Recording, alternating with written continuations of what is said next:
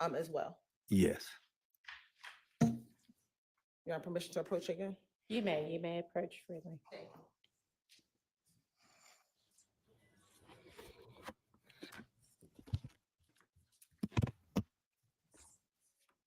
I'm showing you what's been marked as 1DDD through 29, excuse me, 1DDD subsection C through 29DDD subsection C. Are those the items that you pictures that you previously reviewed? Yes. Okay. And did those fairly and accurately depict the scene from 198 Stanhope on January 26, 2015? Yes, they do. And let me ask you, regarding that particular scene, do you know if there was a victim involved in that scene? Good morning, y'all. I'm seated. I got Wi-Fi. I'm back in my office today. Good morning. Had a great time with the I students. probably have to look on my notes. I to see I haven't missed much. You're on permission to approach. Oh, no. I can approach. So good morning. I got y'all all day today and tomorrow. No court. Is that a copy of your crime scene tech report? Not leave. Yes, it is. Will that help refresh your memory? Yes. Take a moment and look, and I if went your memory's refreshed, you can let me in know. the courtroom yesterday and sat the last couple hours. It was cool. Since I gave up. Good morning, everyone. Yes, there was a victim. And who was that victim? I believe it was Trevante Turner. All right. And I believe I admitted it, but if not, Your Honor, say what like the tender State's Exhibit 1DDD C through 29DDD C into evidence. Okay. Do you mean, you haven't this morning? Did you mean Oh. a different day? No, I thought I may have said it earlier today. Okay, Your Honor, this time the state would like to admit 1DDD C through 29DDD C into evidence. Okay, those are admitted. And permission to publish. You may.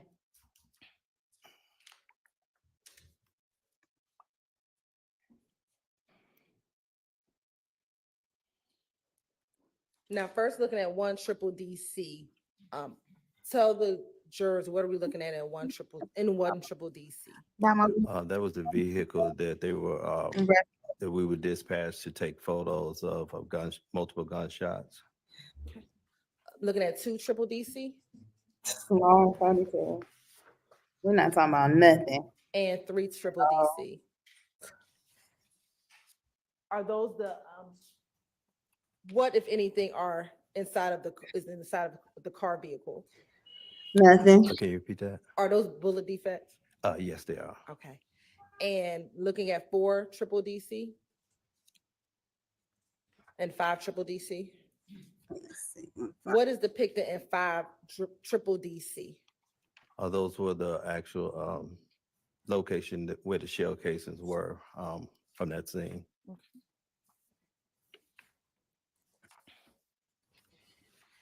And did you take individual pictures of all of those shell casings?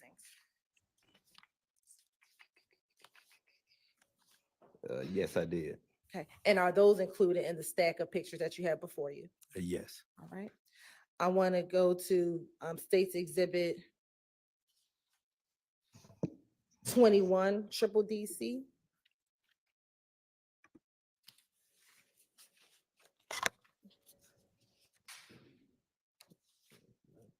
What is depicted in 21DDD C? That's a photo of a vehicle parked at the residence, and it also had multiple shell gunshot damages to it. Looking at 23DDD C and 24DDD C. Is that the damage that you were referencing? Yes. And now looking at 25DDD C. What are we looking at 25DDD C? That's a residence of 186 Stone Hope. Okay. And did that also sustain damage? Yes, to the window. All right. Looking at 27DDD C and 28 triple DC. Is that the damage to the window that you were just referencing? Yes. And then looking at 29 triple DC. Was that also a defect to the window? Yes. Right. Y'all like the And live? after taking pictures, did you collect Like- those shell casings? Yes, I did. And when you collected those shell casings, what did you do with them? They were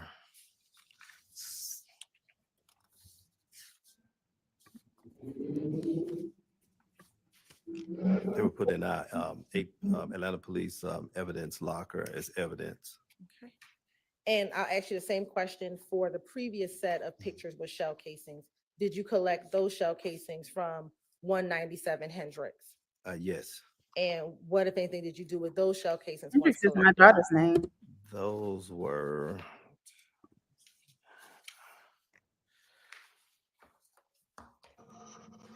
those were turned over to Officer Williams on the scene.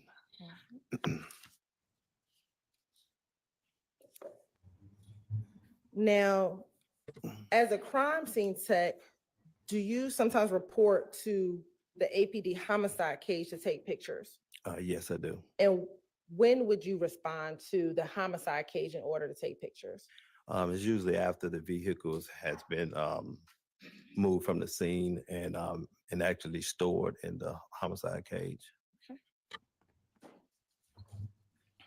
I want to direct your attention to February 20th, 2015.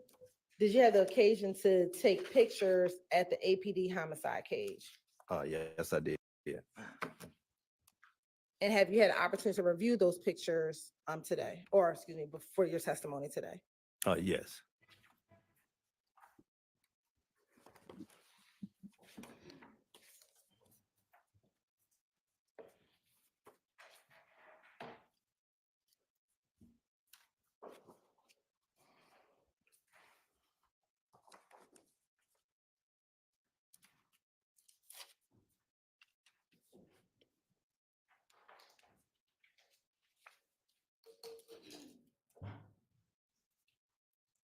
I'm going to show you what's been marked as State's Exhibit 1 triple D to 11 triple D.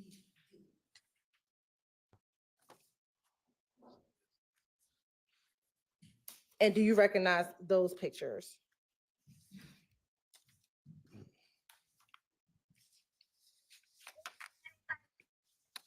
Yes, I do. And how do you recognize those pictures? These were the photos that, excuse me, that was taken at the homicide cage. And are they a fair and accurate depiction of the picture that you took at the homicide cage on February 19, 2015? Yes. Your Honor, at this time, the state would like to tender State's Exhibits 1 triple D through 11 triple D into evidence. Those are admitted. And Crime Scene Tech Turner, did you know the location of where that car derived from? I believe it was 140 Maury Avenue. We're looking at a copy of your police report, Crime Scene Tech report, help refresh your memory as to the exact address. Yes. I'm going to show you what's been marked as 12 triple D for identification purposes. Is that a copy of your Crime Scene Tech report? Yes, it is. And does that help refresh your memory to the address of where the car was taken from? Yes. And what was the address? It was 114 Maury Avenue. And what is the date of the incident? When did the incident occur? That was February the 2015. Was that the date of the incident or the date that you took pictures?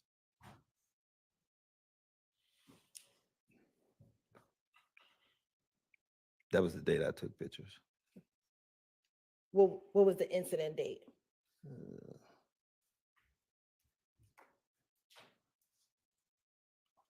I'm sorry, 2020, 2019, 2019, 2015. No, what was the incident date?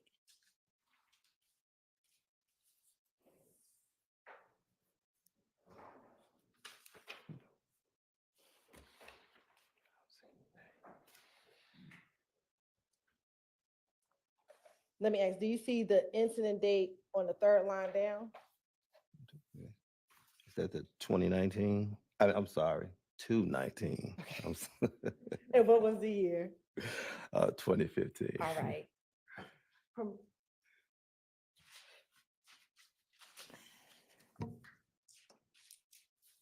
And Your Honor, now permission to publish one triple D E D. Triple D D. You may. Okay, what are we looking at one triple D D? That's just a rear photo of the vehicle. And two triple D D? And now we'll look at three triple D D. What was being depicted with the placard for number one and three triple D D? That was a photo of a cell phone. Now looking at four triple D D. What was being depicted with placards 2, 3, 4, 5, and 6 and 4 triple D D? But first, it was a photo of the back seat inside the vehicle, and I believe there were shell casings on all those. Okay. And did you take individual pictures of those shell casings? Yes. Right. And is that reflected in 5 triple D? Yes. And 6 triple D D? Your Honor, can I borrow your stick? Stapler? Stick. Pointer. Pointer. Thank you. Investigator, are you able to show the jury where, if there are any shell casings depicted in 6 triple D D? Yes. Okay. And if you can just take this stick and point to where those shell casings are. One right here, and the other one is like right there. If you go to 7 triple D D, is that a close up of the 2 Yes. and then 8 triple D D?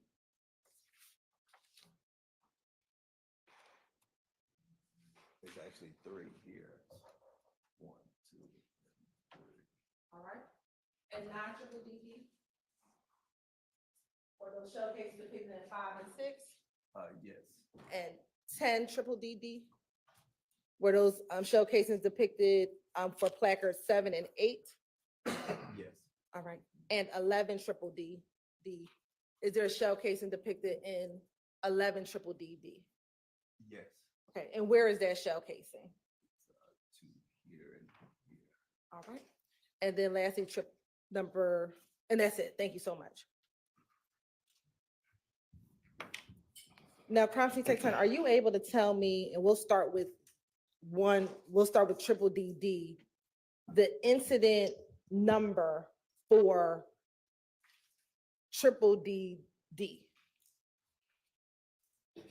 which is on number 12. I'm sorry.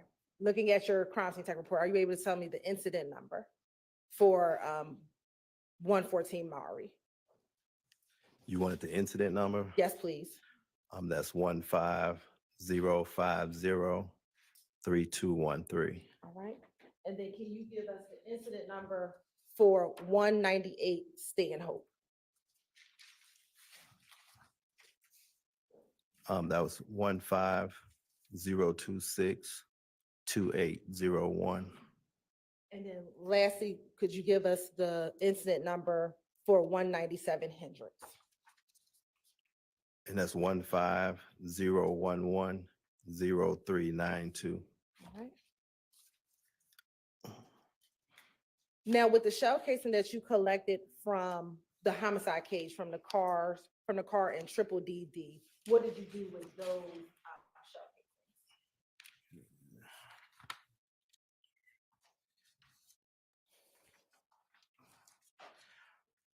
casings? They was processed for fingerprints, and after that, they were sent to APD property as evidence. Okay. And do you know if at any point those items were taken from APD property to the APD crime lab? No, I don't. Okay. Court's indulgence.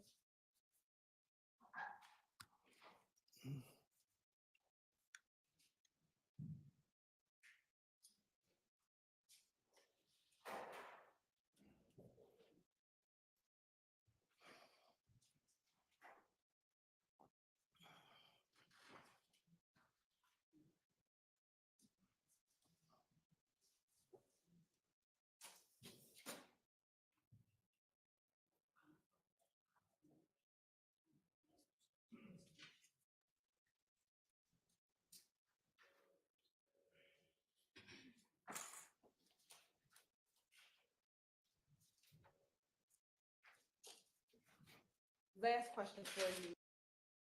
So, Prosecutor Turner, when you package. Use the mic if you don't Sorry. mind. When you collect crime scene, shell cases from the crime scene, how do you package your shell casings? What we do is individually pack them, usually put them in a little envelope. We put the time we collected, the location, the case number, the address, and I have my initials on it. And are each shell case in an individual envelope? Yes, unless they really close to each other. This is not Thor, but this is a previous witness. And when you said the location, what did you mean by you put the location number on there? Like if it's inside a vehicle, you usually put inside the vehicle in the seat or something like that. Thank you so much. Thank you. All right, any defense questions for this witness? Your Honor, on behalf of Mr. Williams, we have no questions for this gentleman. All right. Nope. Okay. All right, thank you for your time. You're excused. Call your next witness. Mr. Matthews. Is this a lawyer with you or somebody else? Yeah.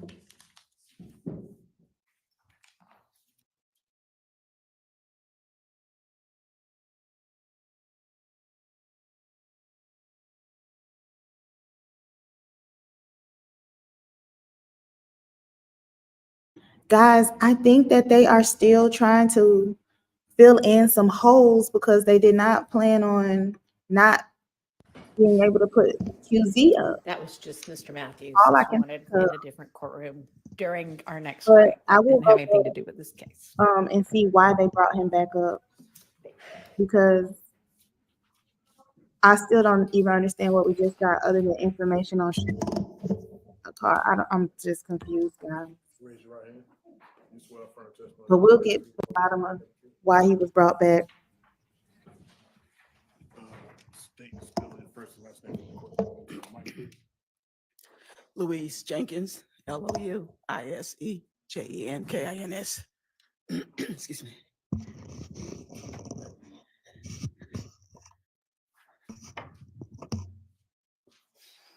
Good morning, Ms. Jenkins. How are you doing? Fine, and you? Doing well, doing well.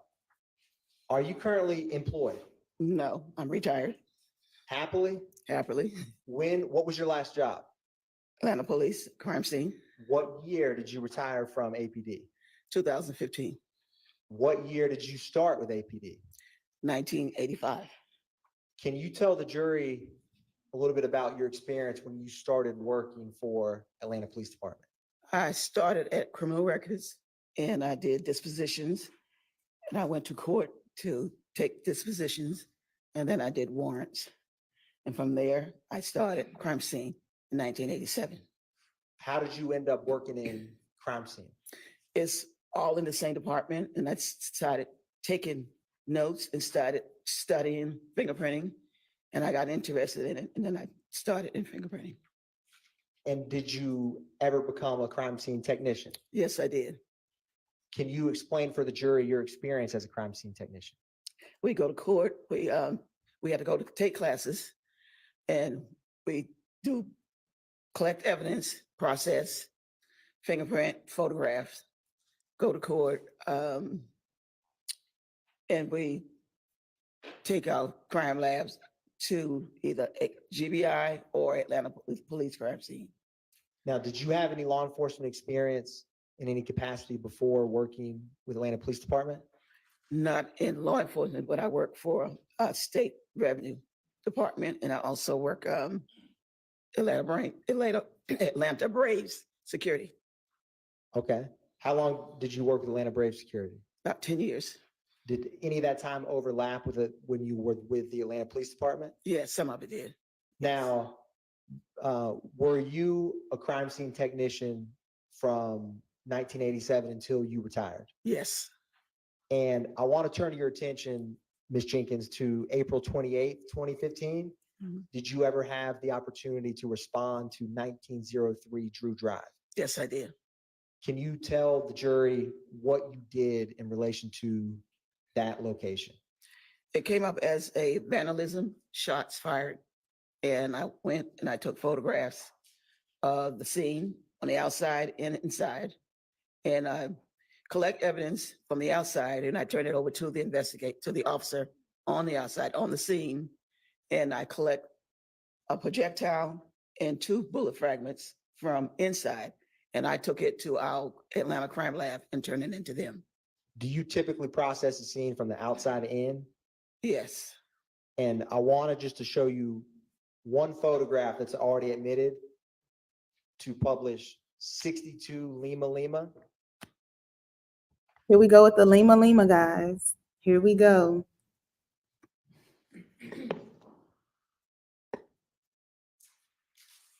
So here.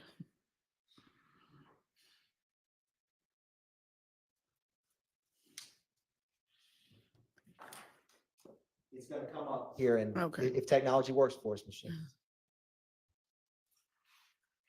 Do you recognize that photograph, 62 Lima Lima? Yes. And is that the 1903 Drew Drive we were just discussing? Yes, it is. And why is it, or can you explain for the jury, the responding officer collected the shell casings that were outside and you collected the ones that were inside? Is there any reason behind that? Well, it came up as a vandalism. So usually when we have a call like that, we can also turn it, the shell casings or whatever, to the investigator on the scene. Anything mostly on the inside, we collect and we'll turn it into our crime lab or the GBI crime lab. And what protocols did you follow when you collected the shell casings? I photograph, numbered, and collect them in envelopes, label each one of them, and I put them in a bag at the end of collecting everything, and I turn it over to the officer on the scene. And for the projectiles, what that you collected from inside, what protocol did you follow with those? We collect overall of the whole place first, and then we collect each items and we number them, and then I collect them and data them and send and take them up and then send them to our crime lab. After you processed 1903 Drew Drive and collected those projectiles, did you have any other involvement with this specific crime scene? I did not. One brief moment, Your Honor.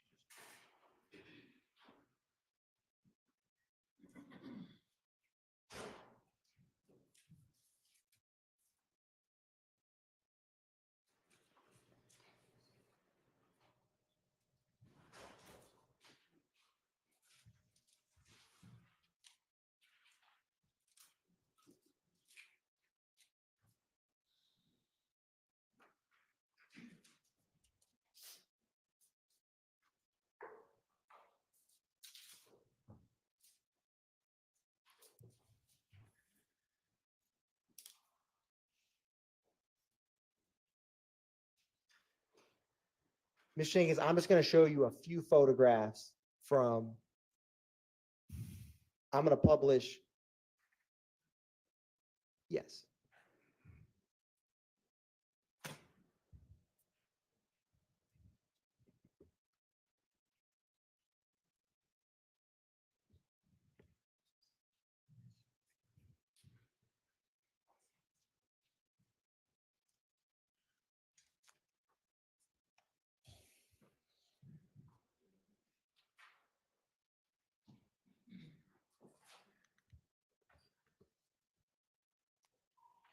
Ms. Jenkins, I'm going to publish a couple crime scene photographs from inside and ask you if you recognize some of these photographs. Okay. And I'm publishing State's Exhibit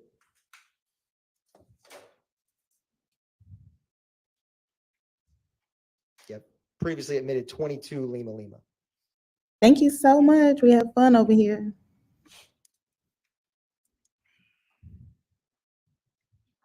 And Ms. Jenkins, I'm going to cycle through a couple of these photographs to specifically see if you recognize some of the projectiles that you collected from this scene. Okay, kid, it's possible that I can look at my notes. Yeah, it's perfectly possible. Yes, ma'am. I'm going to, or is there anything that will refresh your memory in relation to this? The notes that I took, the pictures that I took.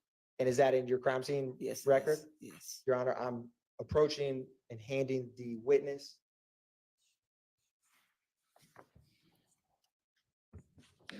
And Ms. Jenkins, once you review that, if your memory's refreshed, just look up at me.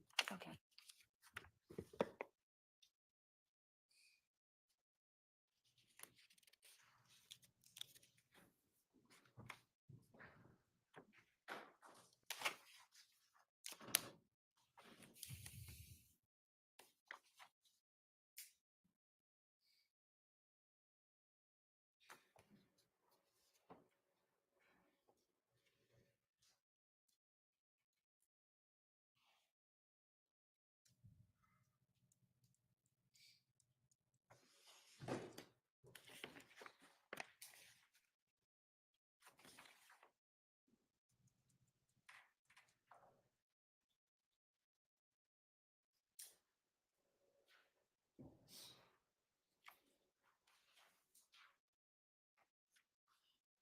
Okay.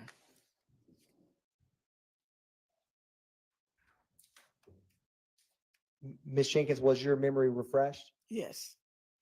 And was the projectiles that you collected, what was that photograph that went off the screen, but with 22 Lima Lima, was that one of the projectiles that you collected at Drew Drive? Yes, it is. And Ms. Jenkins, when you collect these, can you describe, do you put them in one giant bag, individual bags? What do you do when you collect projectiles? They're like collected in this? one individual bag and then they're put in one large bag once they're all labeled.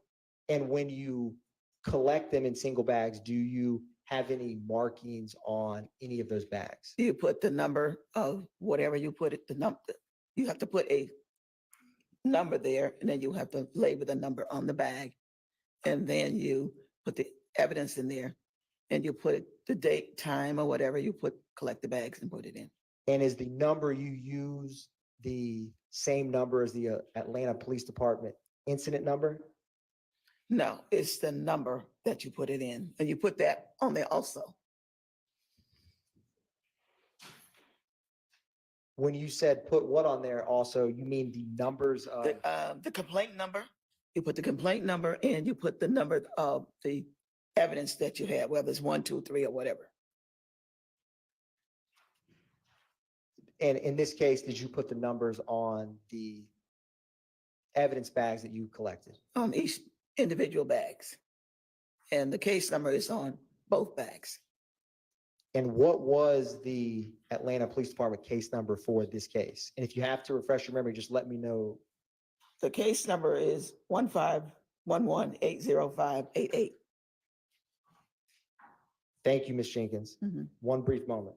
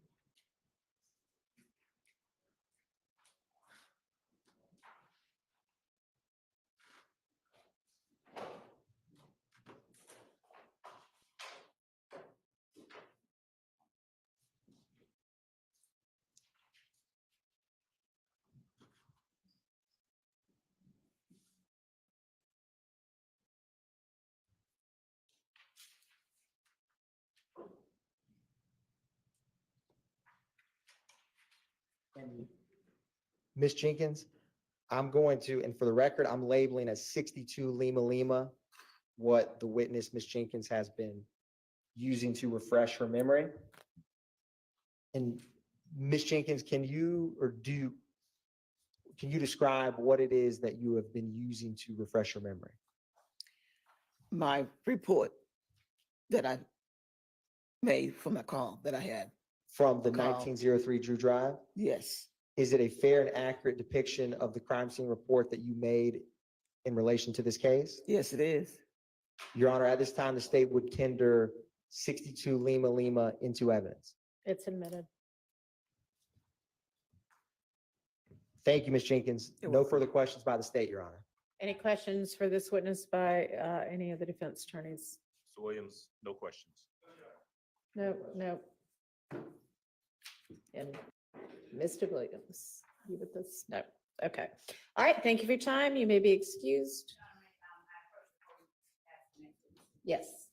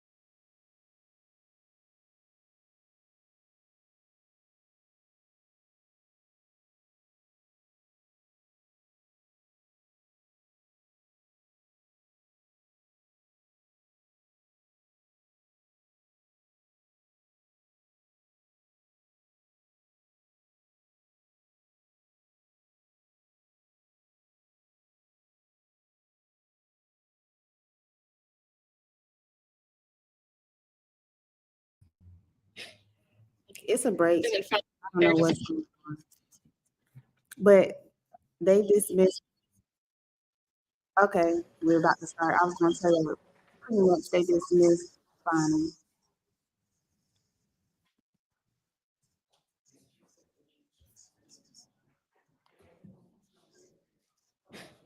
Looking for any sort of answers. Good morning, everybody. But I got a funny story to tell y'all too about what happened when I was in the courtroom yesterday. I'm not leaving today. I'm seated. I'm not leaving. Well, on lunch, I'm gonna tell y'all a funny story.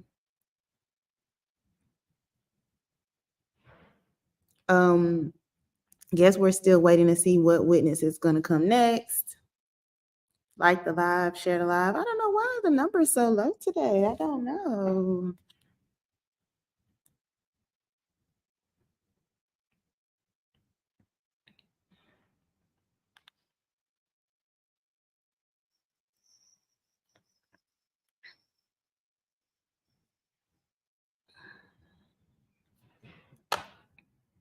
I'm sorry. I was in the courtroom. I had court too. I haven't had court in a long time. I had court. We got to get these numbers back up. We only got 100 people in here. That is the lowest I've ever had.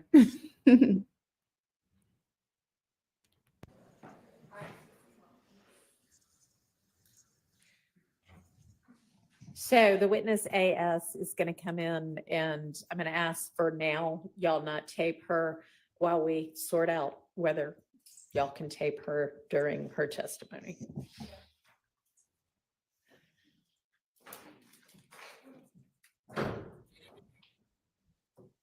I'm downstairs. I'm not in my Yeah, audio is okay.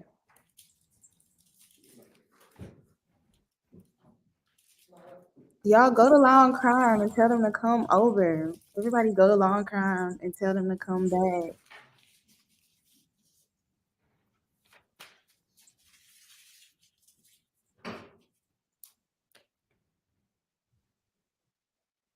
Yes, this is crazy. Go to everybody, go tell everybody I'm back. I have y'all, you know, it's so crazy. Okay. This is great. It's so crazy. When I work, y'all get mad at me, and when I don't The work, witness y'all get stand, she's not being taped right now. Videotape. Come on up to the witness stand if you don't mind. no, I was on Okay, the go glitch ahead and have a seat. when I went to court. And I understand from the state that you've got some concerns about your face being shown on the live stream. Can you tell me what those concerns are? Just anything doing my job. I just don't want to have no parts in it. I don't want to be on camera. Pull the mic down next to you and try to speak into the mic. So is it anything beyond just not wanting to be on camera? Do you have any concerns about your well-being or your safety? Oh, help me, help me. Not really. Okay, well then that's not going to be enough. And the law sort of the Go tell everybody to come. given unless there are particular circumstances is that it be allowed to be videotaped. And I don't have a lot of discretion in that regard unless there's some reason that can be presented. So I fully understand you feeling that way, but, and certainly as I noted before, the They both are smiling. media can choose not to show her face, but I can't order them not to. Okay. All right. So do I need to hear from anybody else on anything? One other thing that we wanted to bring to the court's attention is that previously the media did not have a problem with the specified not showing their faces. Okay. It was never, they had no problem ever. It was only objections from counsel or defendants. Okay. All right. Does the media have an issue with just voluntarily not showing her face?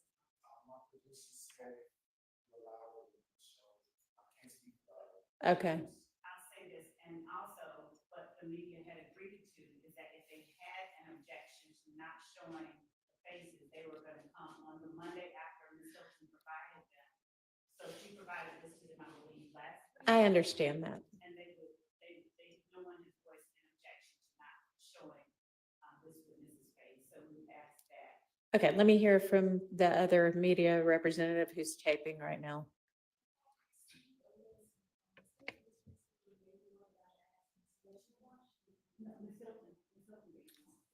We cannot. We can't really hear you. Speak up a little bit.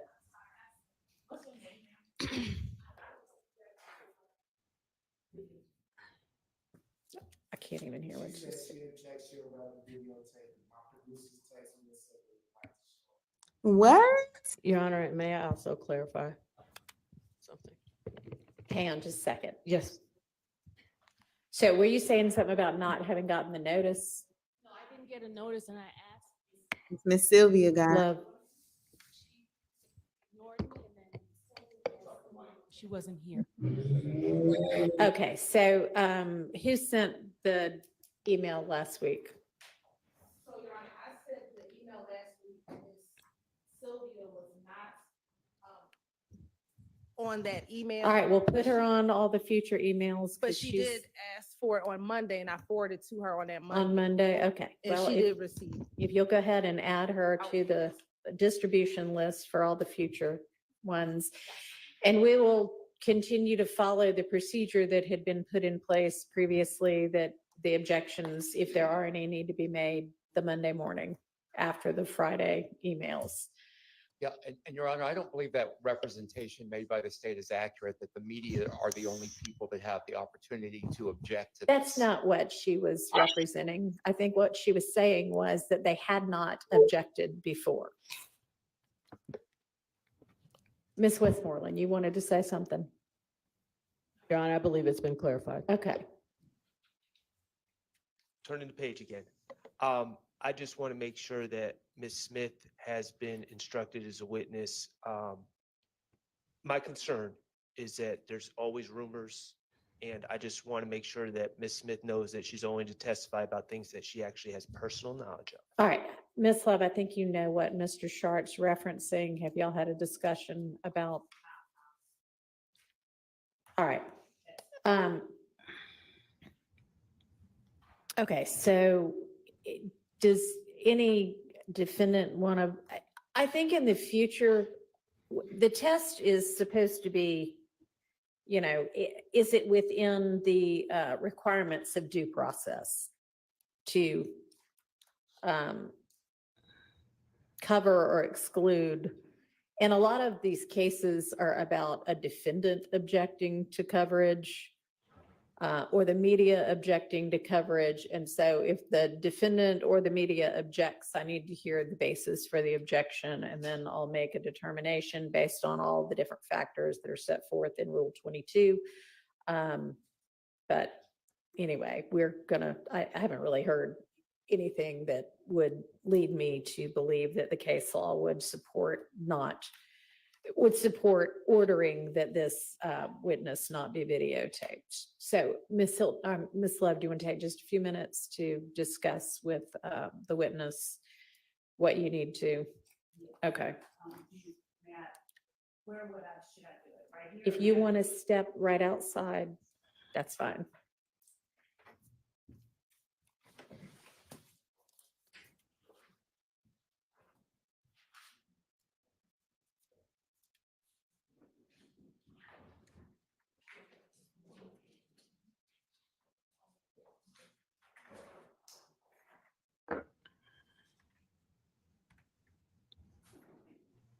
Yeah.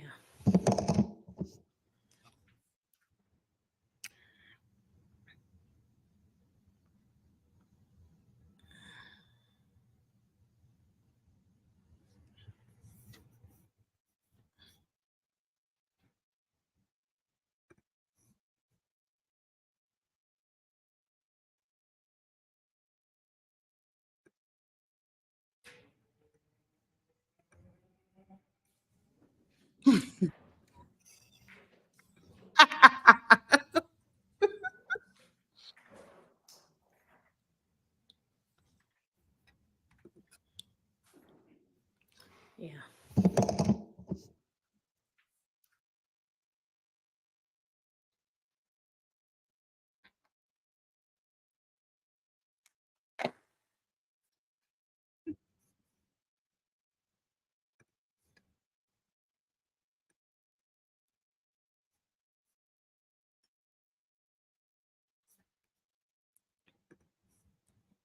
Okay, guys, so they definitely just showed her face. Look.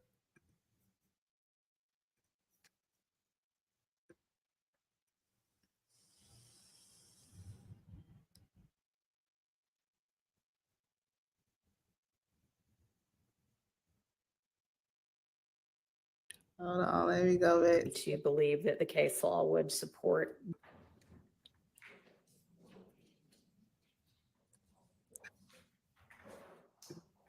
Definitely gonna see her face. Watch.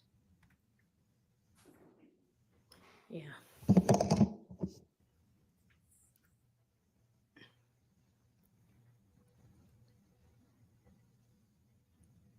Wait, did I miss it?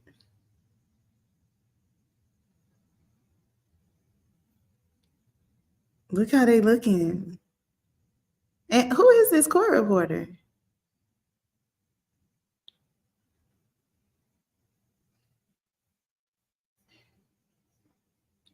Did I miss it, guys? When she walked out?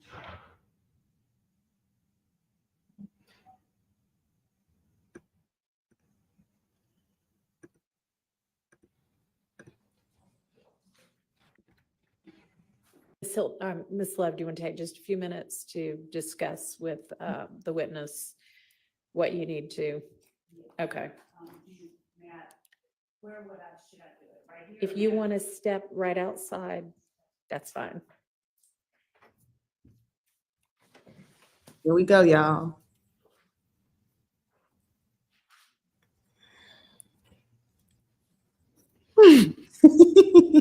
They just can't get it right, boy.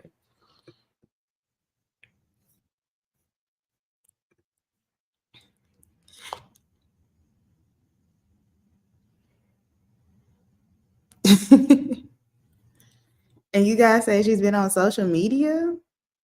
Where did y'all see her at on social media?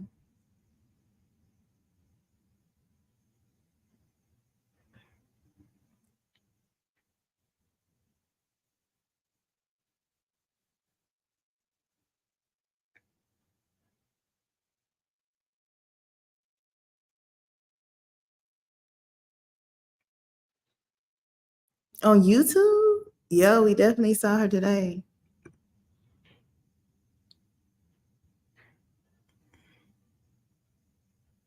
When did she go off in court?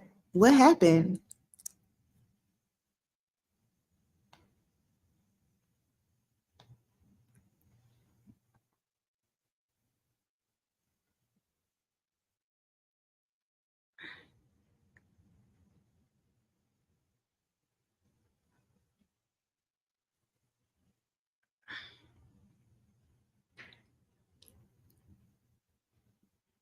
Yeah, she was on YT. Y'all send it to me. Let me see if I can find it while we are.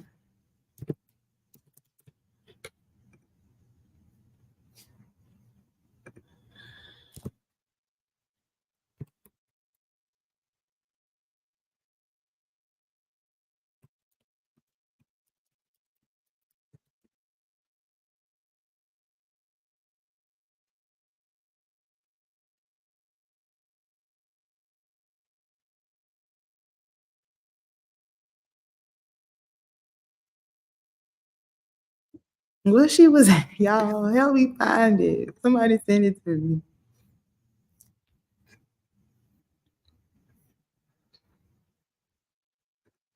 Where?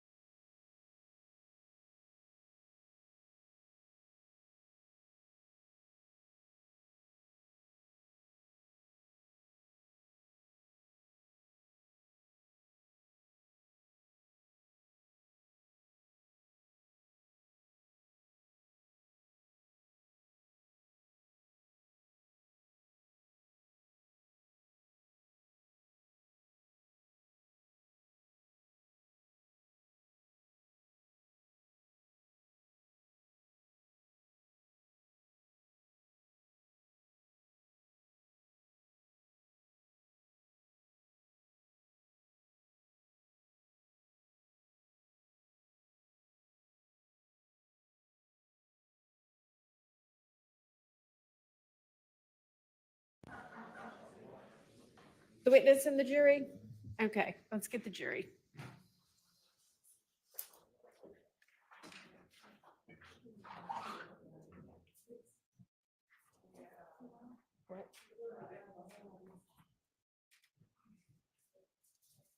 What's going on there? Yeah, I don't know what they're gonna do.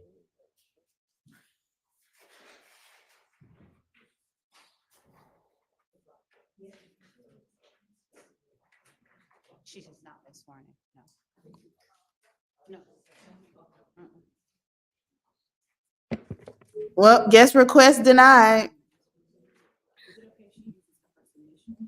That's fine with me.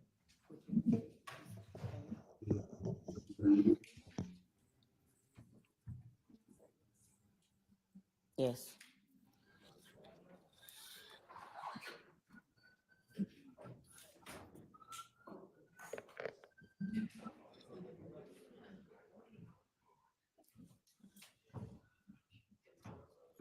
Thank you. Thank you for becoming a member. Guys, we got to get our numbers back up. I don't know what's going on. I got to get back in the algorithm. Good morning.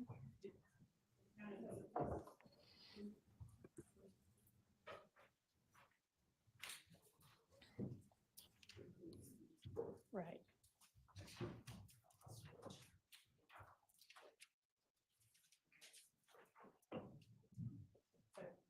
Jury present, counsel. Thank you. Okay, Ms. Love, go ahead. Hey, Van. Can you stand up to be sworn, please? You swear affirm testimony you give the truth, the whole truth, nothing but the truth? I do. Now, I need you to state your first initial and your last name, and spell your last name for the court. A. Smith. Would you spell is common spelling for Smith? Simth. Okay. Thank you, and good morning, Ms. Smith. It's still morning. Good morning. All right. Wait a minute. Did she say Ms. S? Smith, would you tell the jury Hold on. where it is that you're from? Atlanta, Georgia. Born and raised. Born and raised in Atlanta? Yep. All right. And on January the 28th of 2015, did you live in it? Right.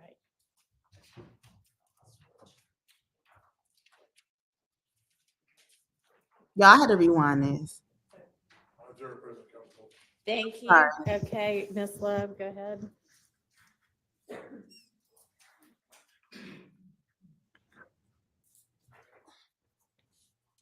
Can you stand up to be sworn, please? You swear affirm testimony you give the truth, the whole truth, nothing but the truth? I do. Now, I need you to state your first initial and your last name, and spell your last name for the court. A. Smith. Would you spell is common spelling for Smith? Simth. Thank you, and good morning, Ms. Smith. Good S-I-M-T-H? morning. You don't know how to spell her Ms. last name? Smith, would you tell the jury where it is that you're from? Atlanta, Georgia. Born and raised. Born and raised in Atlanta? Yep. All right. And on January the 28th of 2015, did you live in Atlanta? Yes. All right. What was your address? I don't remember the address off Cleveland Avenue. Do you recall during that time living on Springdale Road at 2905 Springdale Road? Yes. All right. Now, were you living there with anyone or were you living by yourself? By myself. And is that an apartment, a house? condo? Townhome. A townhome. And you said that it was off Cleveland Avenue? That's what I said. Okay. Ms. Smith, were you living at that time in apartment P3? I don't remember the address. Okay. Do you recall having a neighbor by the name of Gilberti Mack? I do. And do you recall whether you asked Mr. Mack to put cameras on his house? Can't tell nobody put a camera in their house. That's their house. It is. Do you recall whether you ever requested that not. of him? I Okay. didn't. All right. Now, back on January the 28th of 2015, how long after that date did you live in those townhomes? Left. Did you leave on that No. particular day or the next day or shortly afterwards? I wasn't there before that. Okay. Now, when you say you weren't there before that, what do you mean? I just wasn't home. Oh, you mean you were home on January 28th? If that's the date, I wasn't there. Okay. When did you move out of those apartments? I don't remember the exact date. The day they said I had to leave. Did anything precede your having to leave? A shootout. All right. Now, when you say a shootout, what do you mean? You weren't there, so what do you mean? And the jury hasn't heard this, so please tell them what you mean when you say a shootout. I mean, I had to go there. I got a call from the rent office saying that my house got shot up. Okay. And was that at night? Do you recall? I think so. All right. And so when you go on scene to see what's going on, what do you see? Bullet holes. Where do you see the bullet holes? I don't remember exactly what a bullet holes was. As far as not specifically remembering them, what I'm asking is, are they inside your home? Correct. All right. Do you recall whether the window or the door was hit or something different? No. All right.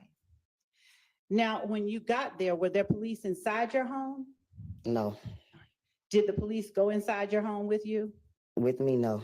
Did they go inside your home? I'm sure they did. All right. Now, when you say a shootout happened and after that you left, do you know how long it was after that that you left? No. All right. At the time that you lived, and I don't want to get too much into your personal business, but at the time that you lived at that apartment complex off Springdale Road, did you know a person by the name of Kelvin Watts? Of course. Okay. And what did you call him? Shell. Okay.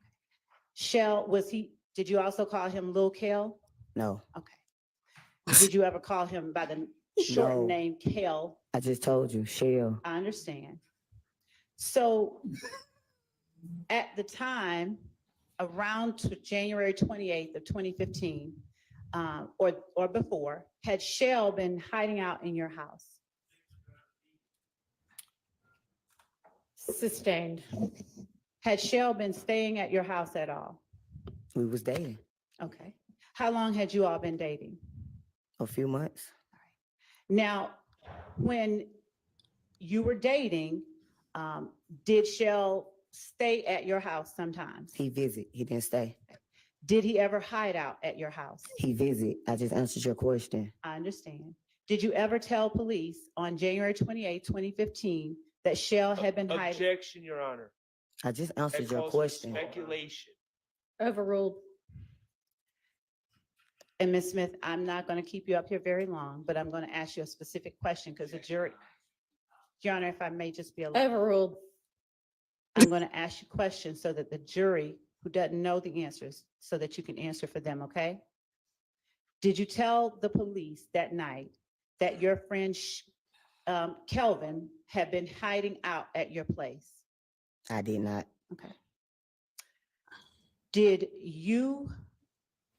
you remember talking to police that night?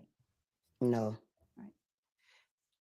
Do you recall the name, or do you recall an Officer Collins being the officer that responded to your scene? I do not. Do you recall what the officers looked like? I do not. Okay. Do you recall talking to anyone about your friend Kel in the presence of officers? No. Do you recall telling them anything about anyone that might have wanted harm to Kelvin? No. Okay. How long do you recall, if you recall at all, the police being on scene? I don't know. All right. I wasn't there. Were you there when you got called and you came out? When I got there, nobody was there. So you don't, Next day, I went down the next day. They said I had to come the next day. You said when I got home, they wasn't there when I got home. so the night that the rent office called you, is your testimony? The that- rent office I know the person. She called me and told me. The next door neighbor called and told me my house got shot up. And what was, the name of the next door neighbor? Just called his name. G Gregory, whatever his name is. Gilberti Mack? I know him as Gio. Okay. So when Gio called you, it was that night that your house had just gotten shot up? A few people called me. It wasn't a secret. All right. And did you arrive on scene that night? Did you get back to your house that night? I came, nobody was there. Do you know about how long after you called or you were called that you came back to your house? No, I do not.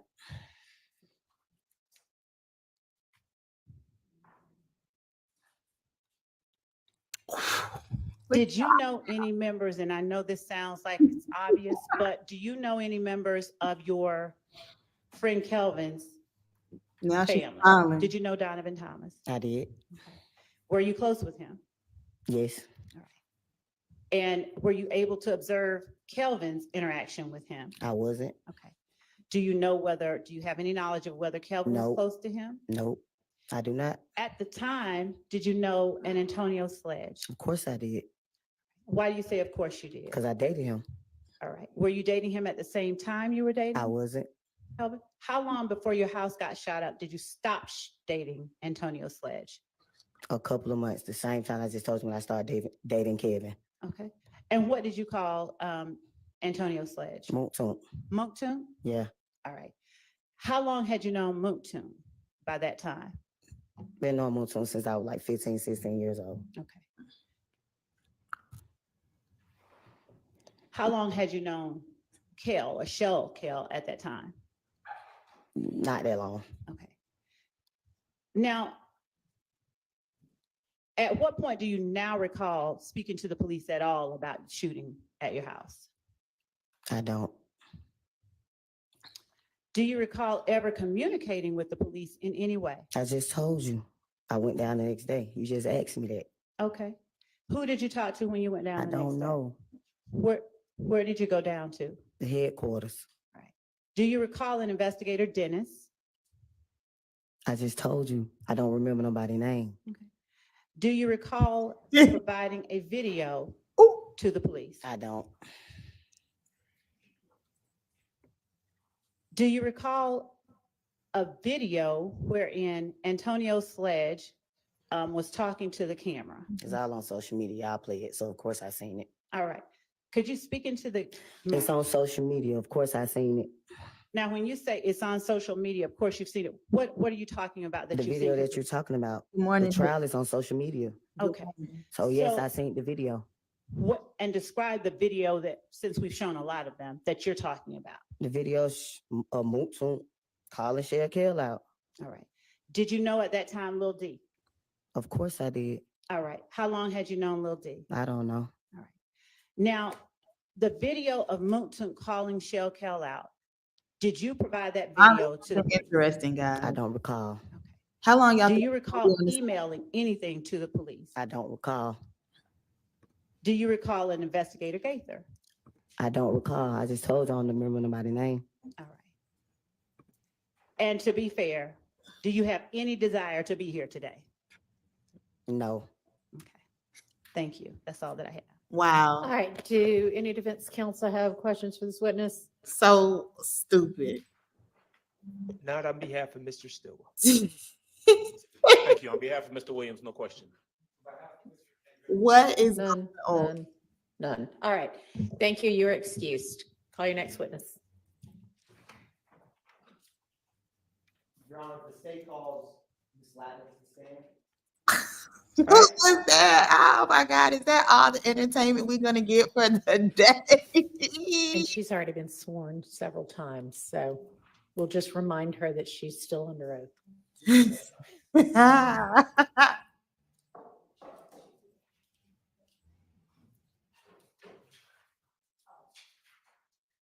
And Your Honor, Ms. Ladner was previously testifying, and so I understand that she was finished. One more witness down, guys. One more witness down. because Okay, I don't. okay.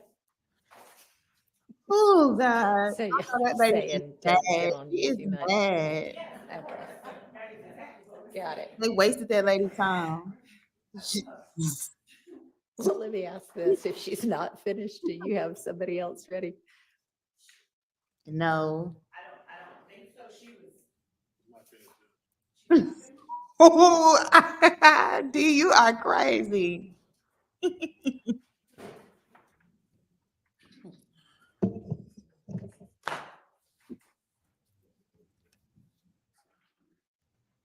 Yo, that was crazy.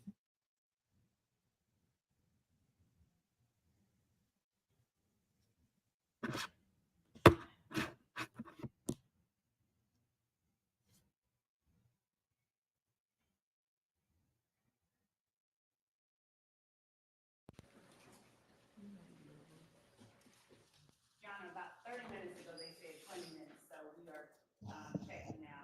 So I guess we got to go. Okay, well, you don't have another witness out there? Ooh. Then let's just do another witness.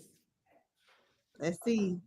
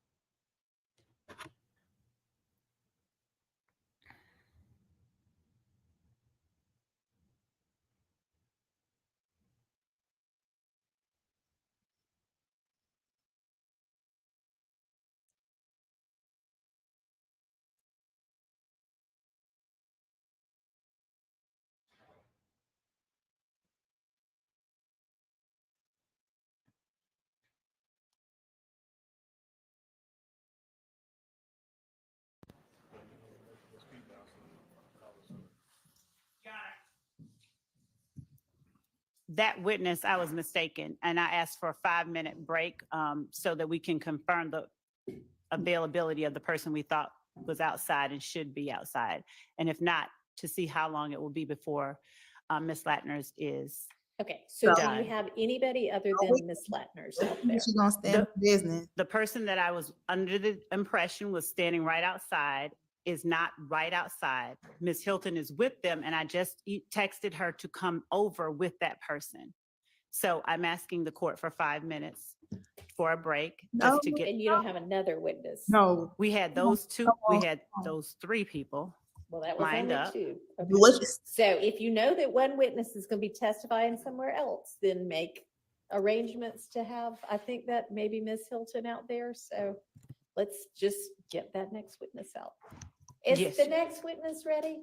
Okay, bring the Thank next you. witness in. Okay, so the witness is ready. Coming up to the stand if you don't mind.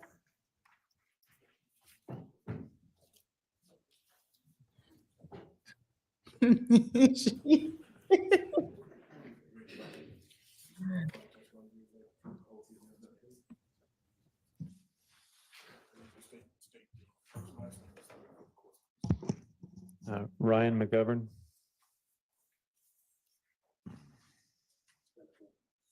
RyanMcGovern.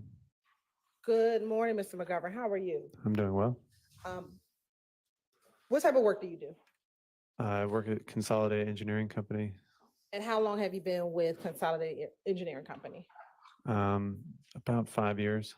Prior to being with Consolidated Engineering Company, where did you work? I had a few different jobs. I was doing rental property management and some construction work. And prior to that, I worked in law enforcement. Okay. And when you worked in law enforcement, what law enforcement agency did you work for? I worked for Atlanta Police in Sandy Springs, Okay. When did you work for Atlanta Police Department? roughly from about 2009 to 2015. And when you were working for the Atlanta Police Department, did you work in a specific zone? Yes, Zone 3 primarily. What year did you work in Zone 3?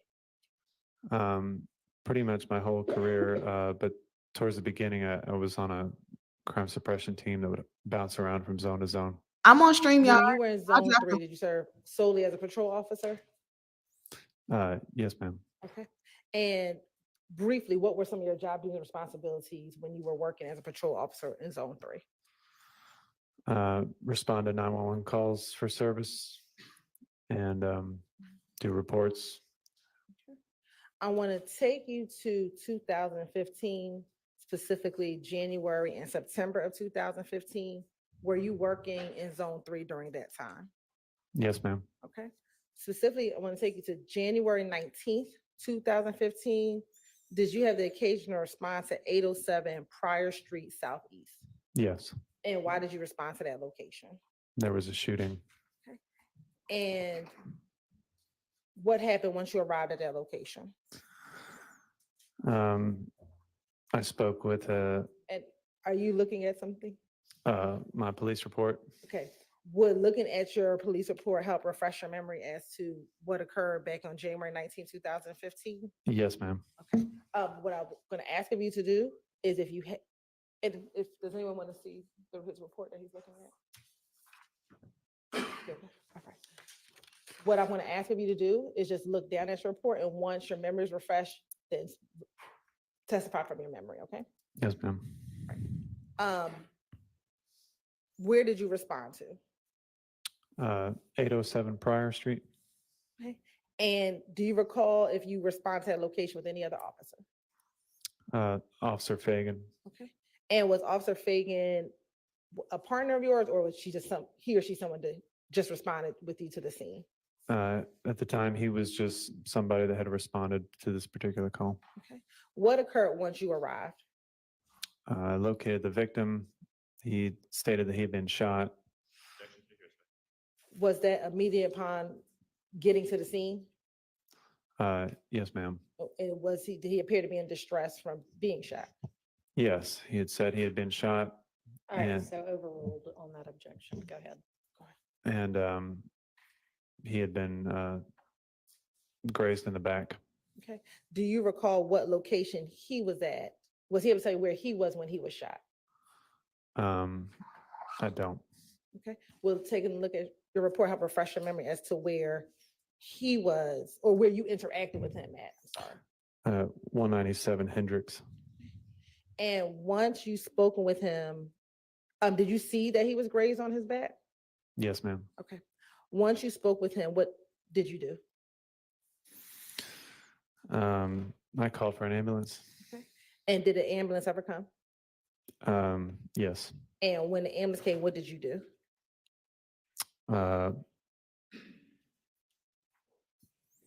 Followed him to the hospital and then spoke with him there. All right. And once speaking with him at the hospital, did you ever return to the scene?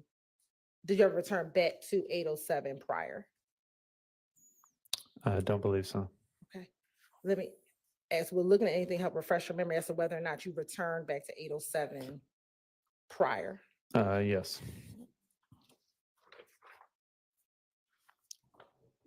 Permission to approach? You may.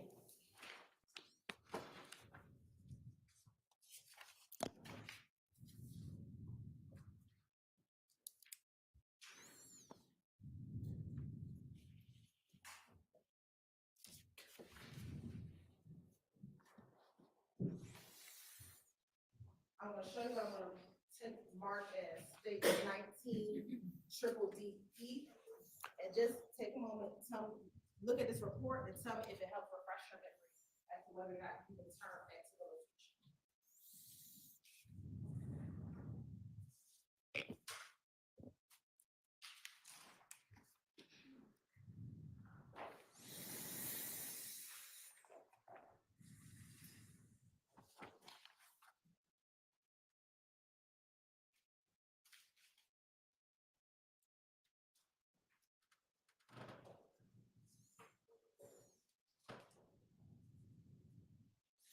Yes, I did return to the location. And when you returned, what did you do? Make sure you guys like, Um, share the live. I Tell met back with Officer Fagan and I gave him some new information regarding Terrence Reese. All right. And was Officer Fagan the primary officer for the crime, for the actual incident location? Yes, ma'am. All right. And after reporting back to Officer Fagan, what the information that you learned from Mr. Reese, did that conclude your involvement as it related to this case? Yes, ma'am. All right. I want to transition you to September 13th, 2015. Were you still working with Zone 3 in September of 2015? Yes. Okay. And in September 2015, did you have the occasion to respond to 322 Glen Street Southwest?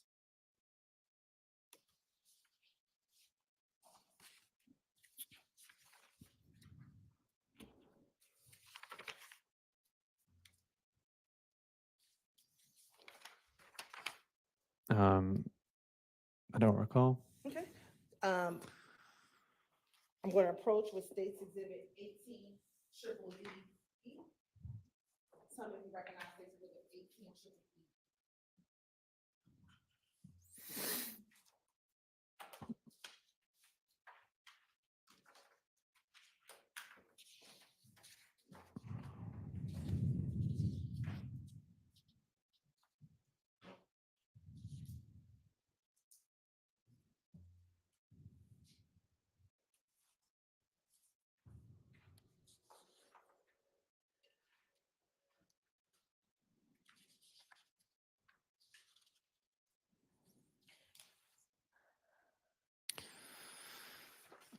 Yes.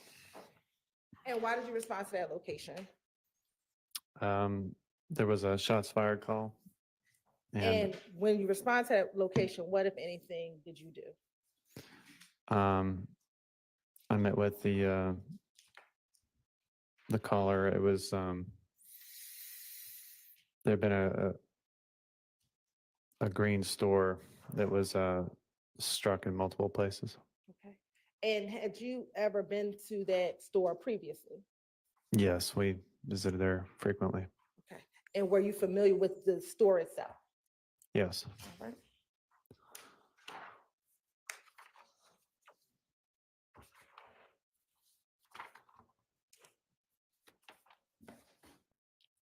I'm going to show you what's been previously marked as State's Exhibit 1, Triple DE to 5 Triple DE. Tell me if you recognize what's in 1 Triple DE to 5 Triple DE.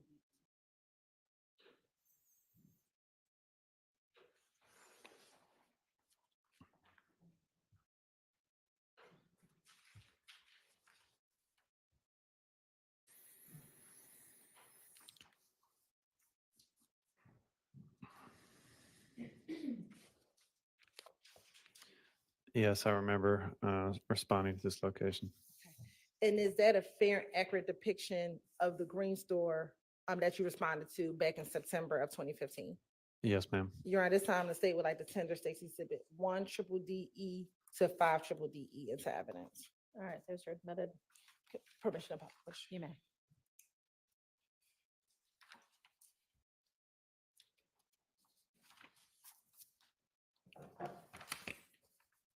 Now, Windsor and Glen Street, what's depicted in 1 Triple DE, is that a location within Zone 3? Yes, ma'am. All right. Looking at 2 Triple DE, what is depicted in 2 Triple DE?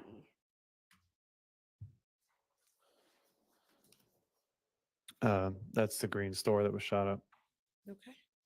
And it's 3 Triple DE, 4 Triple DE, and 5 Triple DE, just different angles of the green store. Yes, ma'am. Okay.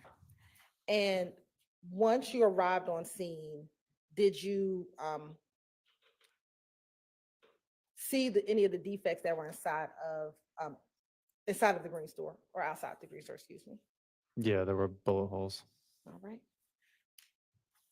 Was there any other damage to anything else at the store?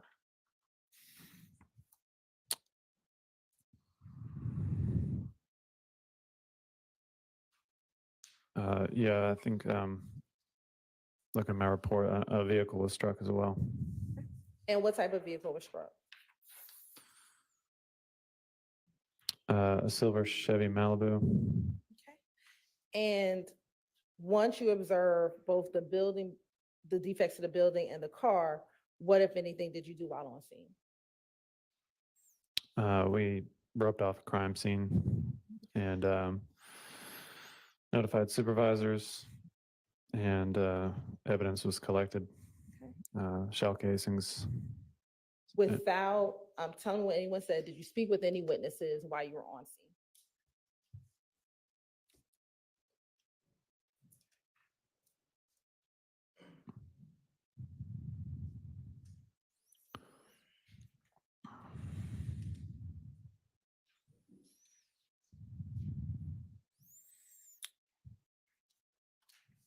Yes, a Miss Arnold.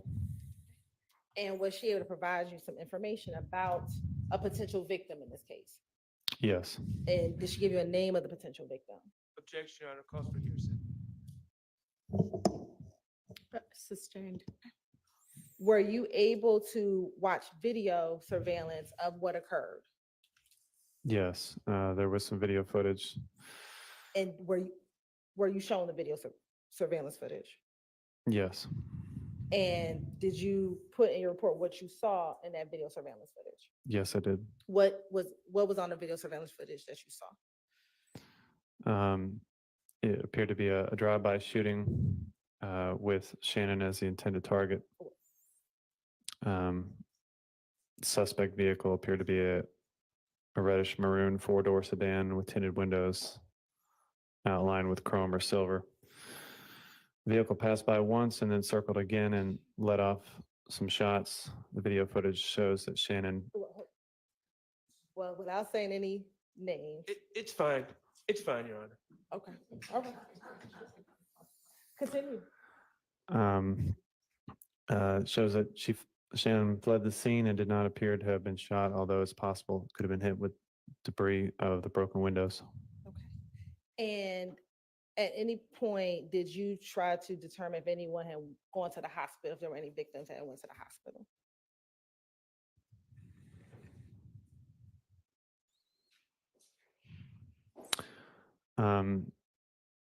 Grady Hospital was notified of the incident, but there was no shooting victims that came around at about that time.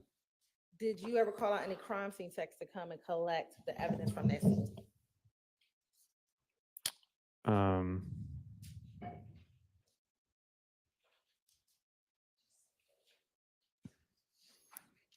Yes. And who was the crime scene tech that you had come out to the scene to collect evidence?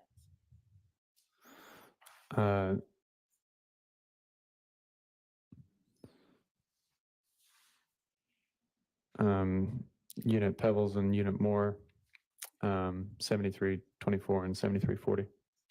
And after calling out crime scene, would that have concluded your involvement in this case? Yes, ma'am. All right.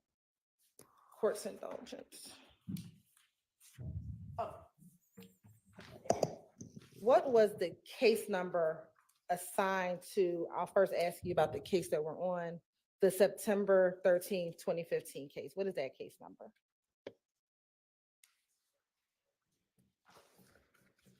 And I'm sorry, the incident number. 15256-2008-00. Oh, thank you. And then for the incident from January 19th, 2015, what is that incident date? 150192400. All right. Court's indulgence.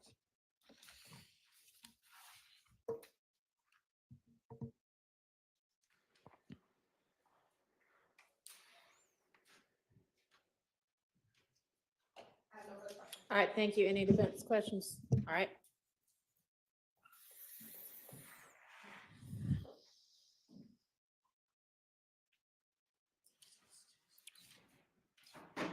Good morning, Officer McGovern. Good morning. My name is Max Shard. I represent Shannon Stillwell. Sounds like you responded to the Green Store on September 13th, 2015, correct? Correct. And the Green Store is located on Glen Street, a couple hundred yards from McGovern Street, correct? Correct. Now, you spoke to some witnesses about these shots fired, and you learned that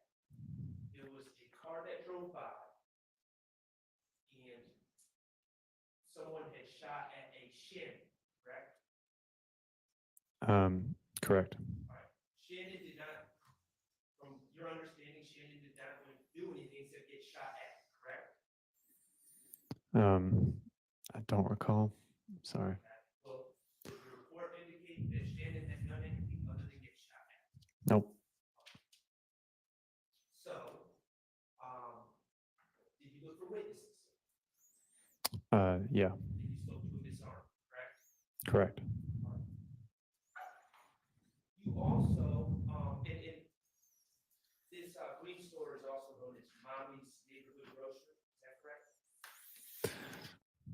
Sorry, I don't remember. Could you look at the pictures of that green store? Is there a sign? Is there signage that indicates the name of the store?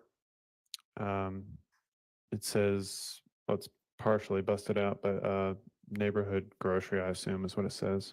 at Okay, 322 Glen Street. all right, great. And did you, after speaking to Miss Arnold, did you, or surveillance video at this green store? Yes, sir. Okay. And why did you look for surveillance video? I assume it would just be standard procedure to gather as much evidence as possible. Okay. Surveillance video doesn't lie, does it? No, sir. All right. You thought it was very important as part of your investigation into this incident to obtain that surveillance video, correct? Mhm. Okay. And you spoke to a Maricelis Ayuso, is that correct?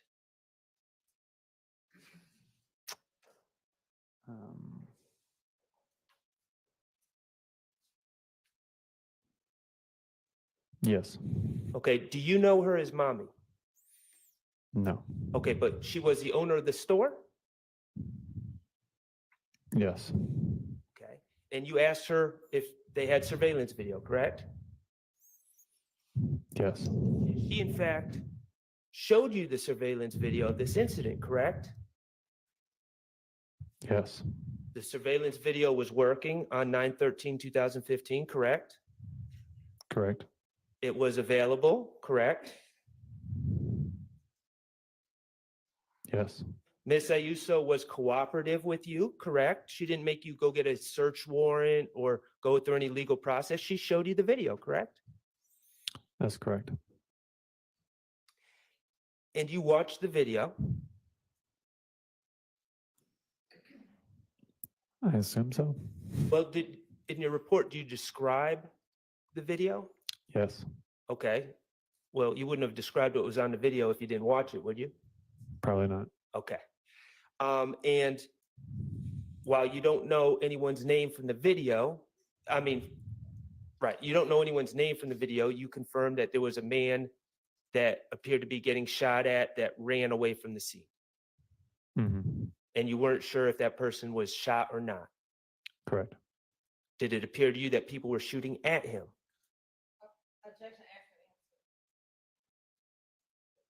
From reviewing the video, did it appear that people were shooting at him?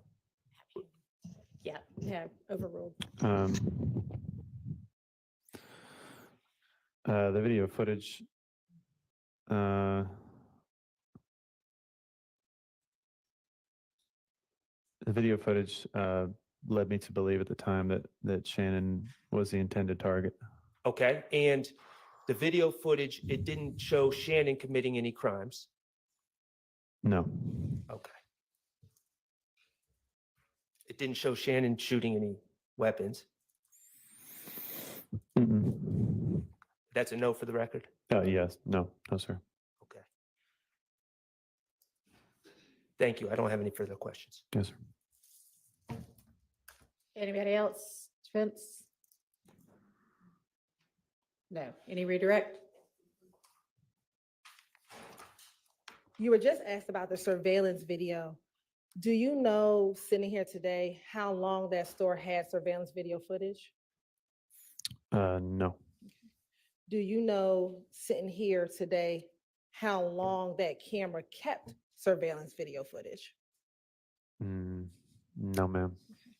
Do you know if the Green Store had surveillance footage back in January of 2015?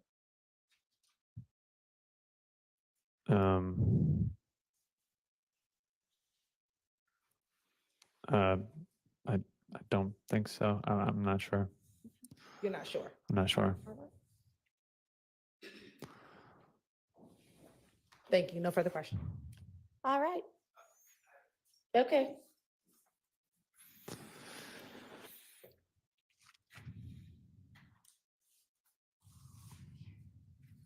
Do you have any recollection of visiting the Green Store in January of 2015? I actually do. The pictures kind of jog my memory. I just remember there being a shooting there, and I remember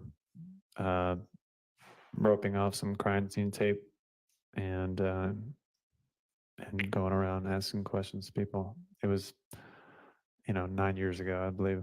Who was the target of that shooting? Do you have that report with you? Which report are you referring to? This thing 9 years ago, January 2015.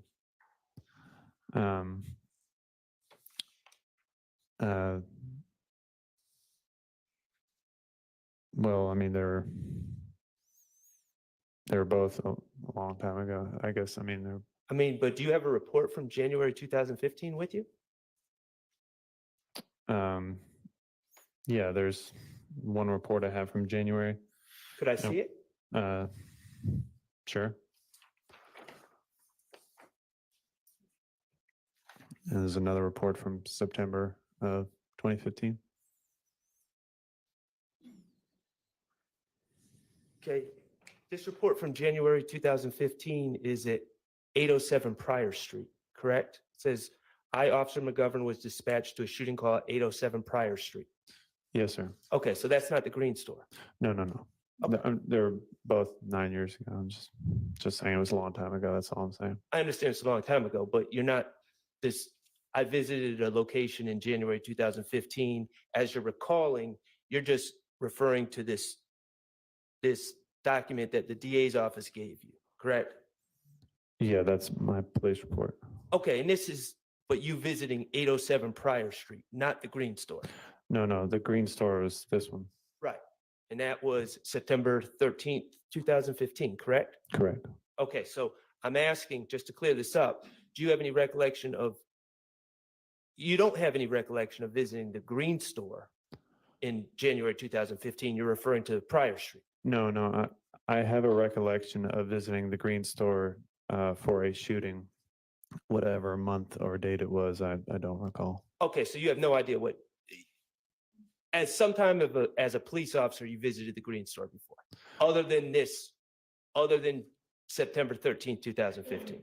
Well, I remember more than just visiting. I mean, we visited it quite frequently, but I remember that particular store had gotten shot up, and I remember roping off some crime scene tape and interviewing some people. Okay, all right. I'm going back to September 13th, 2015. Mhm. When you sought out the surveillance and obtained the surveillance, you thought it was important enough to put that information in your report, correct? Yes, sir. And you did put it in your report, correct? Yes, sir. All right, thank you. May I approach this? You may. Thank you.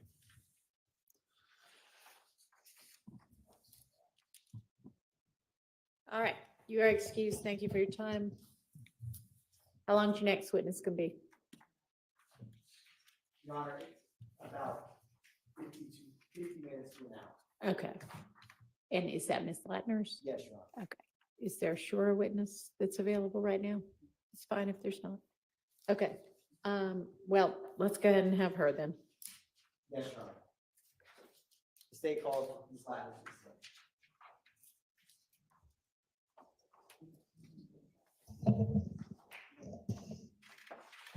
She needs to speak up more quickly.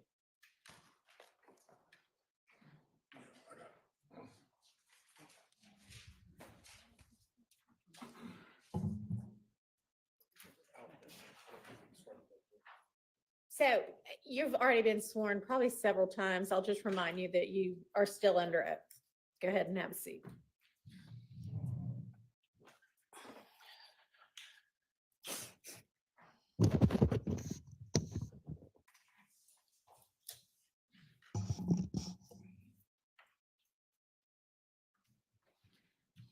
Good morning, Ms. Ladner. Good morning. Is this the second courtroom you've had to testify in today? I haven't testified yet in the first one yet. Oh, well, I'm sorry to hear that, Ms. Ladner. With that said, Ms. Ladner, before your testimony today, did you and me meet and go over some of the physical discs for you to mark? I did.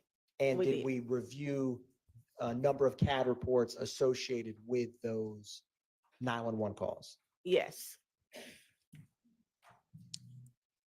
Now, Your Honor, I'm going to approach Ms. Ladner's with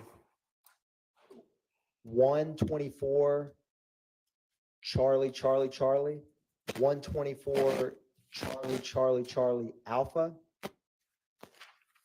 1 Golf, Golf, Alpha, 1 Juliet, Juliet, Charlie, and 1 Juliet, Juliet, Delta, 2 Tango, Tango, 2 Tango, Tango, Alpha, 1 Oscar, Oscar, 2 Papa, Papa, and 2 Papa, Papa, Alpha, and 1 Romeo, Romeo, 1 Romeo, Romeo, Alpha, for the record.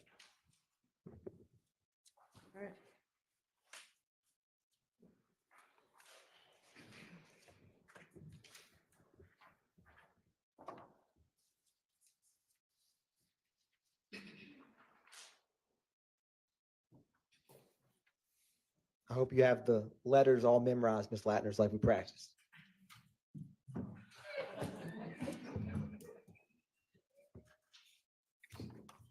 Now, Ms. Ladner's, once you take a minute to review those, and if and when you recognize those, just look up at me. Thank you, Ms. Ladner's.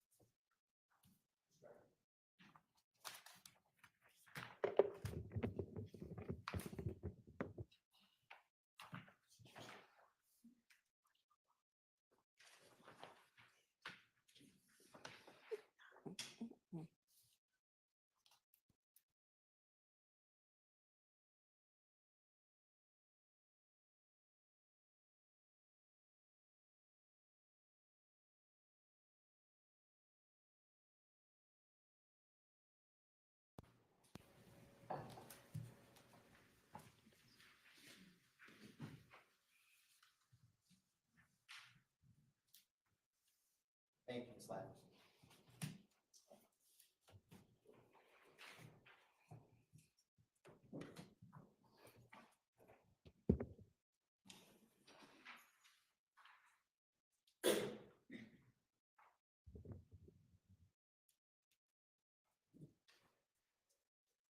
Have you had time to review those, Ms. Ladner's? Yes. And are they a fair and accurate depiction of the various CAD reports and 911 calls that you reviewed prior to testifying here today? Yes. Your Honor, at this time, the state is going to tender into evidence 124 Charlie, Charlie, Charlie, and as well as Alpha, 2 Tango, Tango, along with Alpha, 1 Oscar, Oscar, 1 Papa, Papa, Alpha, or excuse me, 2 Papa, Papa, and 2 Papa, Papa, Alpha, 1 Romeo, Romeo, and the accompanying Alpha, 1 Juliet, Juliet, Charlie, and 1 Juliet, Juliet, Delta, and 1 Golf, Golf, Alpha. All right, there's your minute. Thank you, Your Honor. Now, Ms. Ladner's, I'm going to. Hang on a second. Yes, that's certain. Absolutely. Thank you, Your Honor. Right. And publishing States Exhibit 124 Triple Charlie.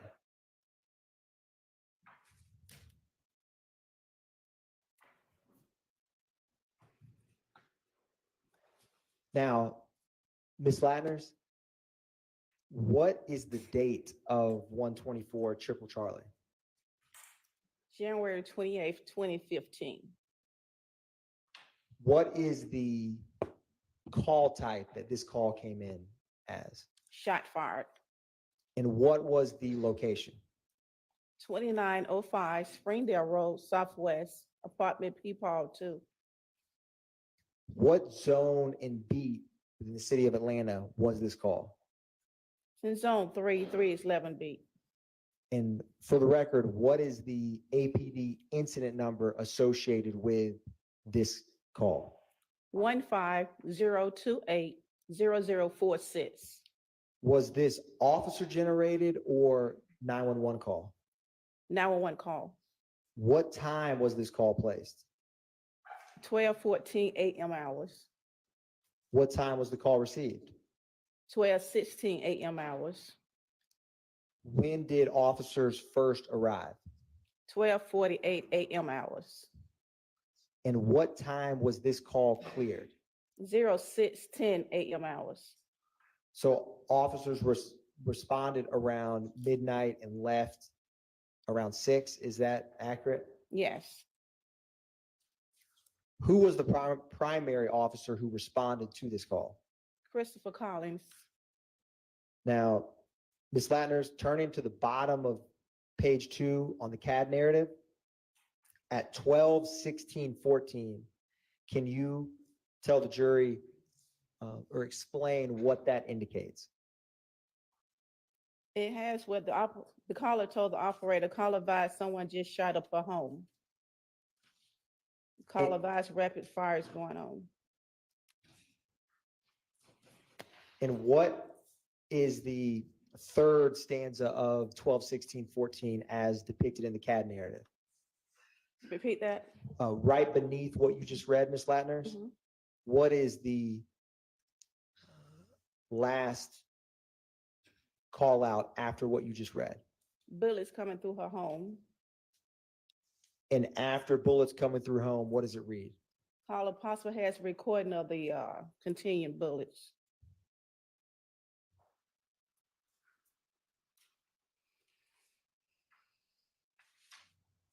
Now, Ms. Ladners, I'm going to publish for you, you have before you 124 Triple Charlie Alpha.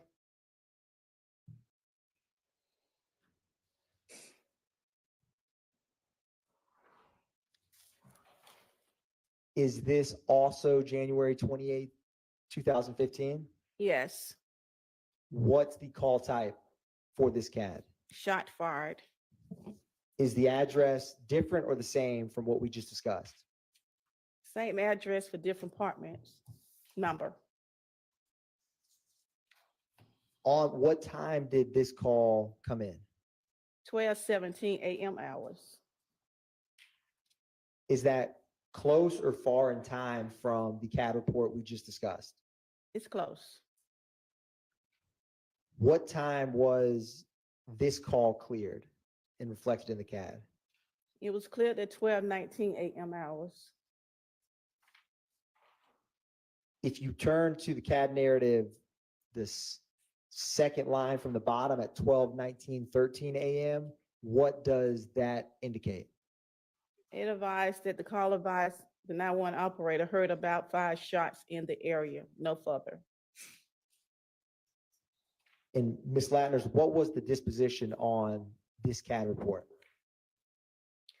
The operator stored the incident because she found an incident before that, so she just relayed the calls to that incident.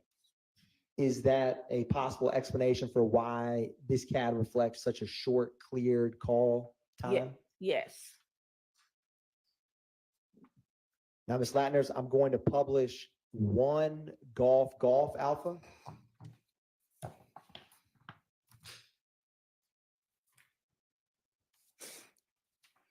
What is the date for 1 Golf Alpha? January 26th, 2015. Is that 2 days before the call we just discussed? Yes, What is the call type that this came in as? person shot. What is the location of this call?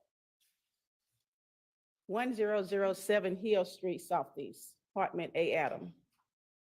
What zone and beat is this CAD report? Zone 3, beat 304's beat. Was this citizen or officer generated? A 911 call. And who was the 911 caller? It says resident Freddie Reed. What time was this 911 call placed by Ms. Reed? It shows 21:33 p.m. hour, which is 9:33 p.m. hours. What time was the call received by APD dispatch? 9:33 p.m. hours, 51 seconds. When did officers first respond to 1007 Hill Street? 9:35 p.m. hours. And what time was this call cleared? 4:04 a.m. hours. Who was the primary officer that responded to this call? Alicia Lucas. Allison Leduc? Is that Allison Ledoux, right? LEDUC? Yes. What are on the left under that, Ms. Ladner's? All of those section units, what do those indicate? You indicate the different units that went out of the location.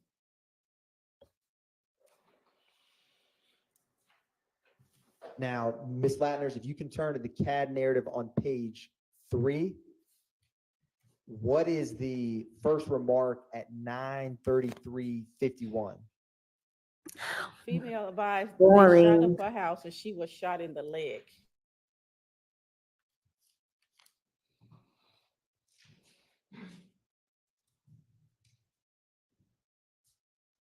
And Ms. Ladner's, if you can flip back one page to the CAD narrative, page 2, or excuse me, the CAD report, page 2, do you see the time or the call out? It says LC 10:20:43 p.m. It's almost right in the middle of that page to help orient you. 10:20 what? 10:20:43 p.m. Okay. What does the LC indicate? Location change. And what at 10:20:43 p.m., where was that location changed to? Greater Hospital.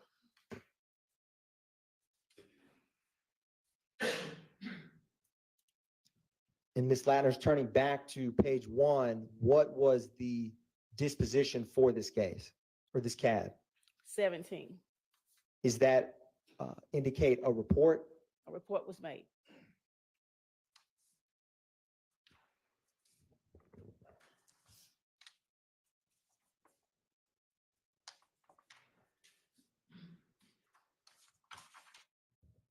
Now, Ms. Ladner's, I'm going to publish for you what's already been admitted as 1 Juliet Charlie.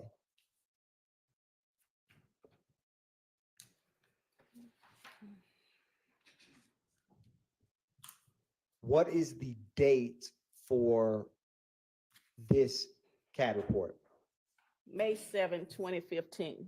What is the call type that this came in as? Suspicious person. What's the APD case number for this CAD report? 15-127-0278. And what was the date? May 7, 2015. On this call, what location did officers respond to? 151 Cleveland Avenue Southwest. And with this CAD report, was it a 911 call or officer generated? 911 call. What time was that call received?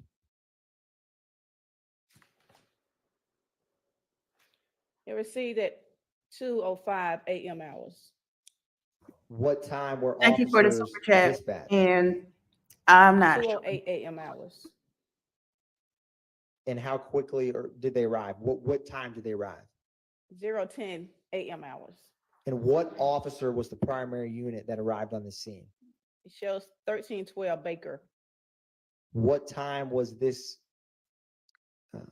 CAD report cleared? 0709 a.m. hours.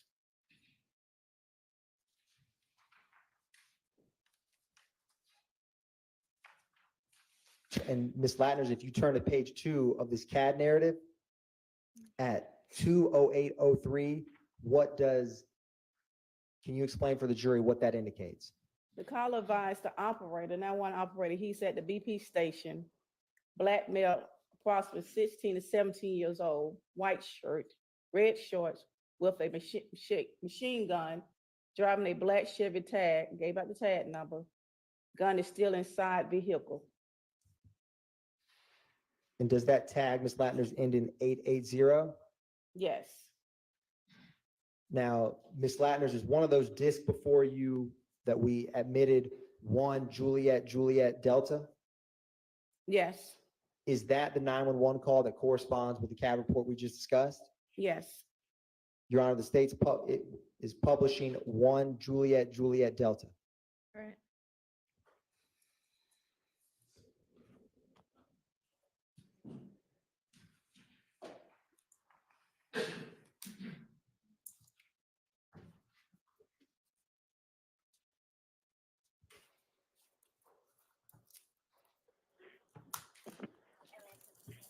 Atlanta 911, operator 6587. What is the address of your emergency? Hey, I'm up here, Chef, at the BP gas station. The address is 151 Cleveland Avenue. Got a black four-door Chevrolet. I was walking out the store. Okay, I got out like with a Sir, is that Cleveland Avenue southwest or northwest? I mean, southeast or southwest? Okay. Southwest. Okay. 151 Cleveland Avenue southwest, and you said it's a BP gas station?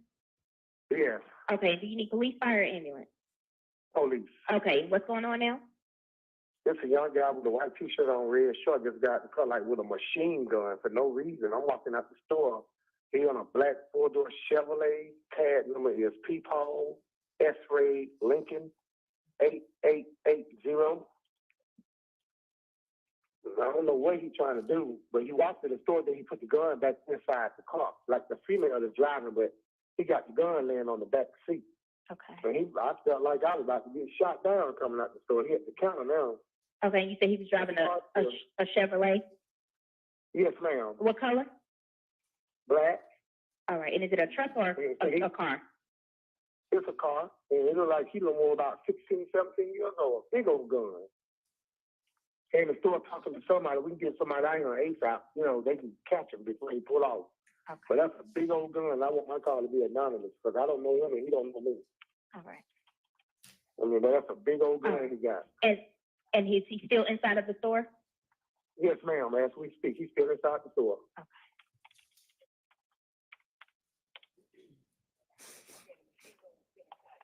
All right, and the machine gun is still inside of the car? Yes, ma'am.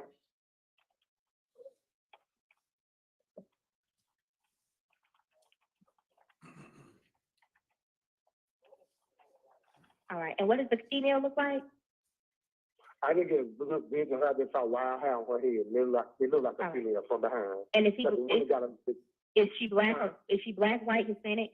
both from black. Okay. But he like he about to walk in the store with it. He goes sticking it down in his shorts and stuff. Then he saw me when I turned around. He jumped in the back seat and put it down on the back seat. Okay. You know.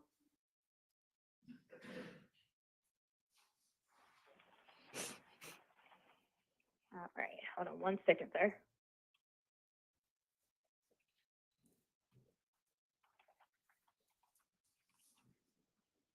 And you said he had on a white shirt and red pants, right? Red Yes, shorts. ma'am. White shirt, red shorts. All right, okay. And he's still inside the store at this time as well? Yes, ma'am. Yes, Okay. ma'am. All right.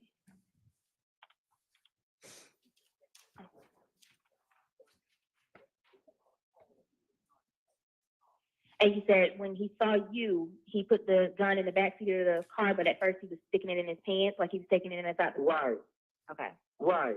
And me and another guy had said, man, what the, excuse my language, but both of us had said, man, what the hell? He got stuff to do. Okay. All right. And he's still in the store now, right? Yes, ma'am. Okay. And the car's still sitting out there. All right.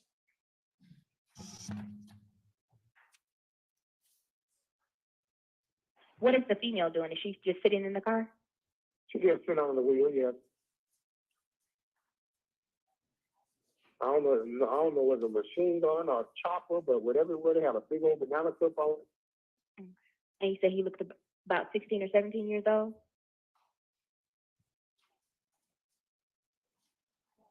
Hello, sir. Hello, sir. Stopping at 412. Ms. Ladners, did we also, or do you also have before you a 2 Tango Tango CAD report? Yes, With 2 Tango Tango, the state's publishing 2 Tango Tango for the jury. What is the date for that CAD report? May 10th, 2019. And what did that CAD report come in as in terms of the call type or description? Person shot. What is the APD incident number associated with this case? 191302224. And what was the location for this May 10, 2019 CAD? 1600 Prior Road, Southwest Atlanta. What zone and beat is that location? Zone 3, 305's beat. And was this a 911 call or officer generated? 911 call. What time was the call placed? 9:35 p.m. hours. How quickly were officers able to get dispatched to that location? Maybe a minute. And when did they ultimately arrive? 9:40 p.m. hours. What type of response time was this person shot call? 10 minutes. What time was this call cleared? 12:29 a.m. hours. Now, at the top, Ms. Ladners, what is the disposition and code number for this incident? You have code 10, which they impound the vehicle. 17 and 23, they did a report and they arrested someone. Is 23 the arrest? Yes. Now, Ms. Ladners, if you look at the bottom of page 1 in the column, is that, as you had discussed, all of the different units that responded to this call? Yes. You turn to page 2, Ms. Ladners. At the bottom, at timestamp 10:03:38 p.m., what is indicated at that time? Advised 3304 location change en route to Grady. And if you turn to page 3, Ms. Ladners, towards the top at 10:19:09 p.m., what is indicated at that time? Advised 3304 at Grady Memorial Hospital in trauma room number 4. And at the bottom, Ms. Ladners, of page 3 at 12:29:26 a.m., what does that indicate? Advised 3306 cleared the call on the 50. His pull-in was code 101723. Which is the impound arrest and report. Yes. Now, Ms. Ladners, turning to page 4 of the CAD narrative, what is the note at 9:36:21 p.m.?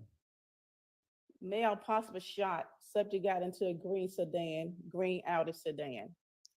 And immediately below that, what is indicated? Black male, gray Kia, doors open, gray Kia sedan, license plate, Charlie John Baker 1950. And a few minutes later, Ms. Ladners, at 9:38 p.m., what Can you explain for the jury what occurs at that time frame? Now, the 7300 unit advised a person fleed on foot towards the apartment complex. What do you see no further 78 Sierra? No further 78 on the subject. And what does that mean in CAD parlance?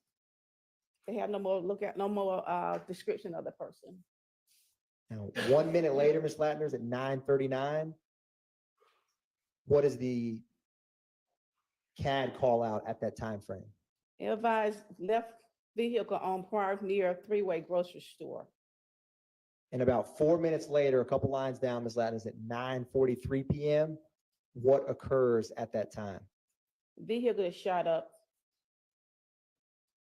And do you see the unit number 7171 also at 9:43? Yes. What does that unit advise at that time?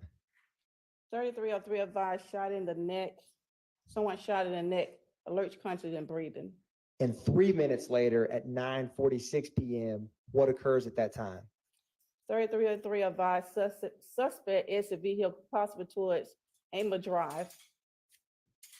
And Ms. Ladner's 4 minutes later at 9:50 p.m., can you explain what occurs at that time frame? 3309, which is overtime unit, advised Pride and Thornton shut down. They are trying to shut down an intersection. And when it says MARTA notified, is that MARTA police or something else? That's the MARTA bus line. When we shut down a location, we advise the MARTA bus station that we're shutting down the locations. Now, Ms. Ladner's, about 9 minutes later at 10:01 p.m., unit number 6181, what occurs at that time? They request K9 units out to the location to do a search with the dogs. Does at 10:08, what does it indicate when it says GAT on scene? That's a specialized unit that's doing a search with the dogs and it's more like an undercover units. Understood. And about 6 minutes later, Ms. Ladner's, at 10:14 from unit number 6181, what occurs at 10:14? One of the unit 6181 advised at least 3 people fled from Grayford Fusion and at 10:14 hours. And 6 minutes later, Ms. Ladner's, at 10:20 p.m., what occurs at that time frame? Unit 3304 advised victim has 2 gunshot wounds to the left shoulder. And 4 minutes later, where it starts with the word tracked, what does that indicate? 1892, which is a red dot unit. He advised they tracked someone running at the fence line in the back of the apartment. And 1 minute later, what is the updated CAD report indicate at that time? He advised that Gibbon Road, subject possible jump the fence. Now, Ms. Ladner's, also before you, do you have 2 Tango Tango Alpha, which is a CD? Yes. Is that the 911 call that corresponds with the CAD report we just discussed? Yes. Your Honor, at this time, the state is publishing 2 Tango Tango Alpha for the jury.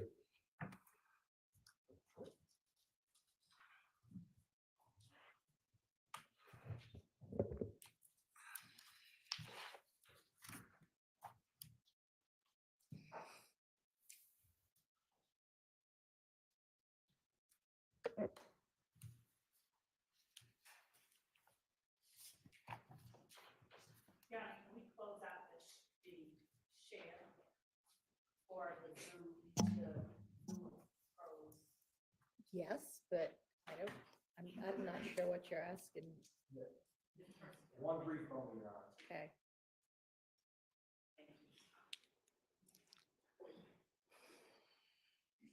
The computer just froze, Your Honor. But we had it back up and running. Okay.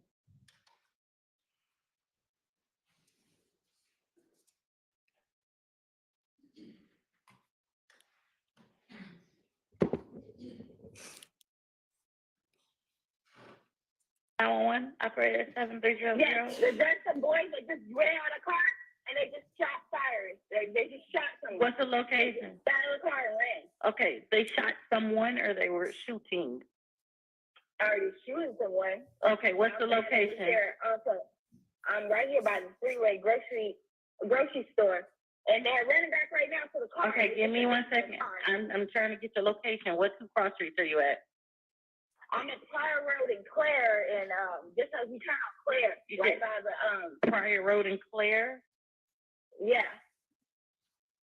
They're running right now. Okay, was someone shot or are they just shooting? They just and it looked like they shot at some boy. I don't know. I just ran past it. I'm by the car right now. What's the color, make, and model of the vehicle? It's an Audi, but I'm like away from it because it. What color is it? Like a gray or blue.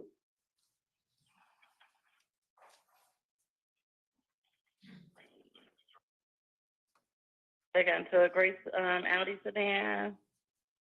Yep, 4 doors. It's like the light time. Do you have a license plate number? I can drive back around. How many boys are there? It was like 3. I don't know if anybody's in the car. Like the door is open. Black male, black, white, Hispanic, or Asian? Probably black. Yeah. Oh, that's a Kia.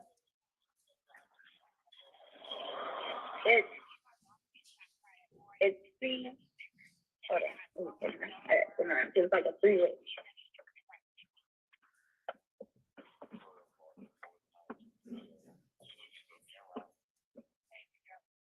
I'll still here. Give me 1 second. It's CJBL 1950. CJB 1950. Okay, that's Charlie John Bravo 1950. And it's a gray Kia sedan? Yeah. And you said the males left. What direction did they run in? Oh shit! They went. I guess what is this? North, south? On Pryor. Okay, they went So on. it's forks off, right? Okay, they went on Pryor. towards what? Like, give me somewhere where they went towards a place or a street. To the right, there's apartments over here. There's just a fence. There's a 3-way grocery store right here. And give me 1 second. I'm still here. Bear with me 1 second. they ran toward these apartments. Give me and there's a shoe. Little boy's shoes. They only took off the shoes right here. Okay, give me a description of some of the males. You said they're black males. What are they wearing? They hoodie and regular clothes. I was far away. I couldn't identify them. Okay. But we're by the park place. They left the vehicle near. They left the vehicle near the grocery store. Yep, right here on Pryor Street, like where it forks off to the right. And what was that grocery store name? 3-way grocery store. Did you want to meet with police when they get there? Excuse me? Did you want to meet with police when they get there? No, I'm gone. Okay. I didn't see anybody. Thank you so. I didn't go by the car remotely. Okay, thank you so much for calling. If anything changes or you see anything more, can you?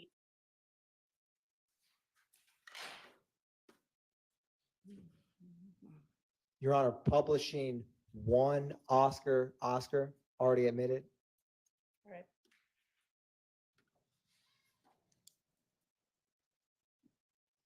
Ms. Ladner, do you have before you a CAD report marked 1 Oscar?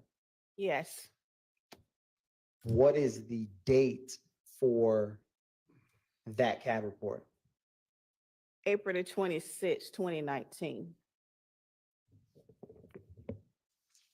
What was the location that officers responded?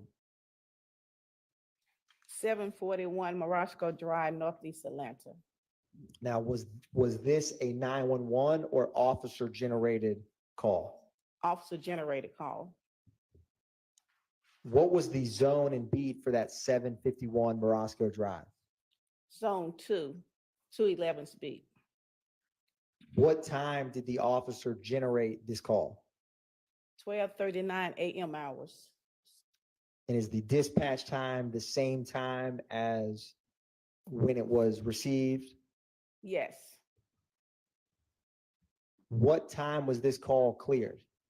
05:06 a.m. hours. Who was the primary, or who was the officer for this CAD report? Unit 1211, Ralph Sharp.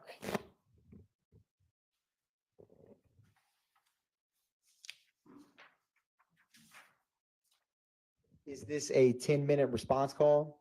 Yes, And what was the call type and description for this?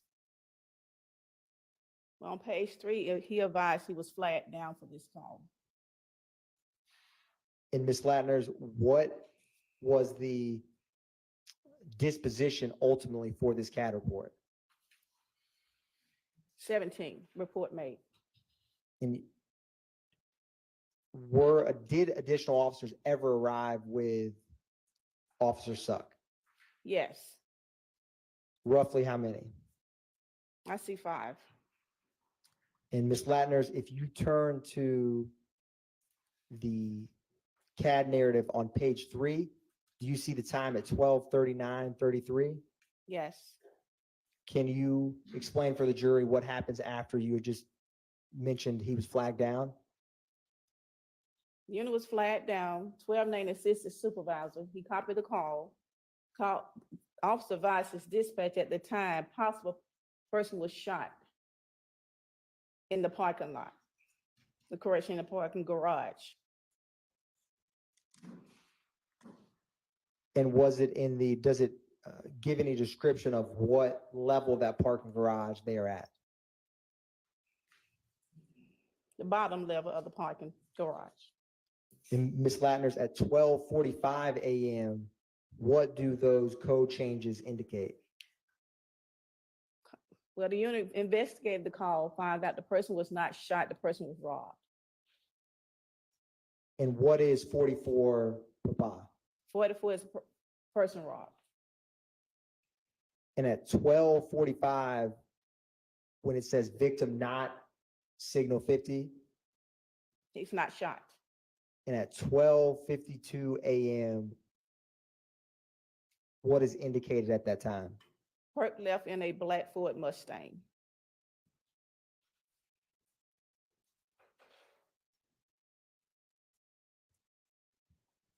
Ms. Ladner, do you also have before you 2 Papa?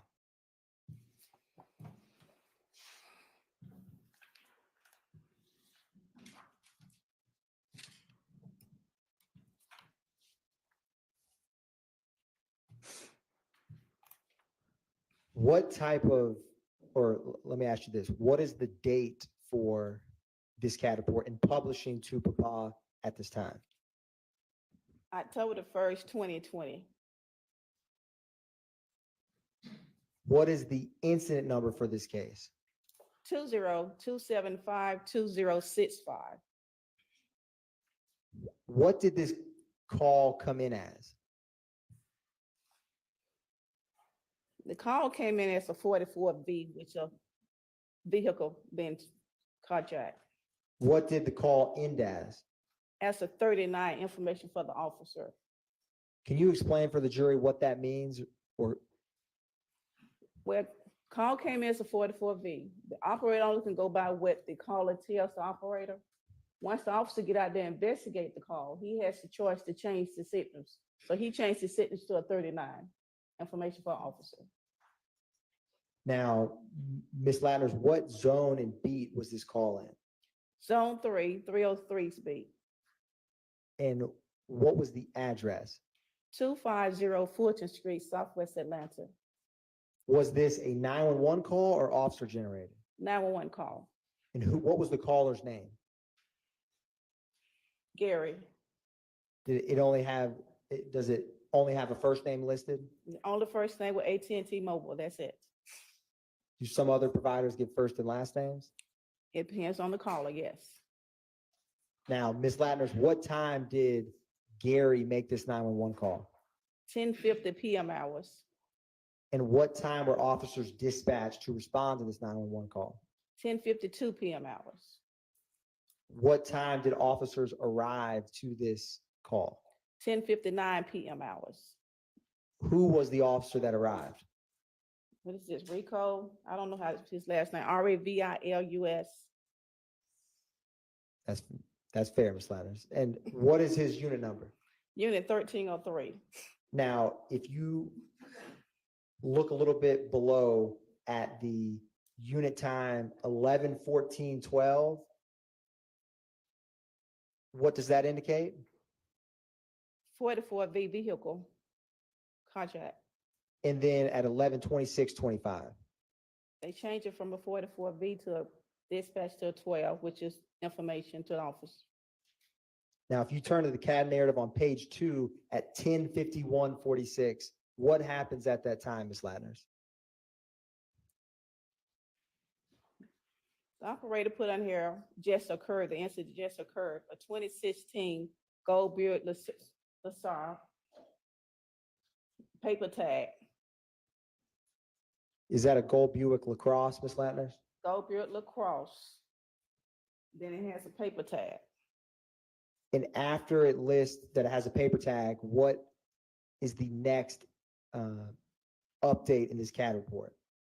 It advised a black male, dark skin, tall, 69, which is 69 is a gun, AK, and 1395, which is supervisor, copied the call, took all money, and his iPhone 11.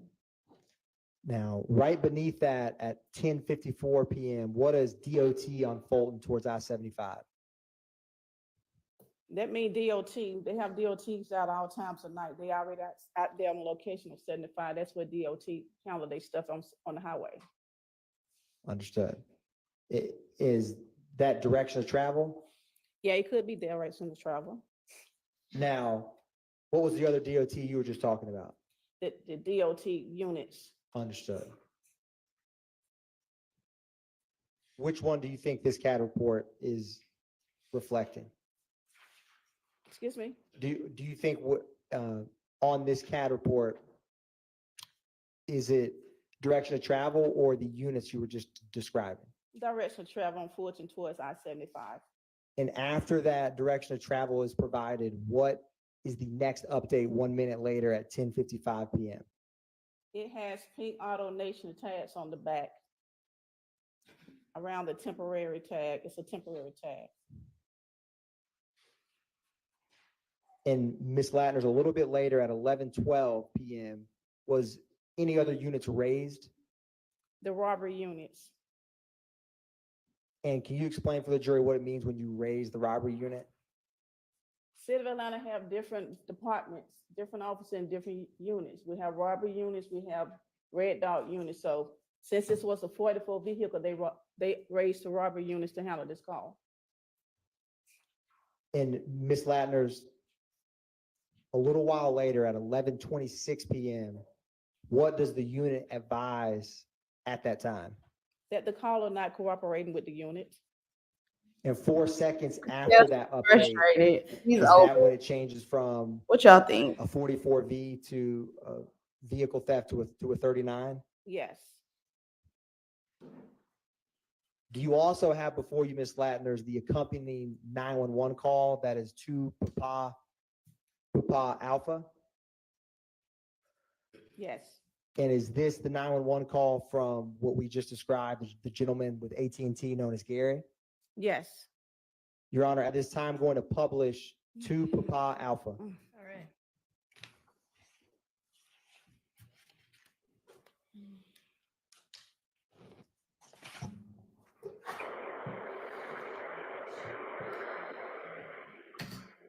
Atlanta 911. Yes, I just got robbed. Where are you? What's the address right here? 250, who? 250 40th Street. What happened to you? Okay, everybody coming to you. What happened? I pulled up to meet my nephew homeboy, and him and his homeboy robbed me. Your nephew robbed you too? No, his homeboy. My nephew locked up. Okay, well, they able to give his homeboy some money to put on his book, and he robbed me. I got you. Was it by gunpoint? Yeah. Okay, what's the apartment? They got my car and everything. They took my car and everything. Okay, so you were carjacked? Yeah. Okay, listen to me. What's your name? My name is Gary Holland. Gerald? Gary, G-A-R-Y. Gary, what kind of car you got? 2015 Buick LaCrosse. 2016? Yes, Buick LaCrosse. What color? It's gold. Okay, gold Buick LaCrosse. Anything hanging from the rearview mirror? Any special tires? No, it's brand new. I just got it a month ago. We got a digital tag on Okay, it. what's the tag number? It's a digital tag. It's a paper tag. Okay, but that's tell me. I gotta know. Hold on, I'm gonna be looking for it. Anything else when you hang from your rearview mirror?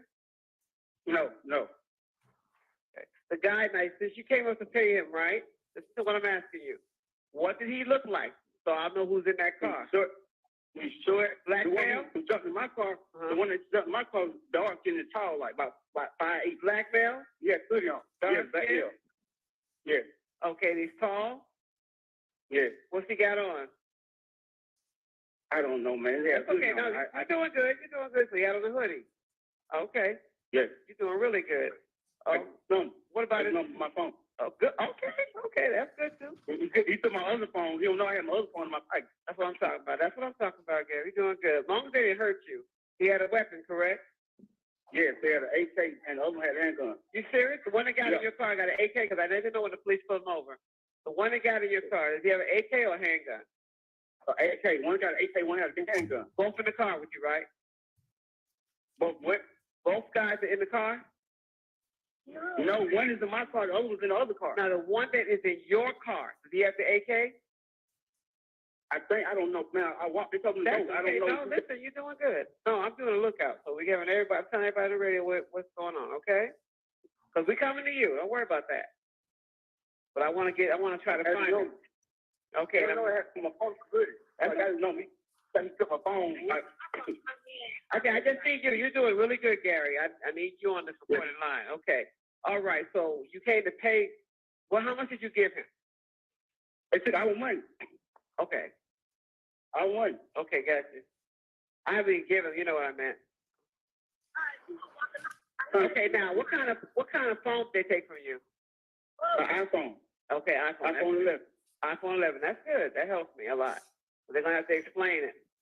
Okay. 6, 7, 8. Do you know which way they went? They went down 4th Street, like towards 75. 6, 7, 8, 7, 8, 8.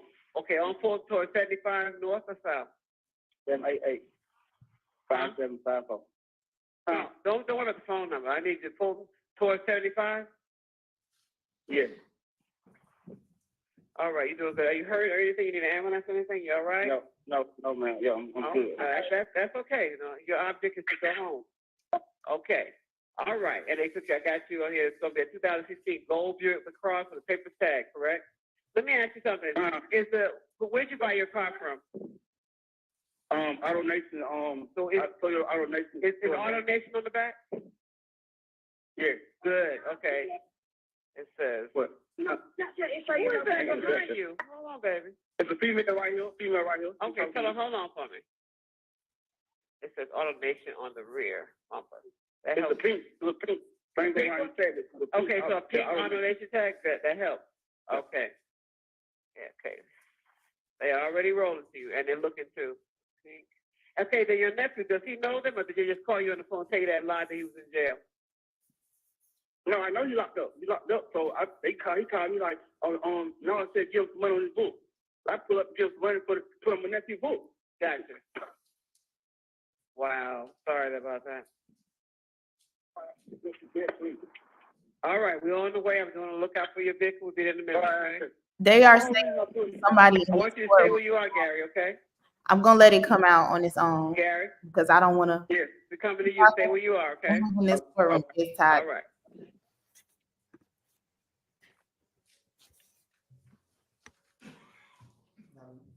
Ms. Ladner, do you have before you one final CAD report and accompanying 911 call? That is 1 Romeo Romeo. Yes. Ms. Ladner, starting with and publishing 1 Romeo Romeo, what is the date for that CAD report? October the 12th, 2021. And Ms. Ladner's, what is the call type or description for that October 21st, 2021 call? 44P, pedestrian robbery. What is the incident number that accompanies this pedestrian robbery? 212851437. What is the location for that call? 47 Cleveland Avenue Southwest, apartment 47, Is that zone 3? zone 3. Was this a 911 call or a officer generated call? 911 call. And what was the caller's name? Demarcus Smith. Darius Smith? Smith, yes. And Ms. Ladner's, what time did Mr. Smith make this call? Or sorry, yes. What time did dispatch receive the call, I should say? They received the call at 5:10 p.m. hours. And what time did officers first arrive to this location? 5:11 p.m. hours. I'm sorry, they arrived at 5:14 p.m. hours. What time was this case ultimately closed? 6:47 p.m. out. Well, no, it's 6:47 p.m. hours. And at that time, what does it mean when it was code 17? Officer made a report. Now, Ms. Ladner, if you turn on the bottom of page 2 under where it lists incident comments, what is the date and time, or can you explain at 17:10:40? You want me to explain the 911 call? Yes, ma'am. Okay, call advised happened at above location. Subject had 2 guns taken. 2 guns took caller's money and vehicle. Gave description of the vehicle, a white van, 2003 GMC Savannah with the tag number, Georgia plate tag, X-ray Paul, Lincoln 2301. Direction of travel, he advised towards the highway. 2 black males, unknown clothing, 69 gun. Caller will be waiting at 349 Cleveland Avenue at the Crystals. And Ms. Ladner, is there any rhyme or reason why this CAD report looks different than some others we've discussed?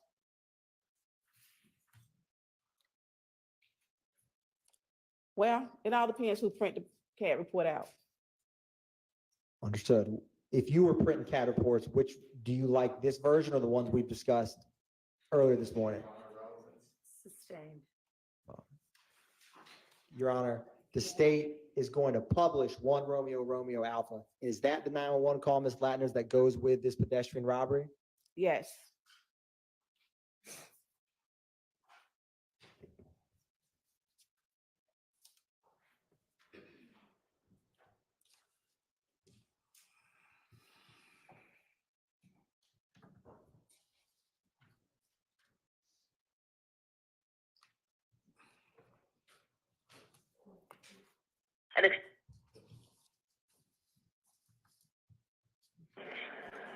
Atlanta 911 operator 7663 with the address for the emergency. Yes, I had just been carjacked at Cleveland Avenue Park. They put guns on me, robbed me for my jewelry, my wallet, my Is that, phone. I'm sorry that happened to you. Is that Harper Park? No, it's Cleveland Avenue Park, the one on Cleveland Avenue by the library. That's where it happened at. Cleveland. They took my van. I have a white 2003 GMC high top van. They took tag number X. Hold on, sir.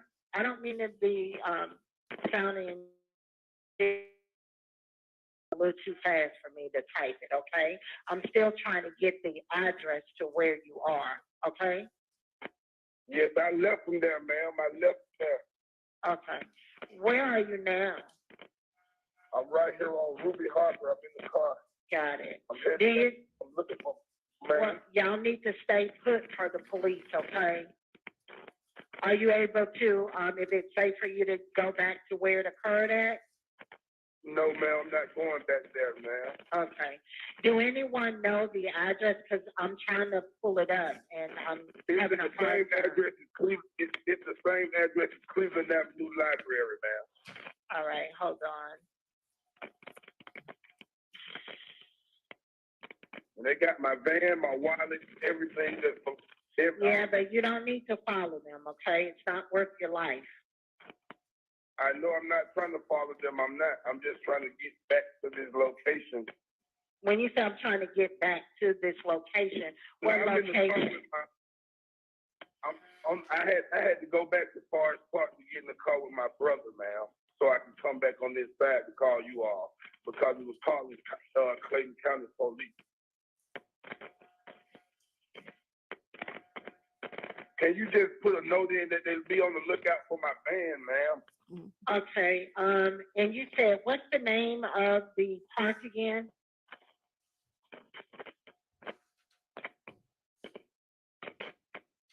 Hello?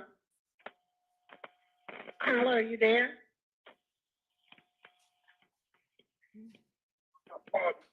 Hello? Yes. Okay, listen, what's the name of the library? Cleveland Avenue Library. Cleveland Avenue. All right, I'm showing on Google Maps, it's going to be 47 Cleveland Avenue. Does that sound about right? Yes, ma'am. Yes. All right, and you advise you do not need an ambulance, is that correct? Correct, ma'am. All right, we're going to get you help, okay? Were you in your car when this happened to you? No, I was standing outside of my car talking to somebody. They ran up with masks on, put 2 guns to my head and made me take out my jewelry, took my wallet out my pocket and my phones, and took my keys and jumped in my van, ma'am. They somewhere around my van right now.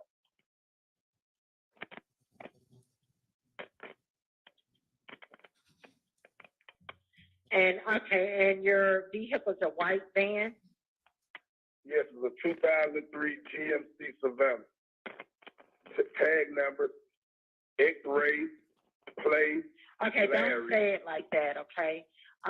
Wait a Right, minute. X as in, Wait a minute. Is it the state of Georgia? yes. All right, and go ahead with the tag number. X as in X-ray, Uh-huh. P as in Paul, Okay. L as in Larry, Uh-huh. 2301. And which way did they go in your vehicle?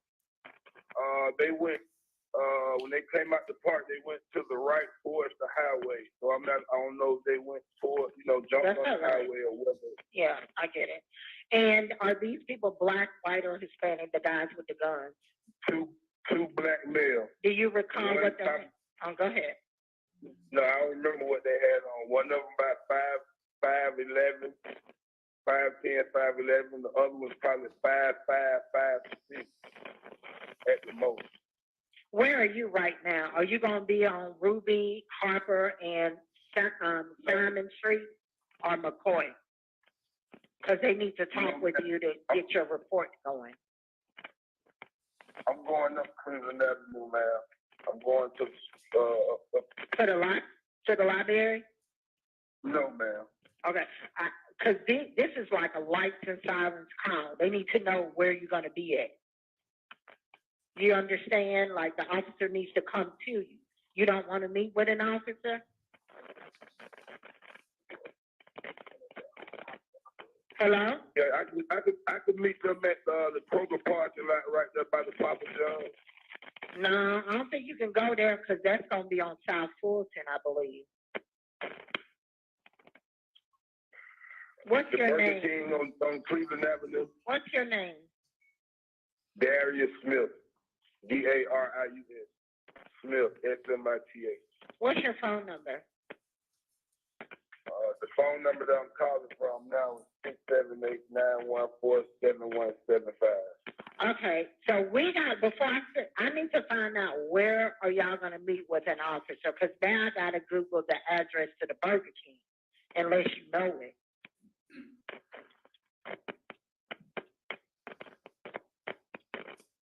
You can just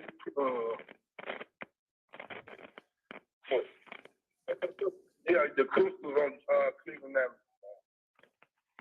So you want to change it now to the Crystals on Cleveland? Yeah. Hold on, let me Google that address. Take this long for y'all to see the system. Well, do you have an address for 911?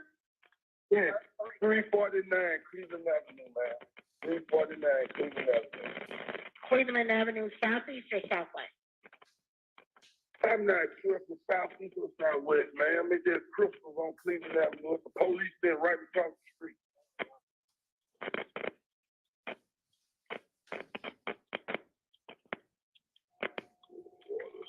All right, sir, we're gonna get the officer out. It's an emergency call. Like I said, they're coming to you, okay? All right. All right, bye-bye.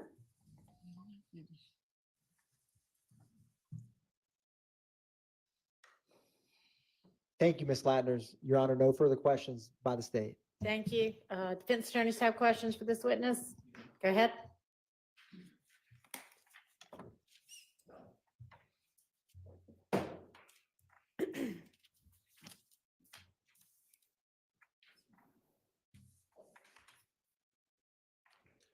Good afternoon, Good afternoon. Ms. Latners. Ms. Latners, I want to ask you some questions concerning various matters here this afternoon. I'd like to begin, Ms. Latners, with an October 1st, 2020. That's going to be a CAD report that's been put into evidence as 2 Papa.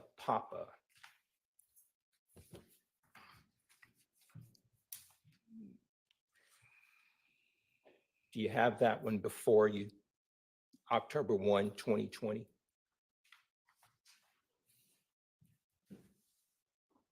Yes, Okay. Now, you've testified numerous of times in this case this year, correct? correct. And we have heard today numerous 911 calls, right? Yes, We've heard numerous 911 calls throughout this trial, correct? yes, And the callers that are calling in, they are giving information to the 911 dispatcher, right? 911 operator. The 911 operator, correct? Correct. They're giving a story. They're telling a certain story of what they say happened, right? Correct. Sometimes it's true, correct? Correct. Sometimes it's not true, right? Correct. Okay. Now, I want to direct you to October 1st, 2020. That call began at 22:50 hours. That would have been around 10:50 in the evening, correct? Correct. Nighttime in the state of Georgia, right? Correct. Okay. Now, I want to direct you to page 2 of that CAD report. Specifically at 10:120 at 10:51, it says 44V. You've testified that that would be a robbery or carjacking or something of that nature. Is that correct? 44 is a vehicle robbery, right? A vehicle robbery of a gold Buick LaCrosse, according to the report, right? Correct. The caller indicated that his name was Gary, correct? Correct. This caller says that the person involved was a dark-skinned, Marquay is tall, right here, black Quay. male. Is that This right? is who is According involved. to the CAD I report? wanted y'all to let it play And out. according to the information that was given to the 911 operator, right? Correct. Okay. Now, during the course of this CAD report and the officers being out there, there was an officer who responded, right? Correct. And according to the report, the officer that responded was a Officer Revillis. Is that right? Correct. Okay. This CAD report documents a time frame from 22:50, 10:50 hours to 23:26 when it says it's clear, correct? Correct. little under an hour, right? Correct. So that tells us that the officer is with the caller, Gary, during this period of time. Clear, correct? Objection, Your Honor. Calls for speculation. Sustained. Now, Ms. Ladner, let's talk about the entry where it has on page 2, 10-1-20, 11-12. It says raised robbery, correct? Yes. That means that Officer Revillis is raising up or calling a robbery detective. Is that right? That's right. Okay. Now, when that's happening, there's an entry in the CAD report that then tells us on 10-1-20 at 11-26, look at the jury and tell them what it says with regard to that particular entry.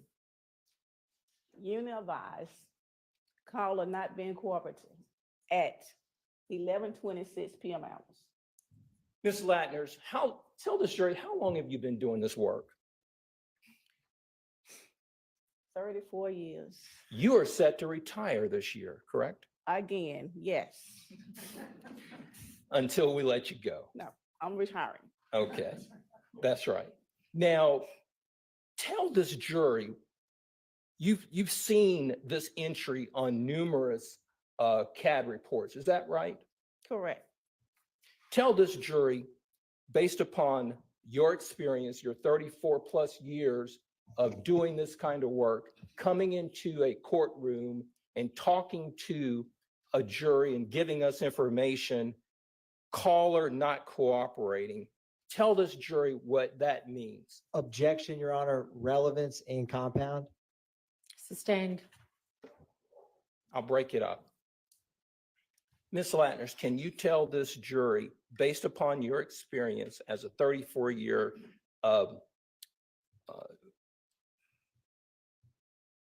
employee with the City of Atlanta Police Department as a custodian of 911 calls and CAD reports, when this particular entry is in there, what does it mean?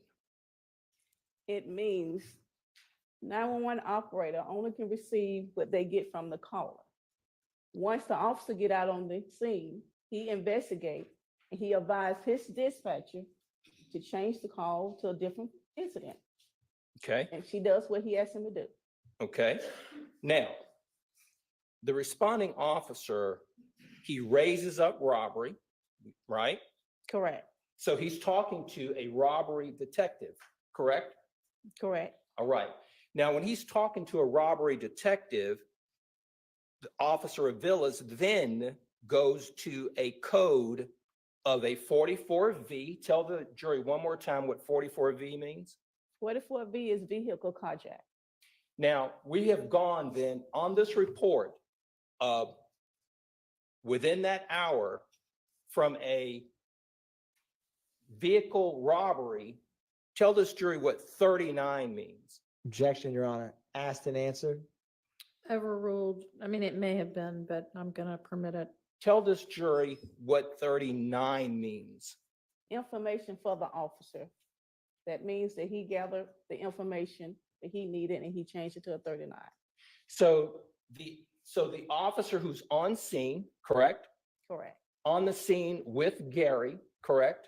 Correct. On the scene getting information, correct? Correct. It starts out as a robbery of a vehicle, right? Correct. On the scene at that location, the officer and the raised robbery detective, they change it from an armed robbery to an information. Is that correct? Correct. And information is not a crime, correct? Correct.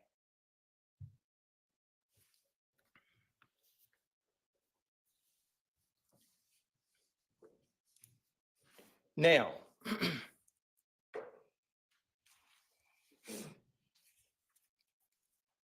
we heard a call, a 911 call associated with the same 10-1-20 incident, correct? Correct. We heard it for the various number of minutes that it took place. We did not hear at any time the name Delmisha Coppage, did we? No, We did not hear that she was robbed, did we? no, We did not hear that her vehicle was stolen or carjacked or robbed, did we? no,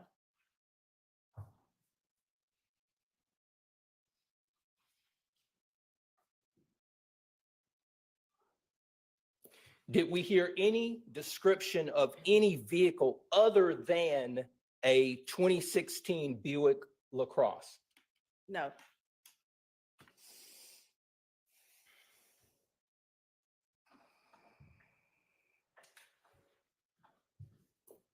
Did we hear any description in the 911 call other than, strike that?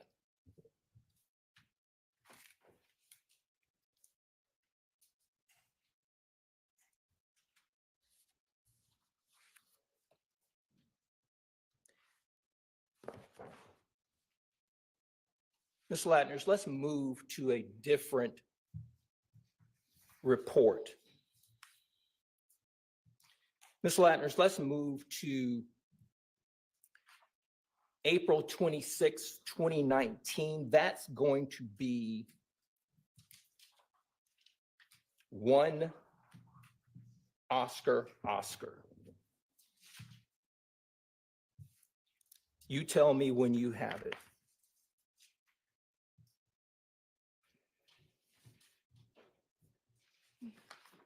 okay.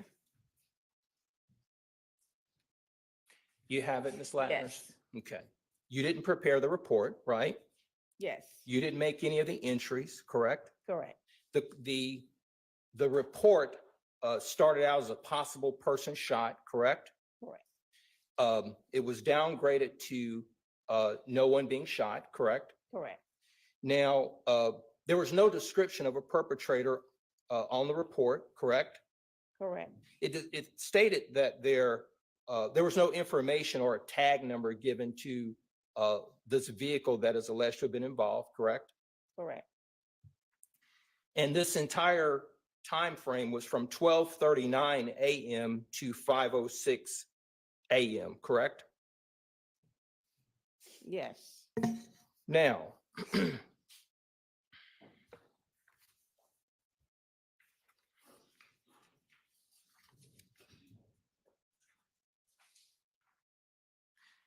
I want to direct your attention to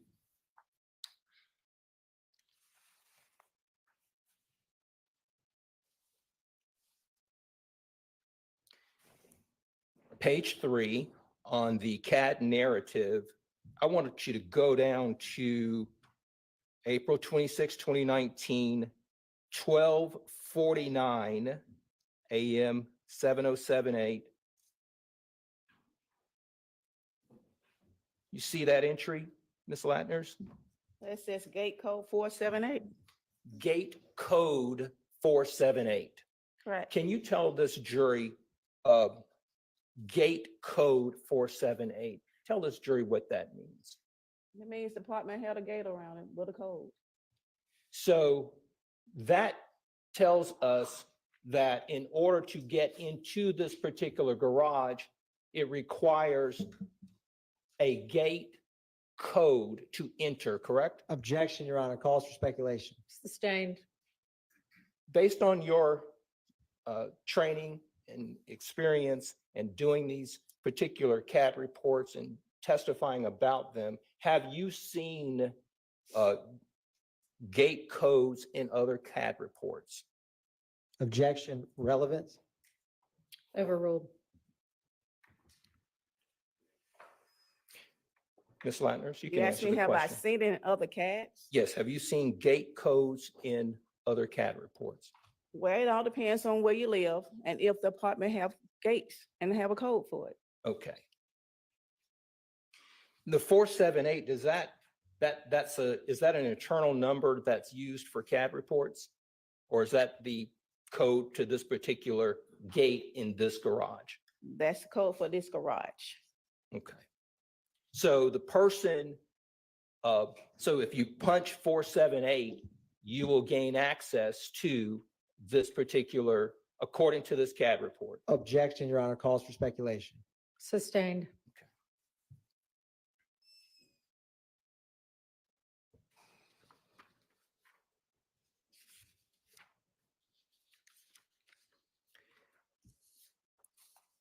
Did you see gate code in the CAD report that we talked about for the 10/1/2020 CAD report? No, And this was are you familiar with 741 Morosco Drive, Ms. Ladners? no. Okay.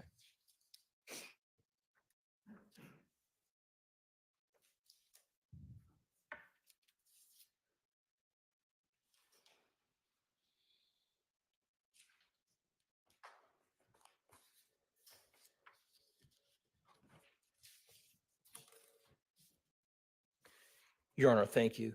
All right. Do any other defense counsel have questions for this witness? Nope. All right. Any redirect? Very brief, right. Your Honor. Ms. Ladners, just a few seconds ago, we were talking a lot about this gate code on 1 Oscar. Is that at 12:49 a.m.? Yes. What is the line 3 minutes after that gate code line? Person left in a black Ford Mustang. Does it say perp or person? Left in a black Ford Mustang. Now, Ms. Ladner's going back to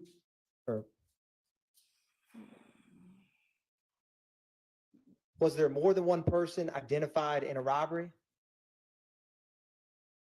In the robbery? This car right here? Yes, ma'am. I didn't see any. Does the caller indicate, is there anywhere in this CAD report that has any information about how someone entered a parking garage or location on that CAD report? No.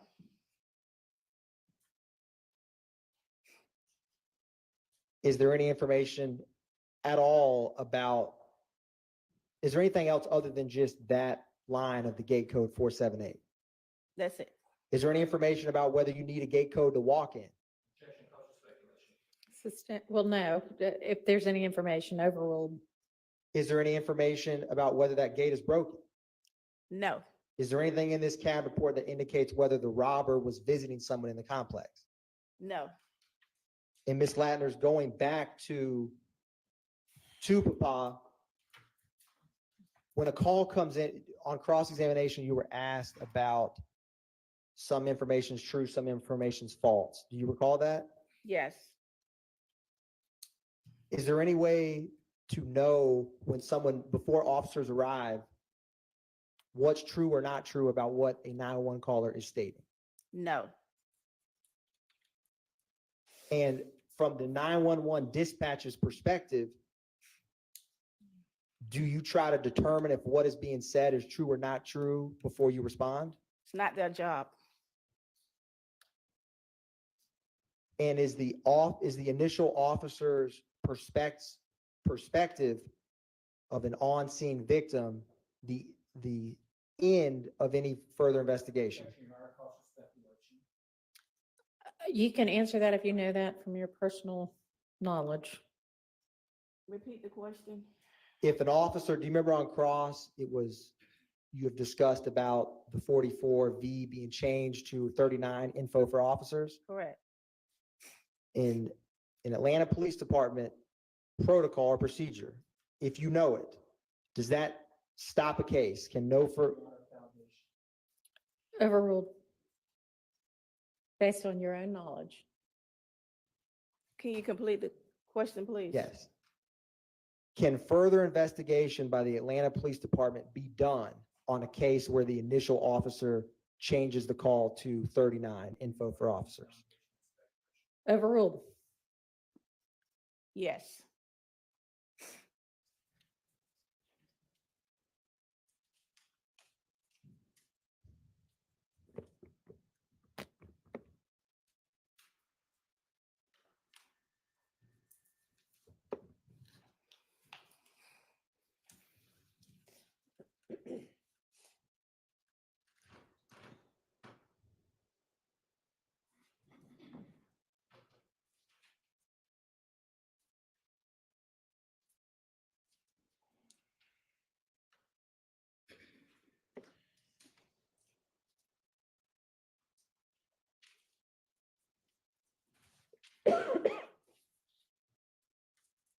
Ladner, when the call is changed to a 39 for investigation, does that mean that the 39 for information? Your Honor's objection mischaracterizes the 39. I misspoke, Your Honor. My apologies. When a call is changed to 39 information for officers, I misspoke and said investigation, which I believe is 12, but all that aside, Your Honor, and Ms. Ladner, more importantly, does the investigation stop? Does that mean the investigation is over? Objection, Your Honor, has been asked and answered. Sustained. No further questions, Your Honor. All right, any recalls? All right, thank you for your time and you are excused. All right, it is time for us to break for our lunch. So we will do that and we'll plan to be back here. It's almost 1 already. So let's say 2:15. See you then. All right.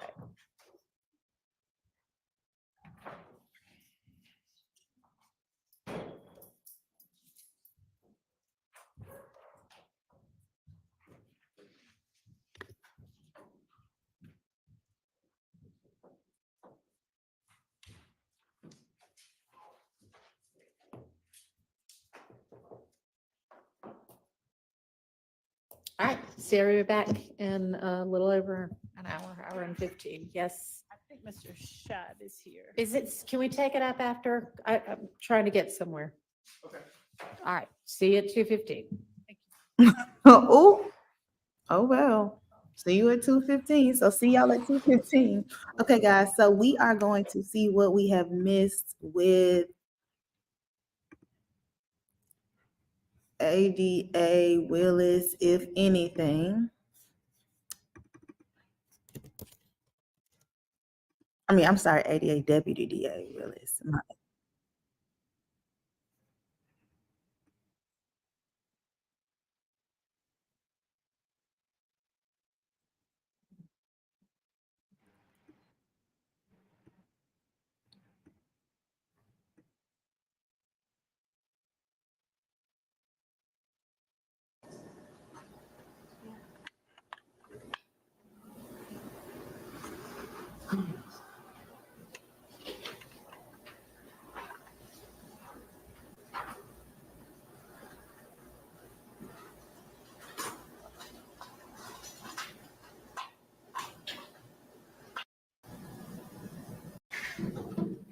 Gonna fast forward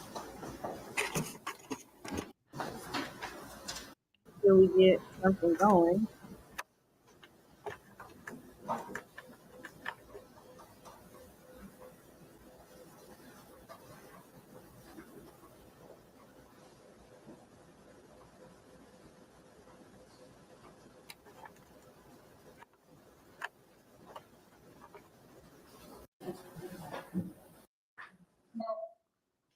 Well, thank you for appearing on such short notice.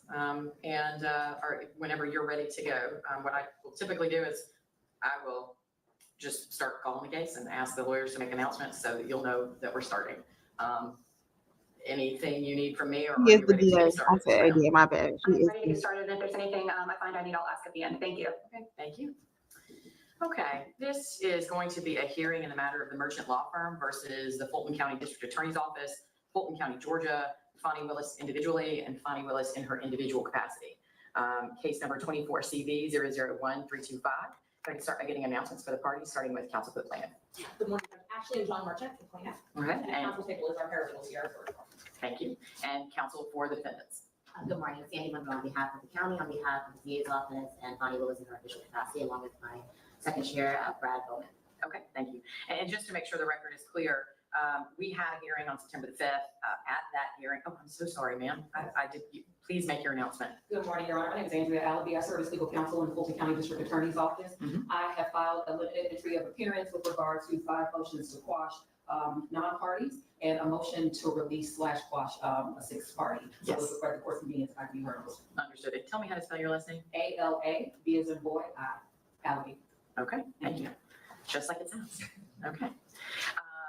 Okay, so what I was saying, just to sort of get us to where we all are today, we had a hearing on September the 5th where the court ruled verbally on the motions to dismiss. And so just for the record, as I think Ms. Monroe noted in her announcement, the court has verbally announced that Fonnie Willis in her individual capacity has been dismissed from the suit.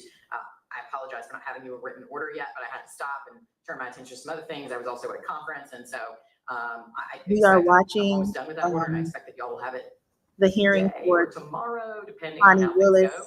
Attorney But Ashley just to Merchant, reiterate that I have already ruled for on the open motions to records. dismiss, Attorney's office. denying the motion to dismiss as to the district attorney's office, Madam DA in her official capacity, and Fulton County, Georgia, and then granted the motion as to Ms. Willis individually. Where we are now, at the hearing on September 5th, so the hearing on September the 5th was originally noticed as an evidentiary hearing associated with understanding some of the underlying issues of efforts to comply with the requests. And that didn't occur because the motions to dismiss are meaty, right? They involve lots of argument. The parties needed to make that argument. The court needed to be educated about what those issues were. And it took a while. And so we did not end up hearing from the witnesses that day, although my understanding is that most of them were aware, present, and prepared to testify if called upon. And that although I spoke inartfully at one point about them being released from their subpoenas for that day, I made clear, I clarified that what I meant was they were excused for the day and had not been excused from the subpoenas that were served upon them. I've reviewed the record, and I'm not aware of any motion to quash the subpoenas that were served. I understand that either or both the county attorney's office on behalf of the existing DAs or Ms. Allaby, is that right? Yes, ma'am. On behalf of the non-parties who were subpoenaed have taken the position that either or both those subpoenas were for the production of documents, not for appearance, and or that any new subpoenas for appearance I'll explain this have not been served on those after non-parties we and hear. or the defendants. I will note that I received a motion to hold Ms. Willis in contempt for lack of compliance with the subpoena for today's appearance. Given that, to my understanding, unless and until Ms. Willis is called to the stand and refuses or fails to appear, if ordered to do so, she's not in contempt. And so that motion is premature. Followed by that, and the reason I'm reciting all this is because the last thing in the record right now is my most recent order that I think was entered on Tuesday. And so none of the flurry of filings have actually been accepted into the record, although I am aware of them because y'all provided them to me. So following that, I received a motion to quash the subpoena to Ms. Willis as the DA. And then subsequently, I got a response brief from the plaintiffs. And then subsequently from Ms. Allaby, I received motions to quash or to be excused from, I think 5 or 6 subpoenas. And so we need to figure out where we are and what we're doing today regarding, one other issue I wanted to put on the record, that one of the witnesses, just to make sure everybody is aware of that, one of the witnesses, Mr. Kevin Armstrong, he reached out because Mr. Armstrong historically was I'm not exactly sure what his role is in the district attorney's office now. I know maybe a DDA, but historically he had appeared in my courtroom as an appellate attorney on behalf of the DA's office. And so he reached out to my litigation manager and notified her that he had an appellate argument for the Court of Appeals this morning and asked to be able to resolve that conflict by going ahead, of course, with his appellate argument and then appearing today, which informally my litigation manager told him by email was perfectly fine. So just because there was not a record of that, I'm sure y'all were all probably aware of it, but I wanted to make sure that there was a record of it. Okay. So having started with the fact that I'm not going to entertain the plaintiff's motion to hold Fonnie Willis in contempt currently, I think where we need to start is with the motions to quash, because what I anticipated, but for those motions, was for the plaintiffs to call witnesses. Now, one thing I do want to share with y'all is that it was my intention, we're going to sort out these issues in a moment about what witnesses are here and why they're not here and if that's okay that they're not here and all that good stuff. But I will say I was going to point out that while I am a big believer in letting lawyers try their cases and put on their cases the way they go, I also come from a civil background where it's pretty well established that we don't harass the CEO of a company for information that can be provided by the head of the Human Relations Department or some other similar analogy that I'm not coming up with as efficiently as I should. I say that to say this. If we reach witnesses today. I think everybody should be prepared for the fact that it's not my intention, Ms. Merchant, Mr. Merchant, to let you start by calling Madam DA Willis, because the inquiry here should be about, as I understand it, the receipt of the request, the processing of the request, and the efforts made to comply with that request. And as a practical matter, we all know that while Madam DA may be involved in that process at some point, she's not the first line that's going to answer the questions or have direct knowledge. And so we can hash that out as we move forward. But I say that to start with the idea that there was always a possibility that we might never have reached Ms. Willis as a witness today. But now everybody's followed their motions, and so we have to reach these issues today. So with that, I think I'm going to stop talking in a moment and give y'all a chance to tell me if there's any procedural issue or preliminary matter we need to take up otherwise. But my intention is to start with the DA, or excuse me, the defendant's attorneys and Ms. Allaby's motions to quash so that we can deal with those issues first, because essentially in terms of at least what we're doing today, they could be outcome determinative. That works for the planning side. And just so you know, our intention was to call Dexter Bond, who is the open records. Whose job it is to answer Open Records Act requests for the DA's office, yes. That was gonna be our first witness. Our second witness was gonna be Jeff DeSantis. His job is media relations, and because, and I can go when I go through, explain why that was relevant. And then Jelanda Miller from the county attorney's office, whose job is also open records. There was 3 witnesses, and as I told Ms. Monroe, the other witnesses would be potentially depending on what the people testified to. So it would really depend on what they testified to, but our intention was to call those people first.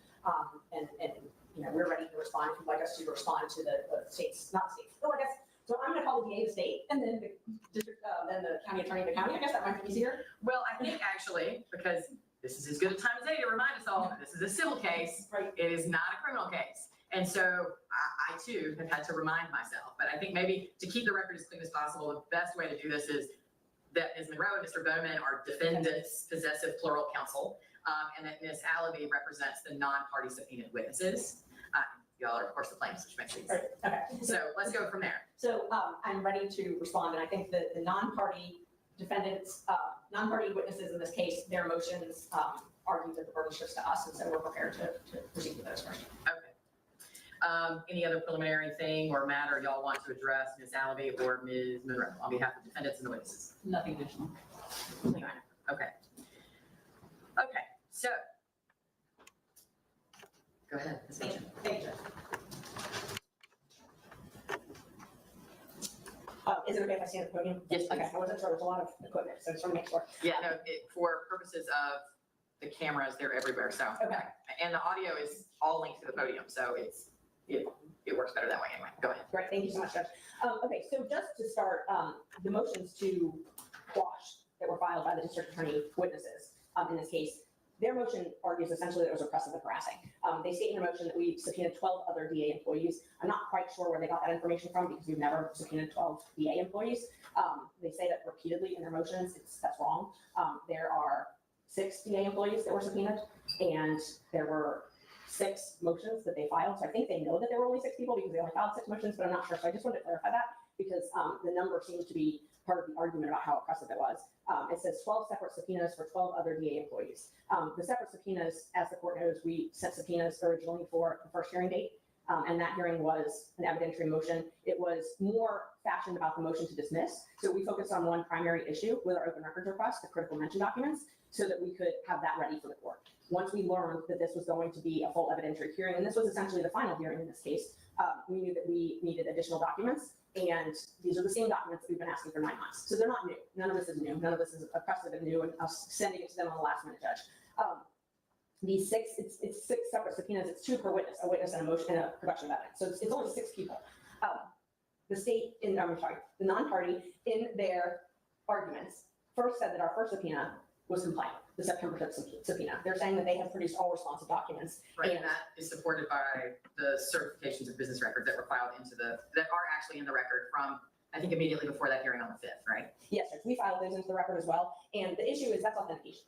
So that's not the scope of the documents. That's not us being able to ask questions about, are these really everything that you have? And just by way of example, just yesterday, one of those people filed a new certificate that said, oops, yeah, I found another document because I sent that document to them. So So Ms. English, who was a county employee, when she certified 197 pages and said, I sent all of it, I said, oh, well, that's ironic because you didn't send this. So she said there were no documents, and then I had one of the documents, and so they had to recertify it. That is why we need to be able to question the witnesses about that. And that's why that was not, they didn't produce all responsive documents. That's false. They did not. We have documents that are responsive that were not produced, that we have submitted into evidence in this case. So we have a right to question the witnesses about that. But that's back for the September 5th subpoena. Moving on to the September 19th, the one for today, their motions to quash admit that they received it. They received it by email. They're claiming that it's defective because they haven't picked up the certified mail copy. Well, they could leave that there as long as they want. We are members of the bar. They are county employees. They're tax-funded paid employees that work in this office. Everybody was still under subpoena from the last hearing. This is about documents. Well, let's be specific though, because part of their argument is that the last subpoenas that were served for September 5th, as I understand it, their arguments are twofold. One is that the argument was for the production of documents, not for the appearance of a witness, which I mean, this happens pretty routinely. You send somebody a subpoena and what you need is for them to give you the documents, and once they give you the documents, so you consider their obligation of that subpoena satisfied. I'm not saying that that's the rule, I'm saying that's typically how it's done. So one argument is that it was for the production of documents, not for them to appear as a witness. And number two is, to the extent that it was for the production of documents, which you've already addressed, they complied by saying either here are the documents I have, or I don't have any documents. So start with, because I think it's clear that the newer subpoenas that you sent, at least by representation, were very clearly for appearance to testify at a hearing. So start with addressing the issue of whether or not prior subpoenas that nobody objected to were in fact sufficient to require their appearance. Well, because, and we addressed this. So the reason they're sufficient is we addressed this at the hearing, and it was all by consent.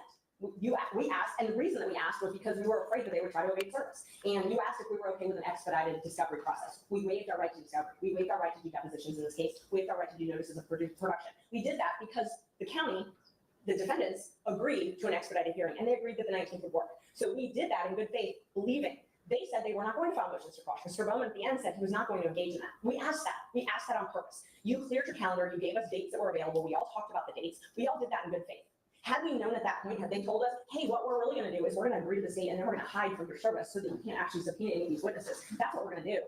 Then why would we have agreed to that? You were offering us an expedited hearing date. We were trying to minimize costs and get the documents. We've been trying to get them for 10 months now. We're just trying to get the documents. And so that's why. I mean, the subpoena, it was clear. Everybody in that hearing agreed that the subpoenas were going to continue. You even mentioned to them, are you really going to make them reserve it? That just drives up the cost. Then, Judge, just so you know that the history, so that happened at that hearing. Us being extra cautious, emailed Ms. Monroe immediately after that hearing. And I said that I was worried about it. And I asked them specifically if I needed to reserve these subpoenas. And they told me that if they were properly served, we did not have to reserve them. Nobody has said that our original subpoenas were not properly served. They said we did not have to reserve them. She said that by email. Then she backtracked and said, oh, wait, actually, the DA's office, you have to reserve them. We can't accept service for the DA's office. So this is like a week ago. This is after we've agreed to this expedited hearing. This is, and we emailed them and said, are you going to make us reserve them? Do I need to go get a process server? We already have $1,500 in fees. I have over 100 hours in this case. John has 70 something hours in this case. We just wanted documents. I mean, it's getting ridiculous. So are we going to have to hire a process server now to go and serve them? I don't think the law, I mean, process servers are required for summons, but I think anybody over the age of 18, including even lawyers, can serve a subpoena. As I understand it, the alleged defect here in the motions is that it wasn't personally handed to those witnesses. That I think instead it was delivered to like the front office of the DA's office, for example, since these are DA employees. And it was served by, mailed, I guess, by certified. Certified mail, which is what the statute requires. Right, was it return receipt requested? Yes, and that's all that the statute requires. And is it your understanding that no one has signed the return receipts? Correct. Okay. And so it's left at their office. Right, and then also I think I understand you to have served them as a courtesy by mail, even by email, even though we all understand that as yet, email service of a subpoena not acceptable, not sufficient. And we wanted to give them as much notice as possible. So as soon as Ms. Monroe told us that we were going to be forced to reserve the DA witnesses, we resubpoenaed them by email. We sent that all to them by email, offered, just like we did in the original email, if there's any confusion or concerns, reach out to us. The only response I ever got was, don't talk to me.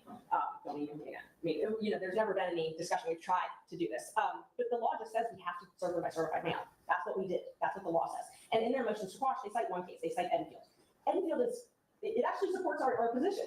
It was a law enforcement officer officer who was not served by certified mail. He was served by personal service. Someone went there, marshal, and tried to actually serve him in person, and they left it in a mailbox. So it was like an administrative mailbox. There was no proof that he ever got it. They admit in their motions that they received these. There's no question. There's no hide the ball. No one has hidden these. And the other thing that they argue is that it's oppressive to ask for all these documents at this point. These are the same documents, and that's one of the things I want to talk about is relevance, because they also argue that. And I think these go hand in hand, whether or not it's oppressive and what's the relevance. So I'm going to walk through these because this is sort of the elephant in the room. What are we asking for? All you've heard is it's oppressive. Why is it relevant? Why are these witnesses relevant? I'm going to tell you why they're relevant. I'm going to walk through all of them, why they're relevant. So we asked for essentially a couple different classifications of documents. You've heard a little bit about the critical mention documents, Judge. Those documents, and we've got some exhibits to show you, but the first one would be Merchant 0029, if you want to go ahead and pull that up. On January 18th, Shalonda Miller, who's the county attorney, and we filed all these. So when I refer to the merchant number, that's a Bates stamp number that we submitted, and so we'll be pulling those up. And I asked the county, and they said they would agree to all of these documents being admitted because they're all documents we received from the county. So, unless there's any objection to them, I'm planning on referring to these documents. Is that right? As I stated to her in the email, there was no objection. Okay, so great. Okay, so this document, let's just take a look at it. So this is part of the packet. It's a 44-page packet that the county attorney sent me in January, on January 18th, in response to my first open records request. If you look at 0055, so look at 0055, Judge, and look after Melissa Fritz, where it says Fonnie Rillis, critical mention search. Your Honor, I'm sorry, if I may interject here. Yes. There was a representation made by Ashley Merchant that these documents were provided by Fulton County, and the documents that she's showing on the screen as is was not provided by Fulton County, it was provided by the DA's office. So I wanted to correct the record as it pertains to that. In terms of my objections, I did not object to the business certifications that were submitted by the DA's office and Fulton County, all members who were subpoenaed in this action. But this document that she is referring to, the 44-page document, was not provided by the Fulton County, it was provided by the DA's office. I understand why you're making that distinction for your record. I'll just point out that the continuing conundrum that these documents were produced not by the apparent only entity in the case that is actually governed, according to the defendant's position, by the Open Records Act. So either they were produced by the Fulton County District Attorney's Office or the district attorney, whatever legal entity that is, who by defendant's argument are not governed by the Open Records Act. But definitely they were not produced by Fulton County, who is governed by the Open Records Act. And I understand why you're making that distinction. I understand that y'all disagree with the court's ruling on your motion to dismiss. But anyway, I understand these documents were produced by the Fulton County District Attorney's Office. Is that correct? Okay. And, that's part of the reason we need to talk to witnesses, because, the letters that I get, one of the reasons I call on Miller under subpoena, the letters from her, and it's unclear to the recipient, the layperson who's requesting these documents, who gives them. Whoever gave them, this is what the county in general gave to us. So if you look at 0055, look at Fonnie Willis critical mention search, and then you look, it's cut and pasted. So this is not an original document. This is actually 4 or 5 different emails that someone cut and pasted and put together. We have now gotten, as of August 30th, the actual emails with the to and from, the dates, the attachments, but we did not get them back then. So we've got a cut and paste documents. I don't know who altered this. That's why I need to ask these witnesses. I have no idea who did this, but they cut and pasted. They didn't redact. They actually cut and pasted these documents to hide things from them. And if you look at— Oh, hang on. Let's be cautious about our characterizations. I understand that you are distrustful of what's been produced. Saying that it was redacted or that it was cut and pasted is a factual statement, but characterizing it as an intention to hide evidence from you is a little bit more of an argument that I would prefer that we not go down that road unless and until we need to. And let me re-clarify that we have a right to question how this was compiled and why this is what we got in response to an open records request. How it was altered, why it was altered, who directed it to be altered, those types of things. Those are relevant to the open records inquiry, and that's why we need to question these witnesses. So as far as relevancy, this is just one of the examples. And I can show you, if you want to pull up 0138 through 0140, what we received 2 weeks ago. This is the email. And then you see the attachment, critical mention screenshot. This is what we've been asking for 9 months. Right, but I thought leading up to the September 5th hearing that I had seen some email traffic indicating that document, whatever that PDF was, had finally been provided to you. On August 30th, yes, Okay. it was. And I actually wanted to clarify that. So since you brought that up, I'd like you to take a chance to clarify that, because the state did, I'm gonna mess that up again, I'm sorry. It's fine. The defendants, Ms. Monroe specifically, said that The brief update was that this case had been deeply rooted in the alleged failure to provide documents or attachments. And then she said the attachments were provided 9 months ago. As of yesterday, we learned it was not an issue of providing those attachments. It was whether or not the requester, us, had the ability to view the attachments. And that they argued to the court that there was nothing left to do. They said they provided the records 9 months ago with those attachments, and that it was very likely. I remember that argument, and your response that was not an accurate recitation of what occurred, and that you reviewed what was provided to you, and it did not contain either the physical copy or an electronic link that would allow you to observe or view the PDF document. I'm not saying that's factually correct, but I am aware of that representation of what the defendant's position is and your response to it. Well, that's no longer their position. So they have told us that they are not the same. The 44 pages we were provided in the open records is not the same as the 197 that were provided 2 weeks ago in the lawsuit. They're not the same. So that representation was not accurate and I think needs to be correct.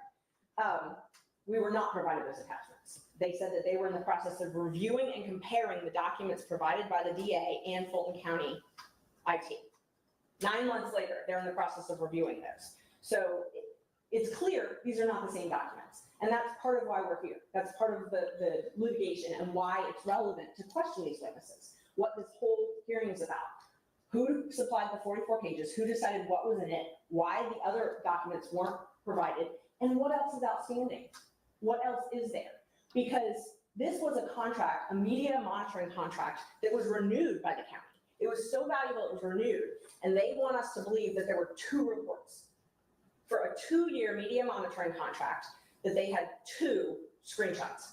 And that is the extent of all records from $20,000 spent to a company to monitor Fonnie Willis's image. I think that we have a right to ask them that on the stand, if that is really all of the documents that exist and what steps they took to actually find those. So if we are limited to 6 people, and it sounds like more directly, at least as an initial matter, your focus had intended to be on 3 people, one of whom's job is clearly, like, that's his title. Yes. Is to comply with open records requests. Let's assume for a moment that I would agree with you that assuming that the nature of your questioning is narrowly focused on those issues associated with receipt and compliance and effort to respond, from a relevance perspective, what of the defendant's argument or the non-party witness's argument that these are, the need to question them is overburdensome or harassing? It's not. These are published documents. These are documents that they are required to maintain. The law requires that they maintain these documents. So us asking them about these documents, it's very simple. These are documents that they have a public duty to maintain. The taxpayers paid for this. This wasn't something that was privately paid for. The taxpayers have a right to know what they're spending their money on. And this is just for critical mention. There's other classes of documents that we haven't even gotten to, but this is just for critical mention. These are open records. These are records that we're entitled to. I asked for them, I'm entitled to have them. There's nothing oppressive about asking them under oath, what did you do to find them? How do I know that I actually have all the documents? How do I know you didn't not give me something? Because we actually have proof that they did. We have a pattern already because they gave 44 pages and they were cut and pasted. And then later on, they gave us other documents. The documents they gave us on August 30th have some redactions in them. I still don't know what their redactions are. Why? I know what they are because they gave me the redacted information back when they gave me the 44 pages. I don't know why all of a sudden they decided to redact it. But we have a right to ask that. It's not oppressive. These are not difficult questions. It's not deep diving. They are public servants. This is a tax. The money, Fulton County paid for this service. We have a right to know what it is, and they have a duty to maintain it. So that's part of the issue. They have a duty to maintain this, and they have a duty to have these records, give us these records if we want to. I mean, that's the whole point of the open records and open meetings requirement. To be able to peel the layers back and see what's going on, see where taxpayer money is going. If you've got a district attorney that's asking for extra funds, saying I can't process rape kits, I can't do all this other stuff because I don't have any money, we have a right to know where that money goes. It doesn't have to be related to any case. I can just be curious. I'm a taxpayer. So, I mean, I understand your argument. I mean, I think we should all take a step back though and be reminded that the Open Records Act doesn't require a showing of relevance. It simply requires a demonstration that the records are public. I don't think there's any dispute that the documents are public records. And the question really, to my understanding, is the extent to which they are maintained in the normal course, and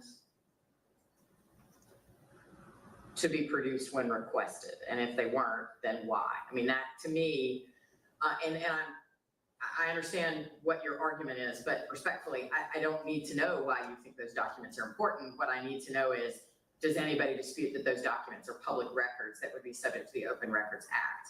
Which I don't think there's any dispute that there is. And Judge, I agree. I'm arguing the relevance because they brought that up in their motion to quash.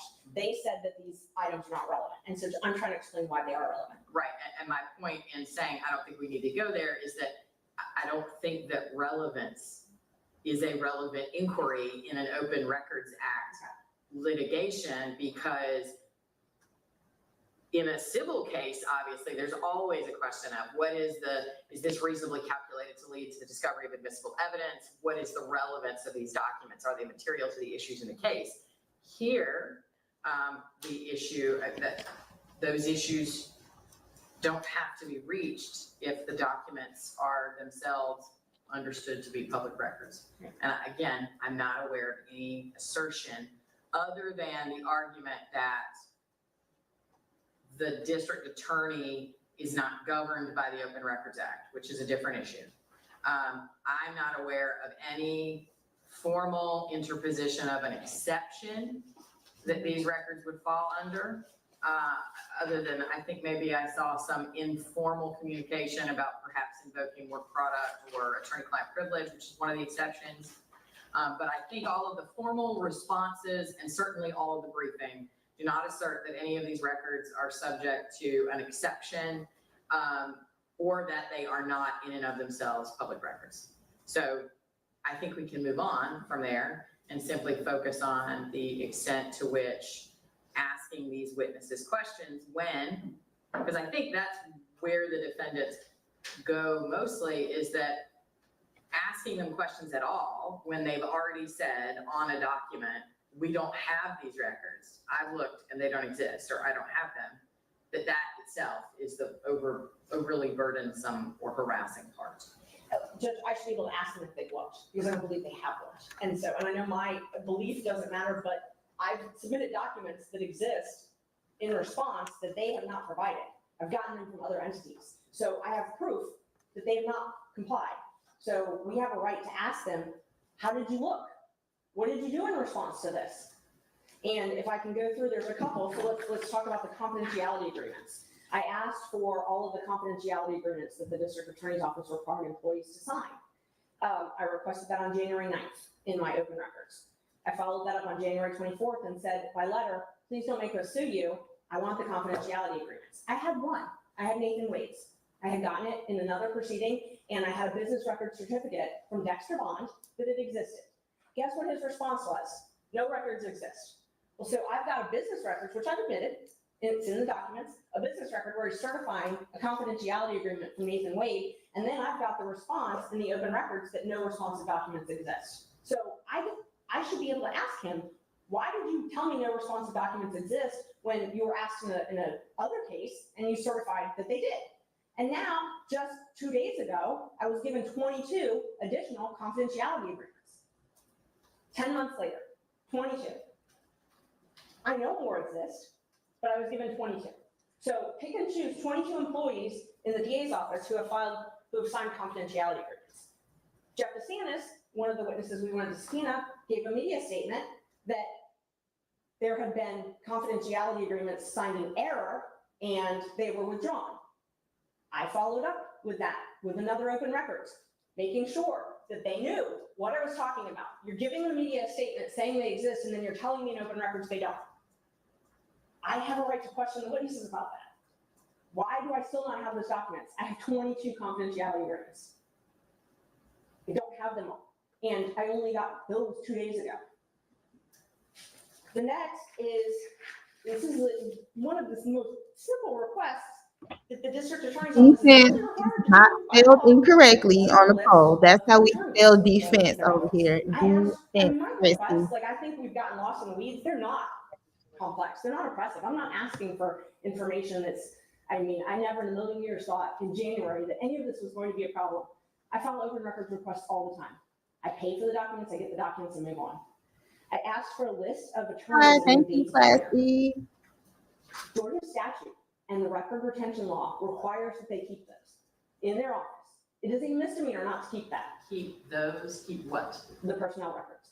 Okay, but in fairness to the defendants, and I know that's what, one of the things they've asserted, if they don't have a list, right, they might have a, let's call it, they might have a file cabinet somewhere, probably electronic, of personnel files of the people who work in their office. I know you've mentioned, and I am familiar with the reports that the DA's office puts out that says these are all of our great people who are doing great work. But if they don't have a list, they're not required to create a list in order to respond to your request. Correct, they're not. But what they are required to do is be reasonable in their response. So if they think, when I ask for the names of the people who were hired and the dates that they were hired, and that's something I know that they have, and they're not sure, they ask me, and I do this all the time, and they did this. The county attorney, actually, when they were responding to my requests, they asked me to clarify. We discussed it. They reached out to me, made sure that I was getting the documents I wanted. The goal of the Open Records Act is supposed to be to give the citizen asking for records the records. It's not supposed to be hide behind semantics. So if they're concerned because they're like, oh, are you asking for the names of the people who are hired and the date they were hired, which is what I asked for? If there's some confusion, they reach out to me. The goal is transparency. The goal is not to hide and obscure all of this. So when I asked for the people who worked there and the dates they were hired, I used to work for Fulton County. I know those records exist. I know what my employee file looks like. I also know that there's a statute in Georgia that says they have to maintain those. And so I'm asking for it based on what the law requires they maintain. They have to keep that. And I guarantee when they sent this to whoever produced this, they sent this to someone. There's a list that exists somewhere that has the names of the DAs. I can go to the state bar and type in the Fulton County DA and print out a list of the names. This is, they're forcing us to go through litigation to get a name and a date of hire, which is definitely maintained, and that's ridiculous. The other thing that we've asked for is, and by the way, just on that, the personnel, the Records Retention Act. So there's a statute in Georgia that requires, it's 50-18-102. It's a misdemeanor to not keep records in regards to what the Records Retention Act requires. The Records Retention Act requires that they keep personnel records for 50 years. Now we objected to sign because the Records Retention Act is not part of this case and come out of it. The retention is always relevant to open records, Judge. So I'm not sure I understand the basis of your objection. I'm going to overrule it for now, because whether the county has the documents that have been requested, I think goes immediately to the extent to which they're obligated to have them. I agree that no one has sued or asserted a violation of the Records Retention Act, but to the extent that it's in the same title, it is informative about what the understanding and obligations that parties might have about those documents existing and continuing to be maintained. So to the extent that you're objecting that they're asserting a violation of the record retention obligation, I agree with you. We're not going down that road because that's not before us. But to the extent that that statute can be informative about whether the documents that were requested should still exist, I think I'm going to allow it. Go ahead, Ms. March. Thank you. And I'm not going down that path deep. It's just when I am asking for records, I have to make sure that they exist before I ask. I don't want to waste my time in an open record. So I use these statutes to ask for records. And when I'm told they don't exist, and I know the law requires they exist, that's concerning. And I have a right to ask follow-up questions to that. For example, on the personnel card, the law requires that the DA keep a list of all employees with ID cards.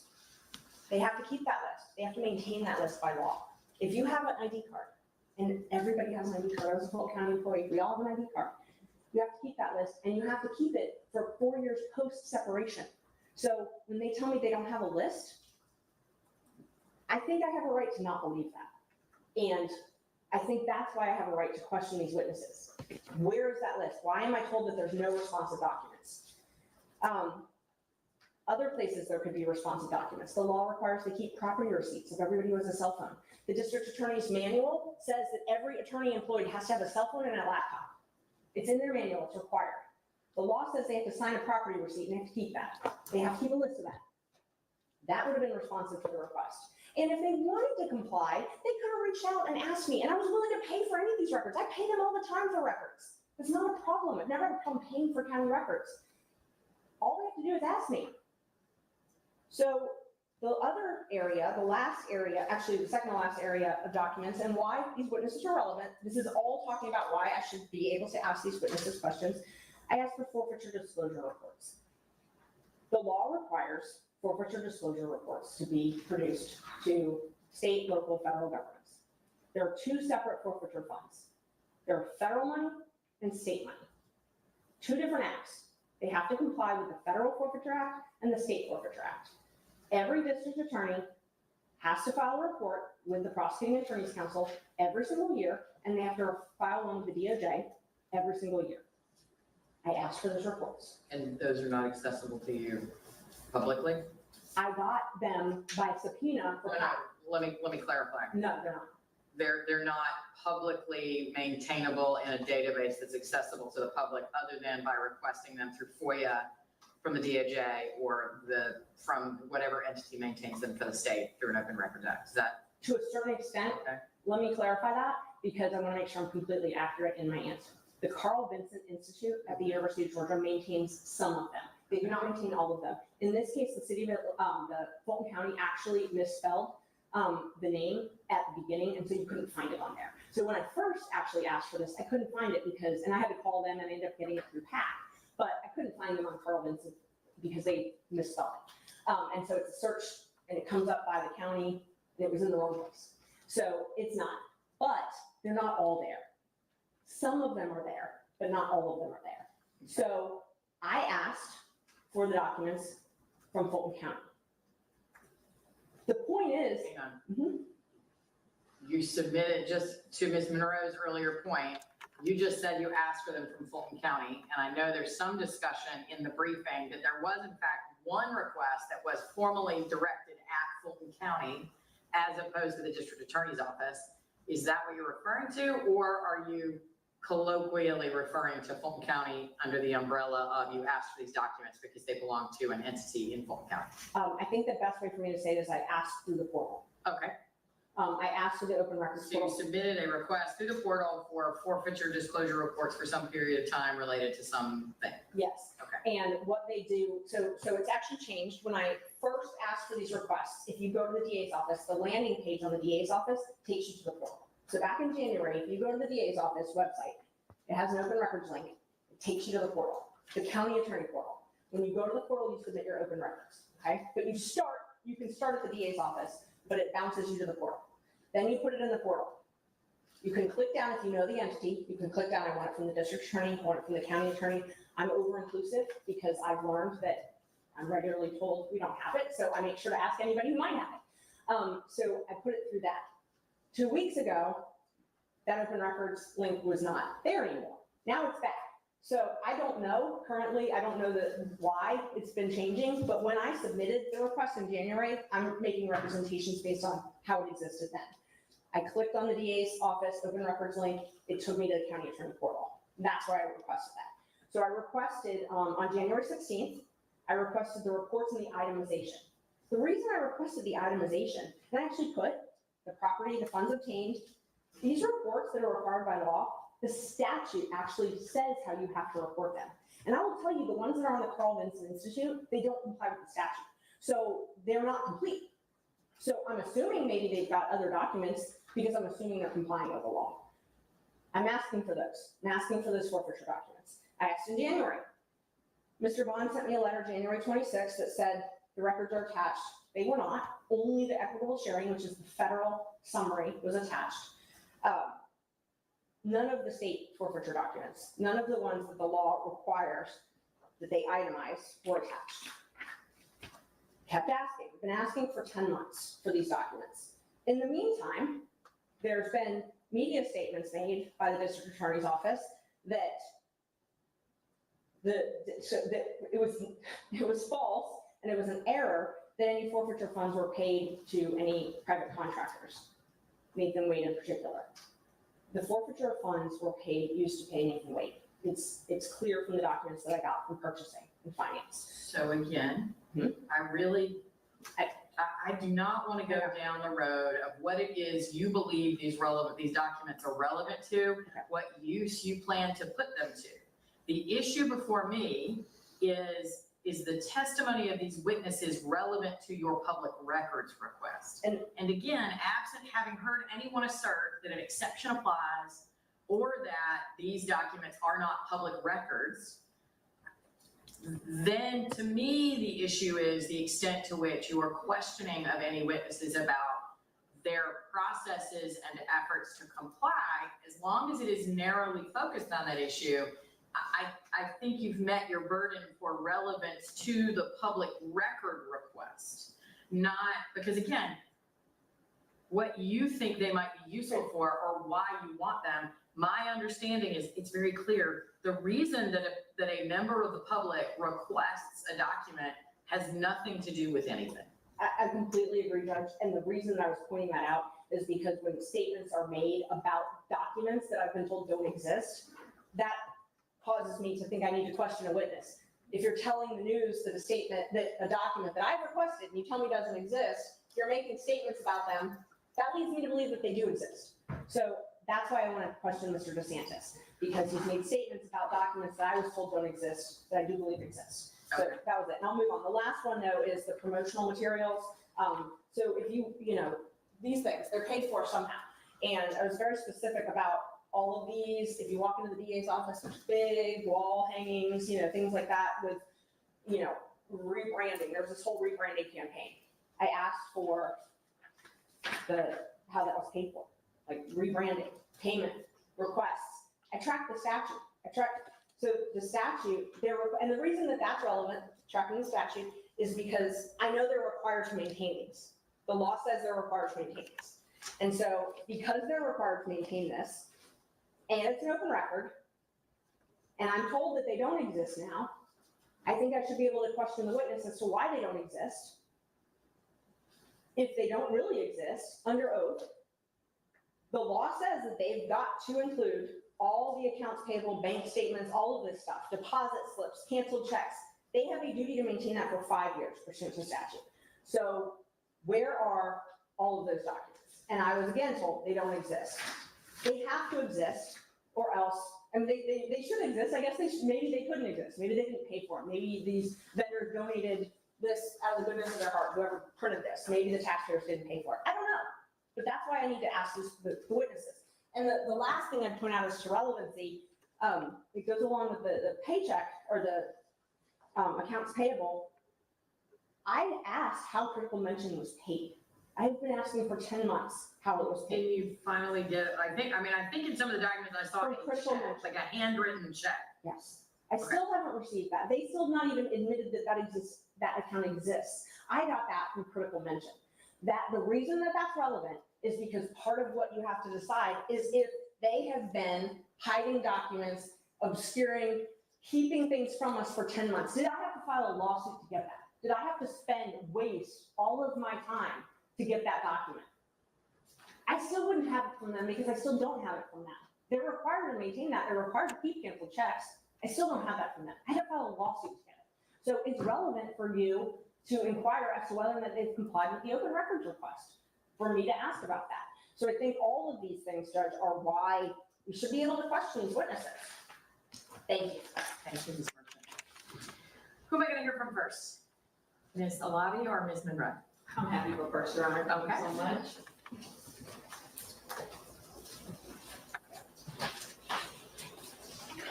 I'm sorry, Your Honor. Do I pause for a small use the restroom. Sure, no problem. We will take, it is 10:56. We're gonna take a break until about 10 after 11. Thank you. Thank you. Yeah, one moment. Okay, guys, so what do you think about the argument that Ashley Merchant made? Basically, she's saying that there are funds being used for all of these, I guess, branding materials and just different items, and that the district attorney's office has a duty to record keep and to present those records. CJ is so funny.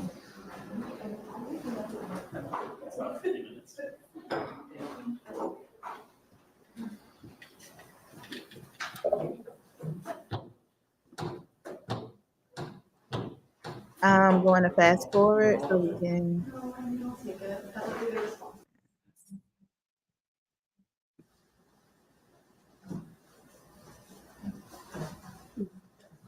Please make sure that we're.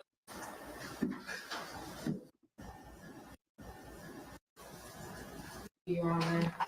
I'm sorry, Your Honor, before we do go officially back on the record, I just wanted to address everyone to remind them Zoom makes this just a little bit harder for me. So if we could please make sure that we're speaking maybe a little bit slower than we normally would and directly into the microphone, that would be a huge help. Absolutely. Thank you so much. Thank you. Go ahead, Ms. Alani. Thank you, Your Honor. Judge, I filed these motions to quash on behalf of the non-parties, Jeff DeSantis, Paula B. Bailey, Kevin Armstrong, Jeremy Murray, Jasmine Dilligard, and Dexter Bond. And we filed these motions under OCGA 241323. And we're filing these motions and believe that these subpoenas should be quashed because these employees have not been properly served. They have no firsthand knowledge of relevant issues with regard to the open records matter before this honorable court. I'm going to put an asterisk next to Dexter. He's a little different, so I'm going to separate him out from the other employees. And I note that your motion is also procedurally differently cast regarding him. Is that right? Yes, that's correct. And you talked about that a little bit with plaintiff's counsel with regard to Mr. Bond having knowledge and being the business records custodian for the office. So his motion is filed as a release from the original, what I call the original subpoena, the one that was received via email on August 2nd of this year. And so his is a little different. And the subpoenas are unreasonable and oppressive. And as I just stated, on August 2nd of this year, the plaintiff emailed a number of subpoenas to members of our office. Those subpoenas were subpoenas for the production of evidence. They did not require witness testimony. Specifically, each email contained a business record certification, which That's exactly what each happened. individual, Jeff DeSantis, Paula B. Bailey, Kevin Armstrong, Jeremy Murray, Jasmine Dilligard, and Dexter Bond completed those business record certifications along with the responsive documents and did provide that to counsel and to this honorable court. And we subsequently, on the 13th of September, last Friday, did receive via email to one or more of the individuals previously aforementioned, another subpoena for the production of documents along with a witness subpoena. But I want to note for the record that that subpoena is different. It asks for different information than the one in which the original hearing started on September 5th of this year before this honorable court. What do you mean different information? Different information is contained therein. So the first subpoena, the subpoena dated August 2nd, 2024, asked for 4 items, all emails and text messages concerning critical mention, etc. Second, all emails and text messages, including links with regard to attachments with critical mention. Number 3, PowerPoint presentation identified as media relations executive team presentations for November 30th, 2021 PowerPoint. And then number 4, and lastly, for this particular subpoena was an analytics graph. The email subpoena that was received by members of the office dated September 13th from the plaintiff's firm asked for 7 things. It asked for critical mention emails and text, checking account information through a Wells Fargo bank with an account number, confidentiality and non-disclosure agreements. Number 4 is forfeiture documents. Number 5, attorneys hired and dates of hiring. Number 6, promotional material. Number 7, rebranding material. Different. We've already started this proceeding. We've already had some arguments with regard to the issues contained therein, and then we get an email saying that we're going to receive certified mail with yet another subpoena asking for different things. And so I'll talk a little bit more about that when I get to the overburdensome portion of this argument. The emails, or excuse me, the subpoenas that we acknowledge receipt of, because there was never consent or agreement or waiver that the emails from August 2nd were properly served. However, District Attorney Bonnie Willis, members of our office, we always try to ensure that individuals that reach out to our office have the things that they need. Transparency is the touchstone of who we are as prosecutors. We take a special oath to ensure that individuals that come before us or who contact our office are serviced well, that our constituents know that we are there for them, and that we are doing everything that we can to get them the information they are looking for. So notwithstanding the fact that counsel has yet again failed to properly serve members of this office with a valid subpoena, we did turn over the documents that were asked for. My motion does not go into whether or not there was proper service with the August 2nd subpoena. At this point, it's inconsequential. She has the information. The information has been provided. We have done that. We have complied. At this juncture, we have satisfied the terms of the subpoena. Subpoena asks for documents they have. And so at this point, there's nothing additional that is needed. And I will note for the record that during the September 5th hearing, there were 2 individuals that joined the Zoom, Ryan Holmes and Andrea Geiger, with critical mention. And less than 5 minutes into that hearing, according to the timestamp on the Zoom video, those individuals, For the record, not an official court record of the proceeding that occurred that day. yes, ma'am, I understand that we can all use it as a reference point. Just to be clear, not an official court record. absolutely. Those individuals were allowed to be excused as their business record certifications were sufficient. They did the exact same thing that we did. They provided business record certifications with the information that was provided, that was requested from the plaintiffs.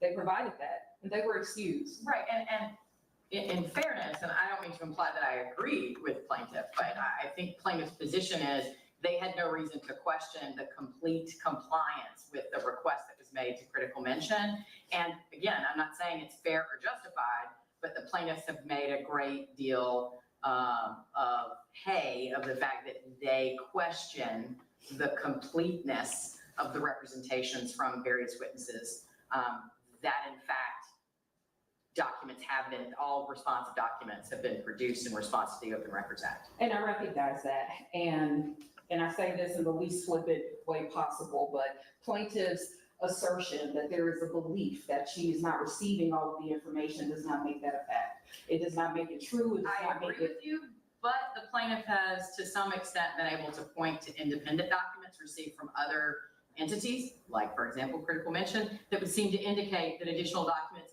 should exist. Maybe they don't anymore. Maybe they're not in possession of somebody. There might be lots of reasons that they weren't produced in response to the Open Records Act that aren't willful or in bad faith. But I think in fairness, the plaintiff has pointed to third-party documents that would seem to indicate that those documents did exist at some point. And I think in fairness that there has to be a look at the totality of the circumstances. The district attorney's office is not the IT custodian. We only have access to records to a certain date. We do not contain, or have a database that is big enough to keep every single email, every single correspondence, every single document that may have been received within the office. That is literally why we have an IT department. And so if we do not physically have it within our office, we literally, not even 6 months ago, had a cyber attack with this county. And so this assertion that there is a disbelief that there's some nefarious intention, or that we are hiding something, that we are intentionally trying not to give documents or information to the plaintiff or anyone else, is quite frankly just not accurate. Our track. So here, look, I'm going to back us all up again, and I continue to do this. I'm going to do it again because both sides are doing it. We are here because a member of the public requested from a government agency documents about that government's operations, right?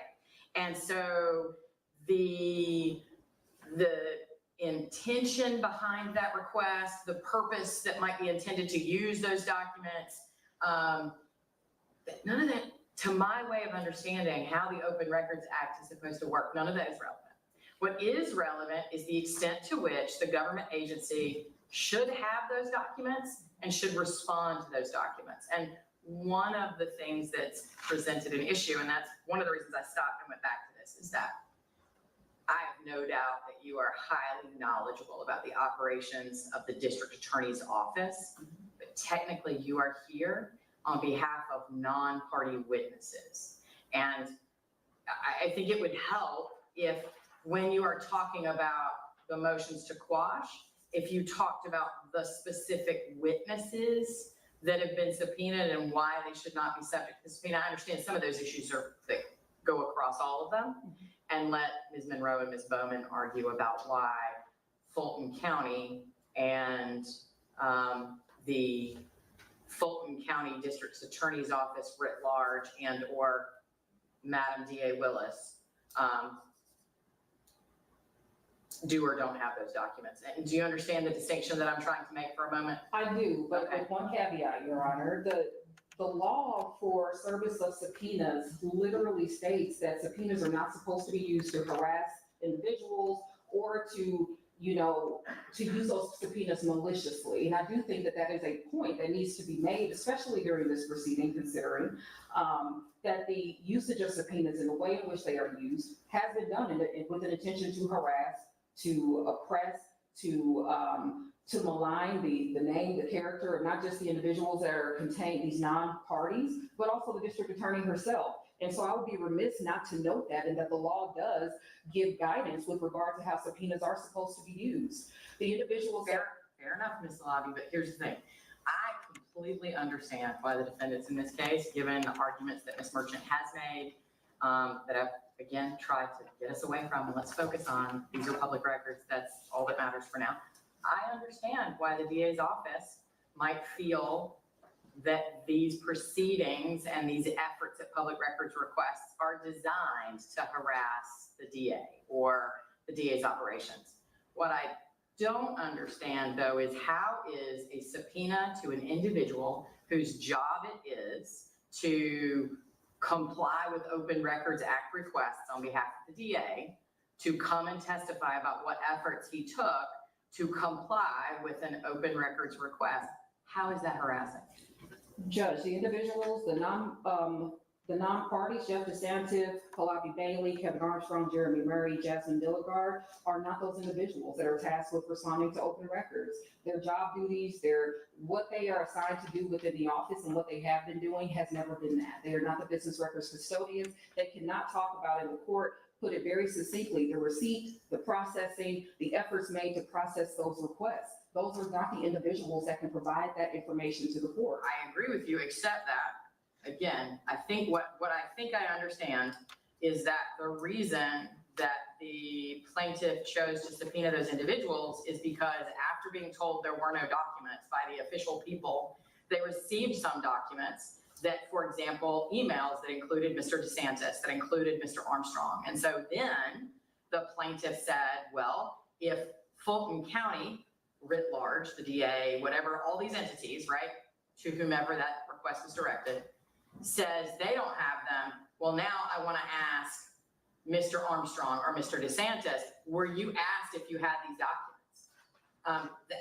I mean, and again, the reason I'm trying to narrow this down is because if these witnesses were to take the stand and Ms. Merchant were to attempt to engage them or question them about matters that don't have anything to do with the request at issue and their association with that request, then I would agree with you, that would start to be harassing. But it's my job to narrow the scope of any witness's testimony to the matters that are properly before the court.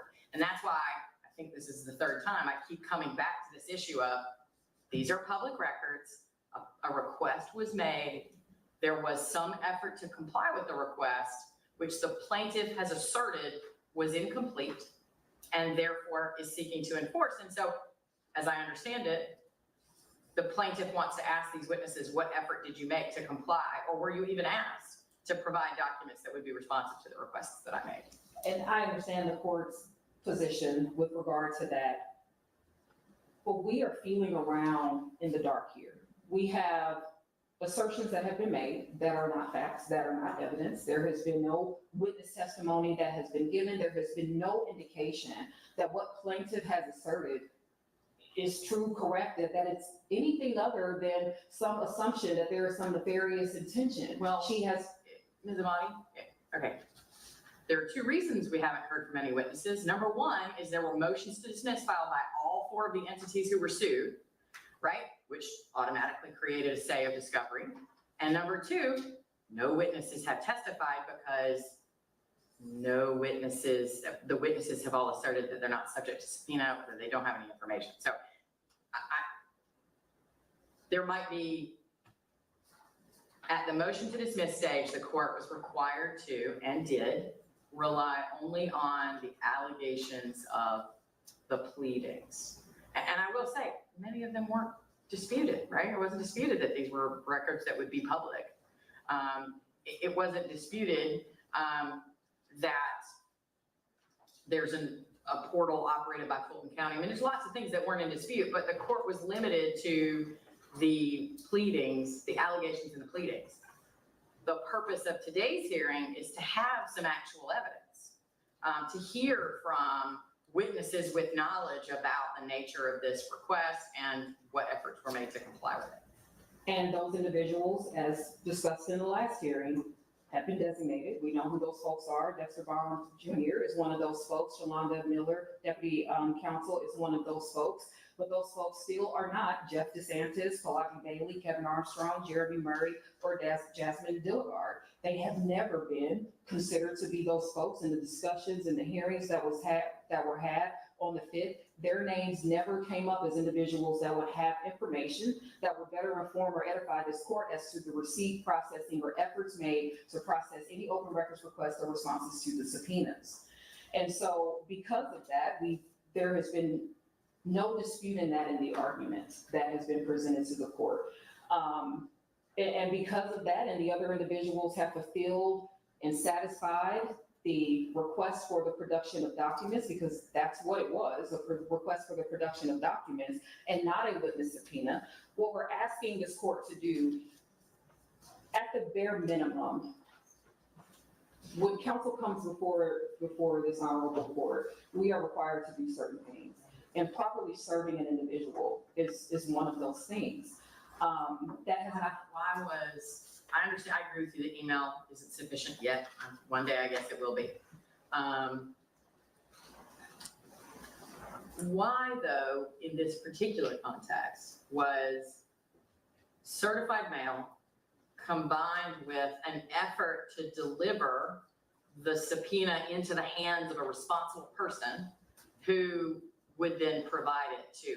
And the reason I ask that is, certainly we don't want to live in a universe where the requirement is that individuals personally go and find individual ADAs or individual employees of the DA's office to put a subpoena in their hand when what they're being asked about is their work, and instead accommodate the delivery of a subpoena to a responsible person who will then place it in the hands of the individual who works at the DA's office, given particularly that the DA's office is a limited access location.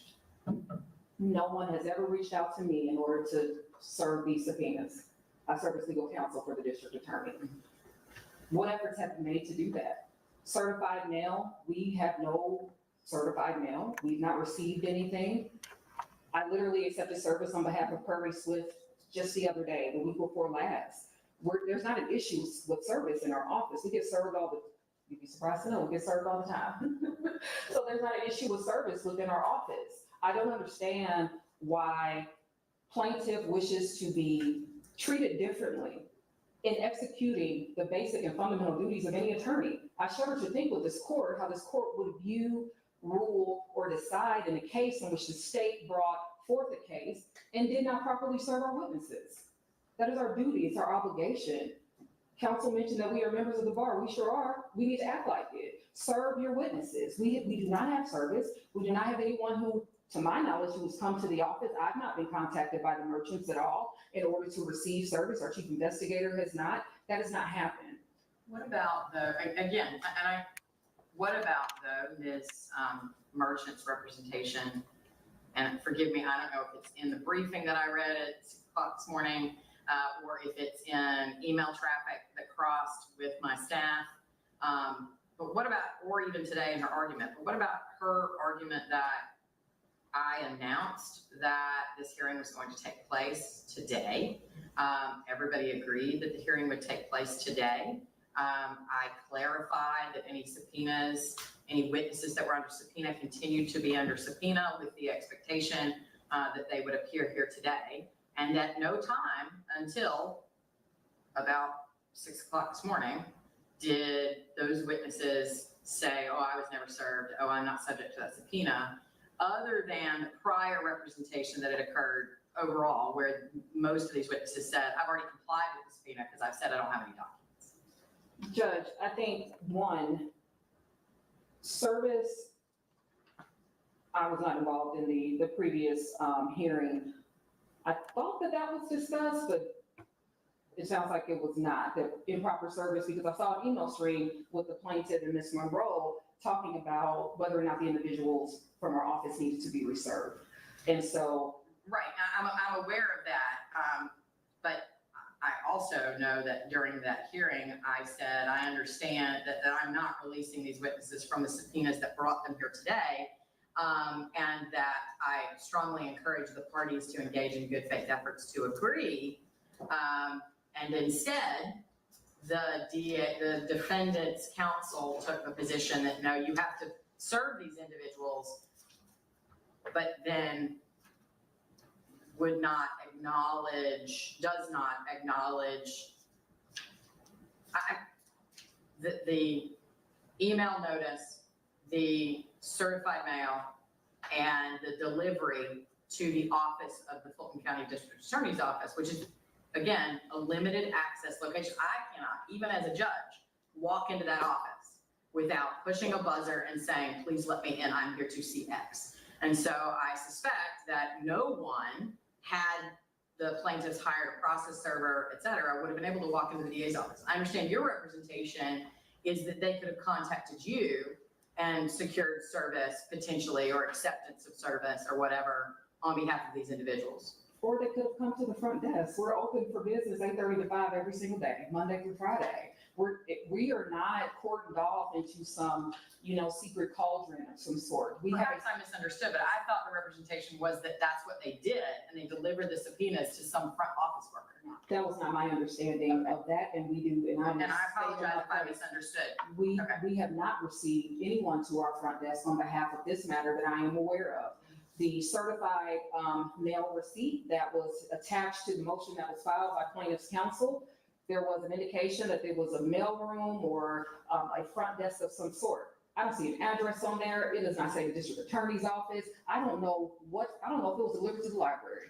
We have no way of knowing what efforts were actually undertaken in order to facilitate service, other than we don't have good service. We were not served. There was no indication that anybody came physically to the government center and to the district attorney's office in order to effectuate service. Okay, so are you arguing that the representation made by the plaintiff that they served by certified mail and attached copies, that those are somehow not accurate or authentic? I don't know what they are. I don't have anything that shows, proves, verifies that whatever counsel was representing made it to our office, actually made it to our office. I don't have that. Okay. And so let me ask you this. So let's say that I disagree with your assertion that the testimony that might be sought from these witnesses is overly burdensome or harassing or not relevant. But I potentially share your concern about a lack of service, right? Yes, given that there's no dispute that these witnesses are aware that they were being requested to appear, right? To my knowledge, there's no dispute that these individuals, given your appearance here today, Also given at least one of the witnesses contacting my office saying, hey, can I please be excused until later in the day? Well, then why not simply acknowledge service and let's start over again in the morning and actually have the evidentiary hearing that was intended to be had and about which everybody had noticed since September the 5th. I think there's a particular irony in asking that of the state, the non-moving party, when all counsel is not asked to do their jobs, right? We have a duty. We have requirements that we have things that we are required to do as attorneys. And one of those fundamental things are making sure that we have the people there under the proper mechanisms that are outlined in the law in order to be there. There's no requirement on behalf of myself as legal counsel, District Attorney Willis, to waive anything. We do not, that's not a requirement of us. And quite frankly, with all of the vitriol and negative assertions and just the gamesmanship that has been taking place in this case, why would we? We have complied with the Because, as you subpoenas. said a moment ago, almost everybody involved in this case is an attorney who has a professionalism and civility obligation to each other, to the profession, to the court. And again, I fully appreciate and understand that there's lots of gamesmanship, and I don't mean to apply because I know that I don't mean to imply that I don't see some of the gamesmanship coming from the plaintiff side. I understand your concerns. But again, that's why I keep trying to pull us back to, this is a public records request that was served in January, right? Or maybe even before then. Maybe we just got to the point of where's the answer in January. Maybe it was even before then. I don't remember exactly as I sit here. But it's September of 2024. And the plaintiff is taking the position that they still don't have documents they've requested, that the DA's office, whatever we're calling that entity, would have an obligation to produce that are public records. And there seems to be a lot of delay here, a lot of effort to keep pushing backwards instead of making an effort to simply get to the substantive issue, which is, do these documents exist? And if so, why were they not produced? Or do these documents not exist, which is why they were not produced, and therefore why the plaintiff has no claim, no further issue to pursue. And that's what is frustrating the court, and that's what I think y'all both sides should hear at this point, is that this is supposed to be fairly straightforward. And the gamesmanship about which you complain, I'm concerned is being engaged in by both sides. Because it's not that hard for these witnesses to come and say, I got the request, this is what I did, I gave them what we had. Here's what efforts I did when they said, this isn't enough, or I think you have more. These are the additional efforts I made to locate them.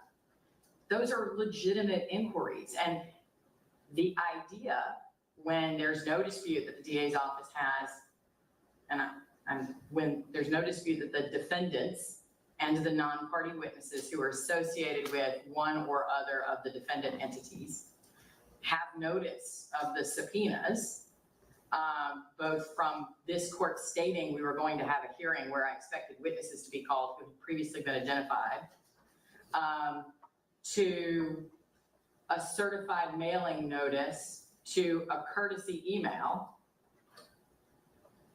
And then my question is, well then, okay, why not just acknowledge service, or let's adjourn the hearing, have the merchants walk across the street, give all the subpoenas to the front door window of the DA's office. And is that going to be sufficient?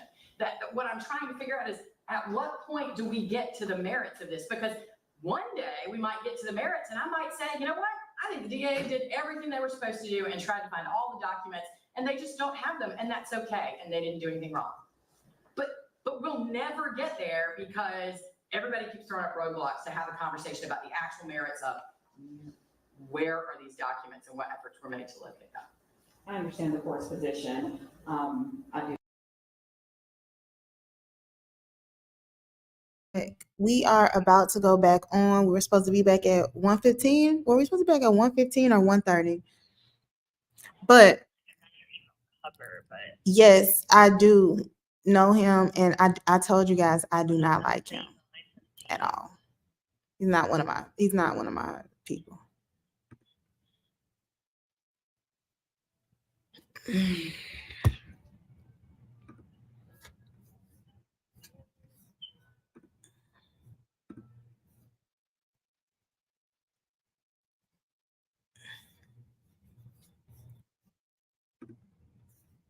So I got it turned back on. I thought she said 1:15. So we'll go back to Fonnie. I think that's interesting.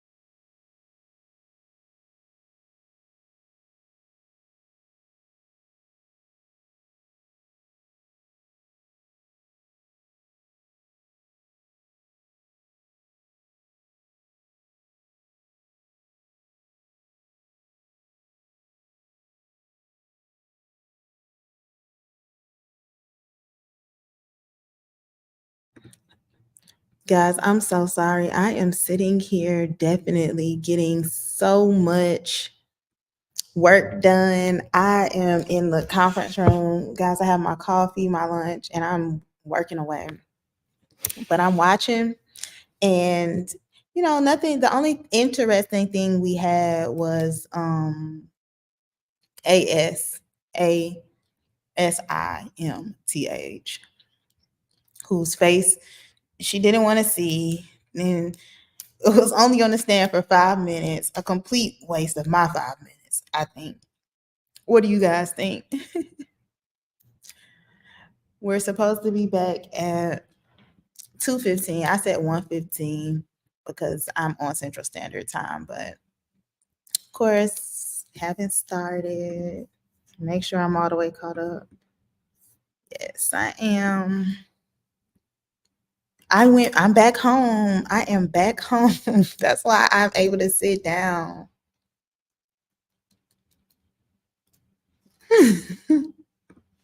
That girl was looking at her like, I know that's right.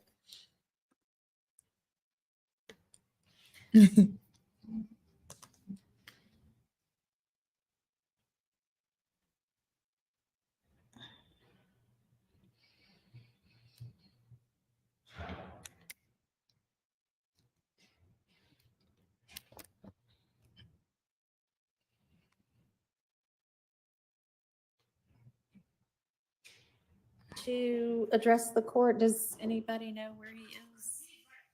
He's right there in the vestibule talking to Mr. Sharp. Okay.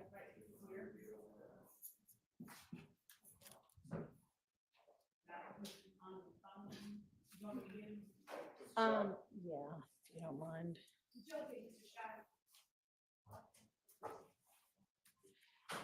Check this out. I can now see over the computer.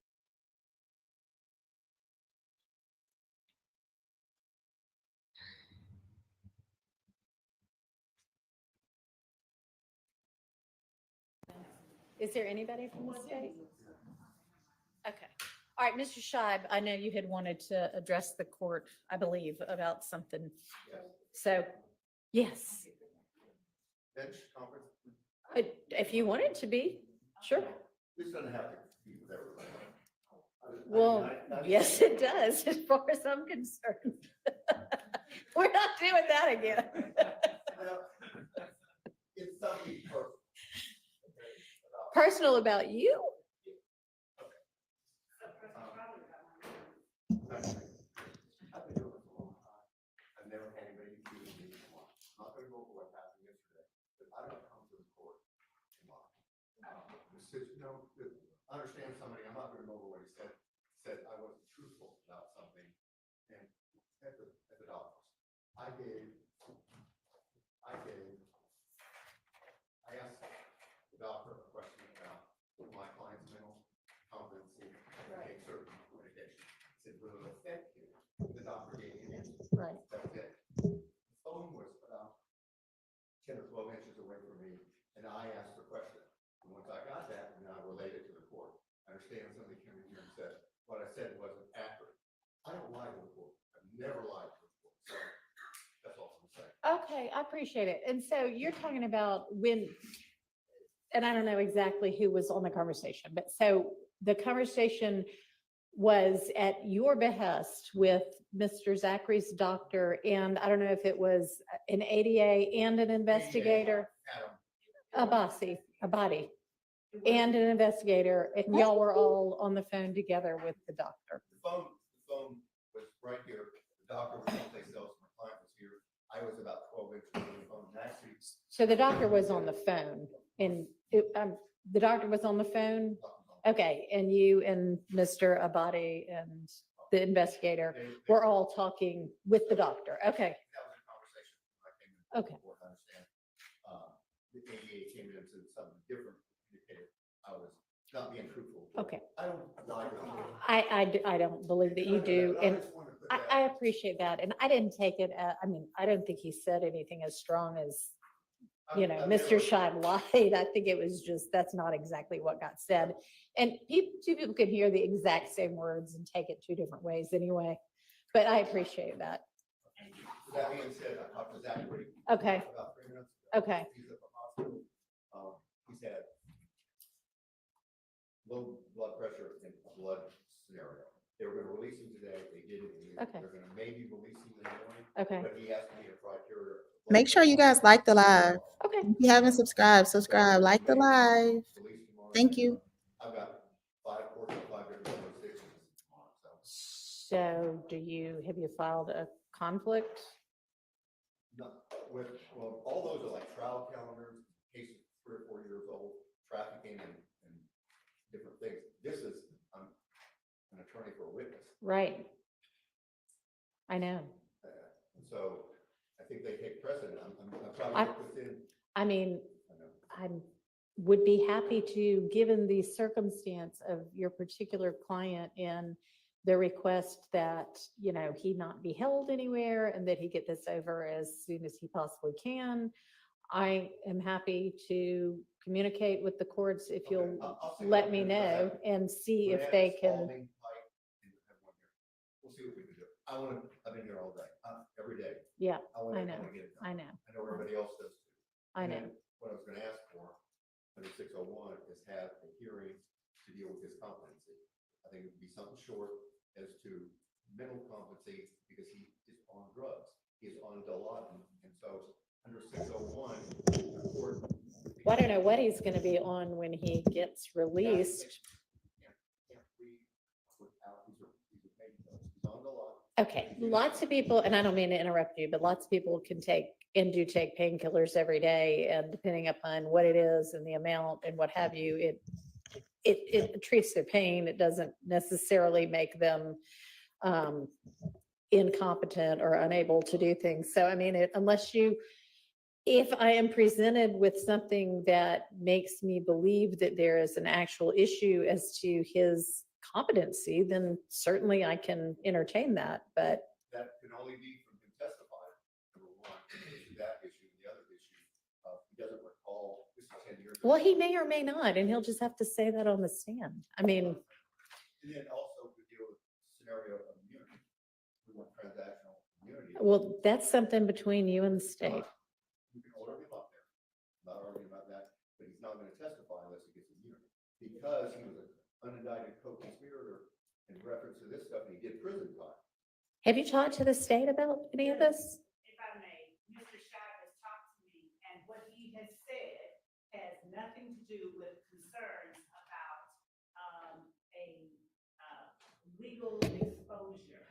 What he has said has to do with fear and not fear. It has to do with fear and his client's desire to not testify, period. You see, I didn't know until yesterday. Excuse me, can y'all mic up? Can y'all use the microphone? Yeah, we'll just walk back to the podium. You'll only be 3 feet further away and then they can hear. I'm sorry. It's okay. I didn't know until yesterday he was part of this 10 years ago. I did not know, he did prison time, but I didn't know that he was part of this.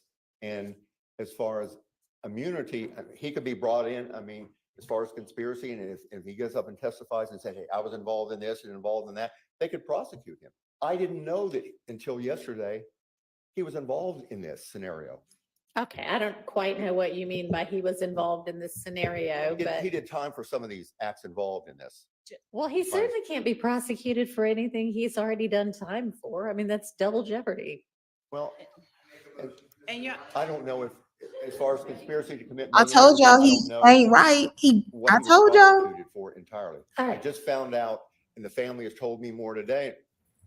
I thought I was getting involved in, I'm fine on it. I told Getting y'all. involved in a scenario where I was going to help him, give him information, whether to testify or not testify. Right. But it turned out to be, and that's fine. I like this.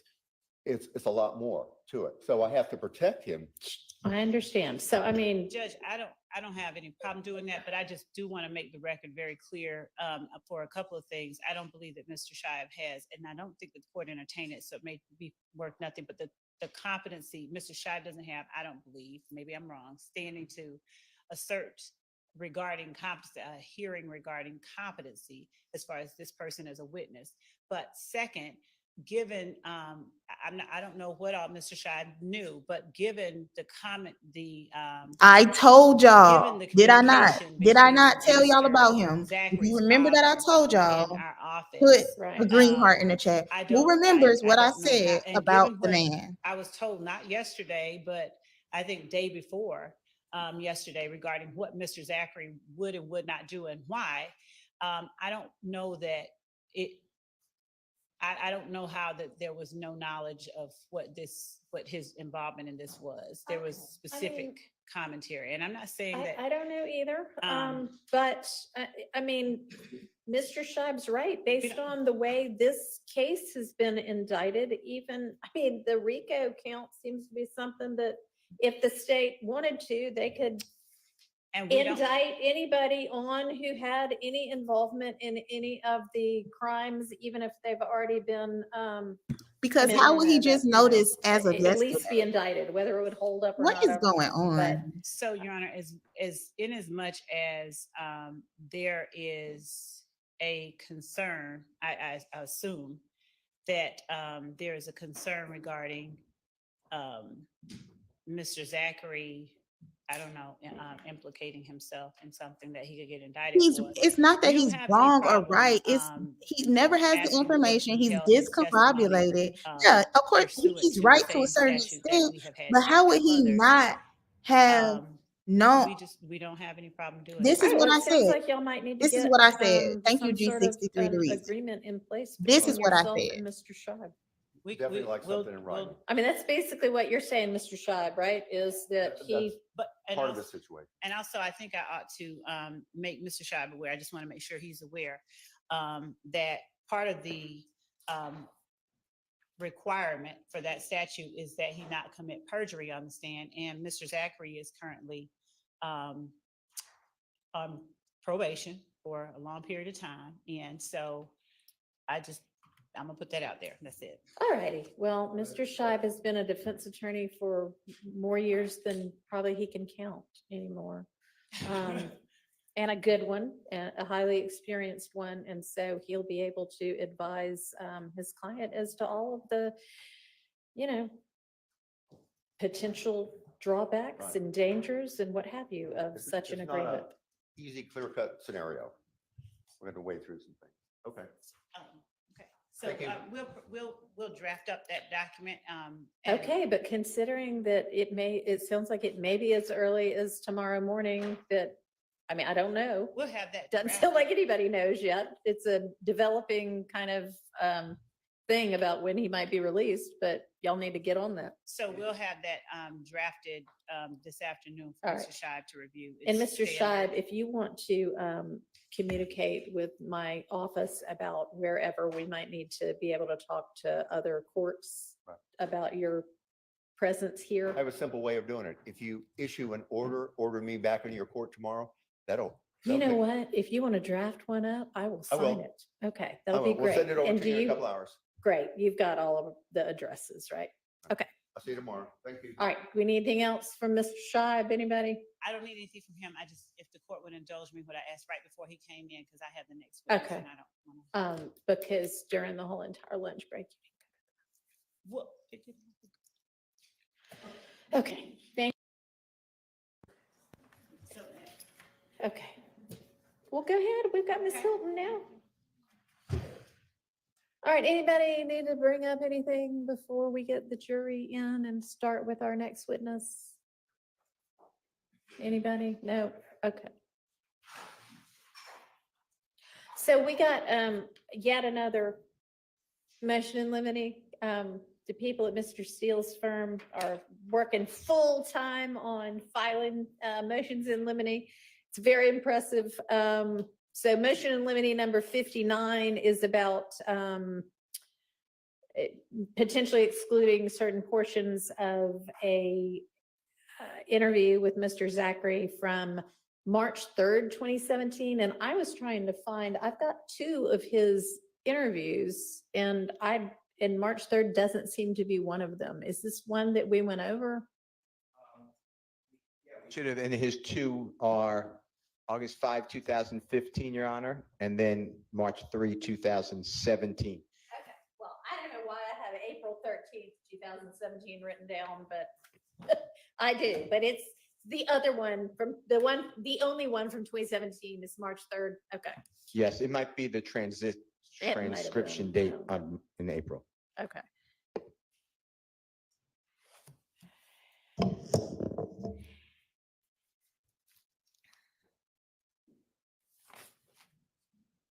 And is that something?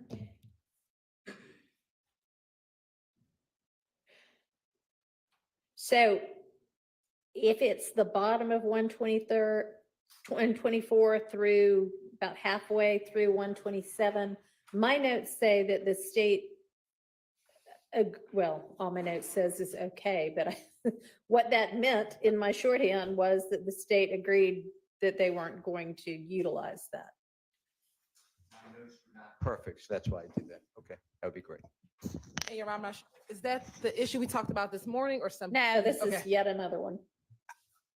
I don't have Mr. Steele's email and because I was not present during. So if you want to just, I mean, I printed it out because I'm old and you can just look at the highlighted portion and see what it is he's talking about.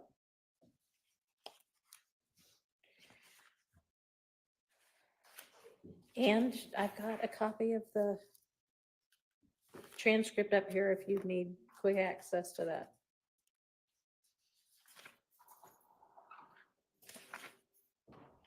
But my notes at least say that y'all said okay on that one, meaning we won't use that one. Do you need to look at the transcript?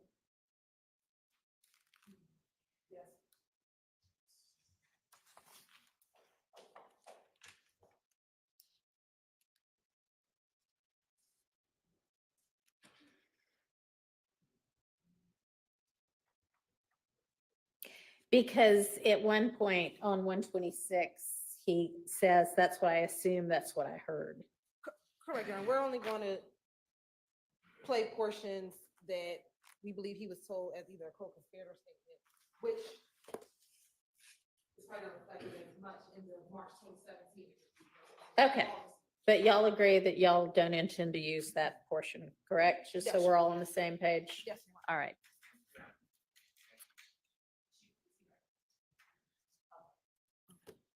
All right, we have our next witness lined up. Okay, let's go ahead and get the jury in.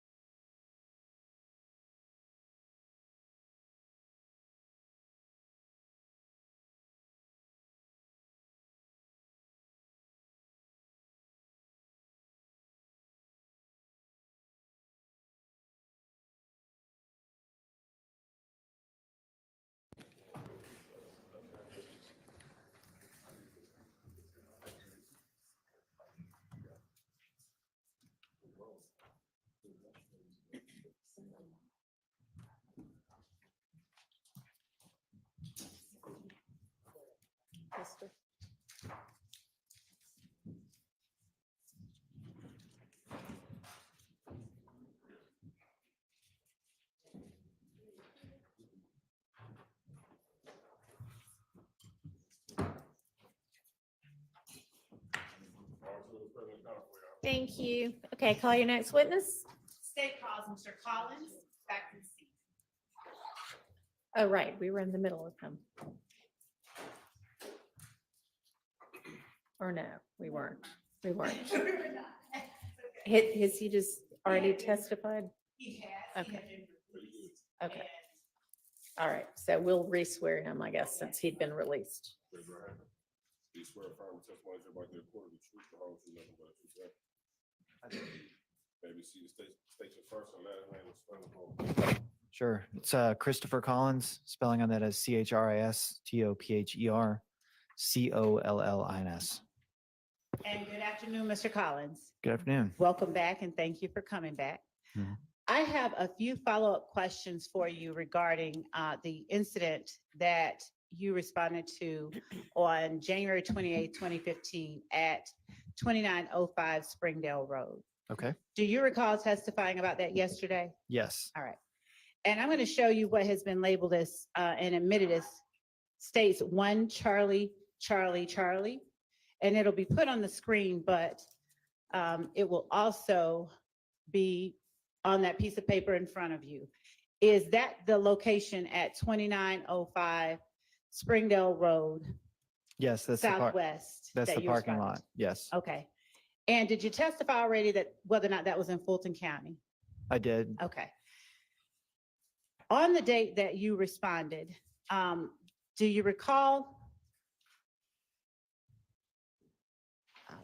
reporting or testifying about one of the units that had been shot up, that the occupant of the unit was not inside at the time that police arrived? Yes, I remember that one. Do you recall which unit that was? I'm pretty sure it's P3 without looking at my report. All right. May I show you your report to refresh your recollection? Sure. All right. And Your Honor, this report I think had been previously labeled just for identification purposes as 666 Charlie, Charlie, Charlie. Oh, no, I'm sorry. It's the wrong. I'm going to show him his report to refresh his memory. And for defense purposes, it will be page 8 of 8. Okay. Go ahead.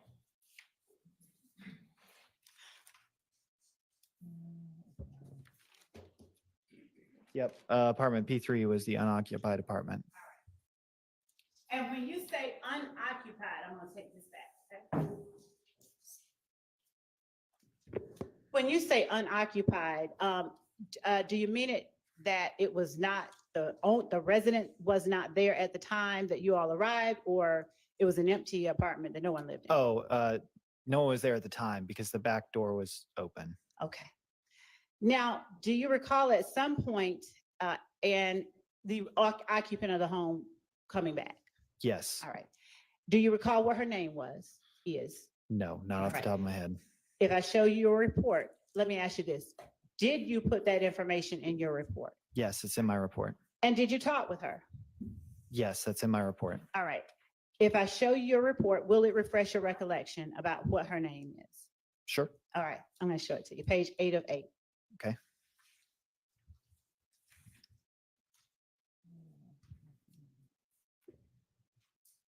And I'll just, for brevity's purposes, point you to that last. Yeah. I've got the last name as Smith in here. Now, on your report, do you, in the first part, I'll say, do you list the victims' names as you learn them to be? Yes. All right.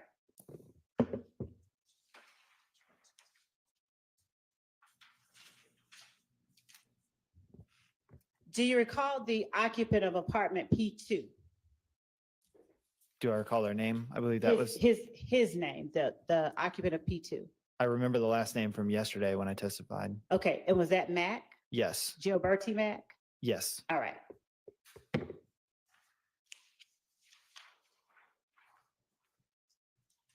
And, excuse me. On the report, page 3 of 8, if I show you your report again, do you list not only the name, but phone number and address of the victims that you've identified? Sure. If I see it, I can. I will show you page 3 of 8. Okay. Would you look at what you've written for unit P3 and tell me if it refreshes your memory? Yep. All right. What was the full name of the person who lived in unit P3? It's, I'm just going to spell it. First name is ANTRIVIA. Last name is Smith. All right. And without saying what it was, did you also have a phone number for Ms. Smith? Yes. And did you get that phone number from Ms. Smith? Yes. Was it still nighttime when she arrived at her apartment? Yes. Were there still units besides yourself on scene? Yes. Were there still crime scene technicians processing the scene? Most likely, without an accurate count, I would say probably. All right. I'm going to now show you what has been marked as State's Exhibit 38.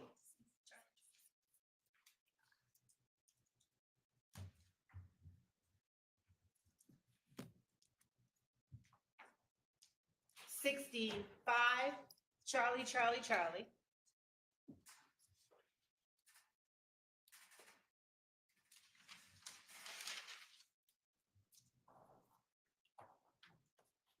And I'm not going to publish all of these. I'm just going to ask you whether 65 Charlie, Charlie, Charlie through 108 Charlie, Charlie, Charlie pertain to the apartment that belonged to Miss Smith that you dealt with. Okay.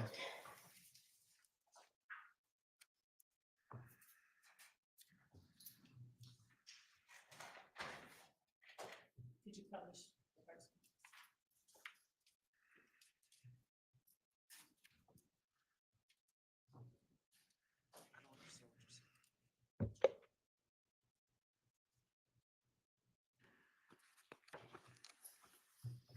If we could put up State's Exhibit 66, Charlie, Charlie, Charlie.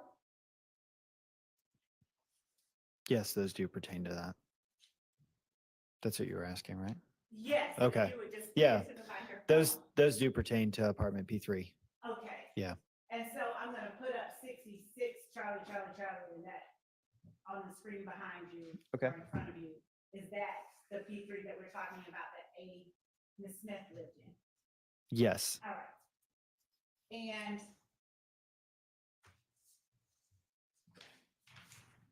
do you have any independent recollection of how long you spoke with Ms. Smith while she was on scene? No. Do you recall,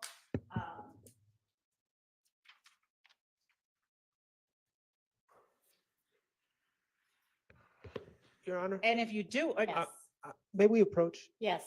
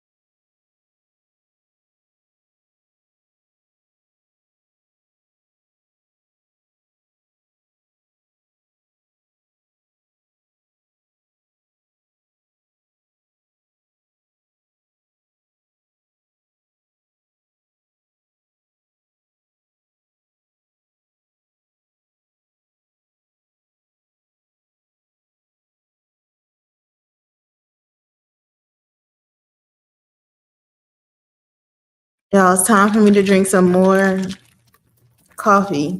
I got this mocha order. I need some water though.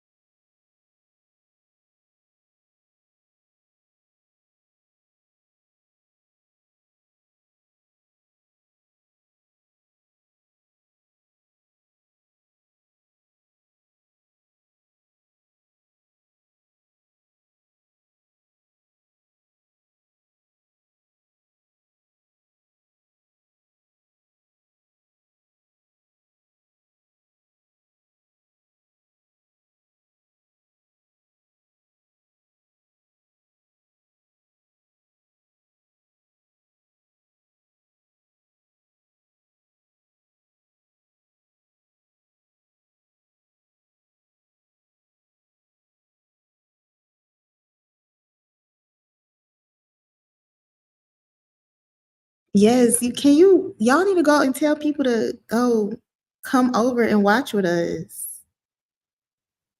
Please, y'all, come on. Let's get our channel going for real.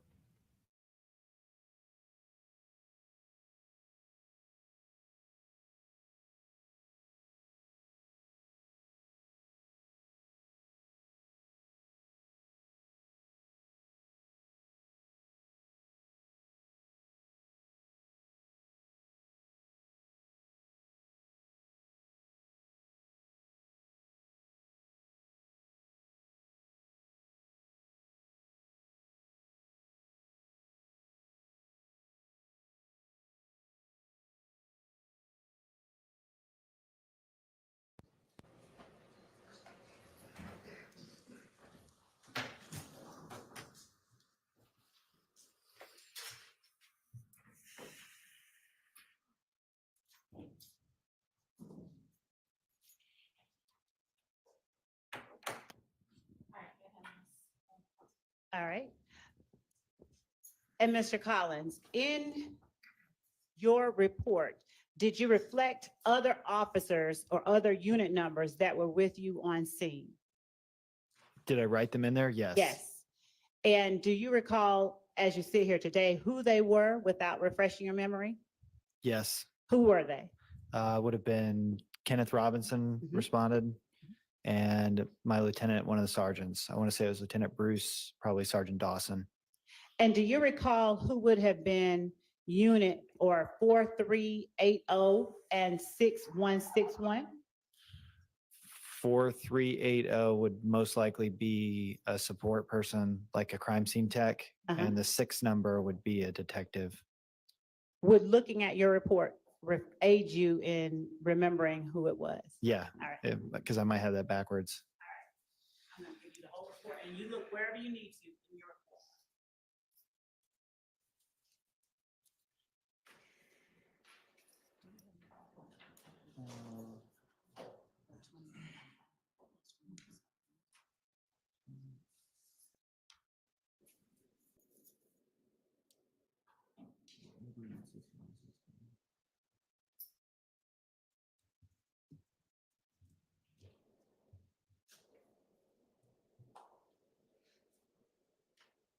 Okay, so 4380 and 6161 are listed in here. Most likely as investigators that would have shown up. There's a 7 number that's a crime scene tech. Okay. Would you tell the jury what your responsibility as it related to those investigators that would have shown up were? And you can look through any part of your report to refresh your memory if you need to. My responsibility on scene to them is to get there and arrive to a scene and secure it, and then notify the proper authority or person to investigate the scene. And as you're on scene, when you said, did I hear you earlier testify or did you not, that you spoke with Ms. Smith? Yes. Okay. Now, were you present when she spoke with anyone else on scene that you could recall? I mean, not that I can recall. All right. If I give you your report, might it refresh your memory? Sure. Okay.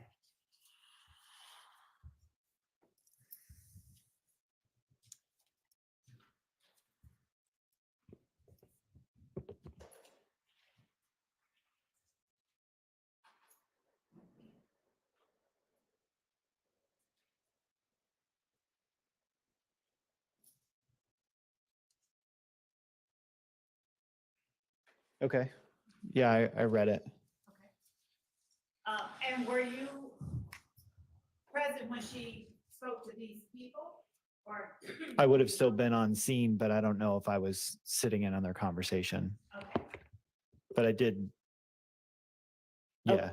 But you did what? You can say whatever it is. I mean, I wrote down in my report that she had made statements. Yes. Yeah. Okay. Now, do you recall what statements she made to you or what statements you heard her make? I do, after I've just seen my report. Okay. And so that I can be precise and we cannot be imprecise, Yep. Did she tell you who was either staying Your at her? Honor, I'm going to object on foundation. It's not been properly laid at this point. Your Honor, the witness just stated that he recalled after reading the report what he heard or what. The witness recalled in response to Madam Prosecutor's question that he was present for a conversation between the witness and the other two, and he was there on the scene. It's not been clear who the statements were made to. He just said he remembered what he recalled hearing, so overruled. Do you recall hearing Ms. Smith talk about a friend of hers who had been at her place? Yes. And what was that friend's name? I believe she gave a nickname. What nickname was it? If you need to look at it again. Yes, so I don't misspeak. Okay, and just the name. I wrote in here Lil Kel, And how did you spell Kel? Kel. All right. And without going into anything else beyond, let me be very specific here.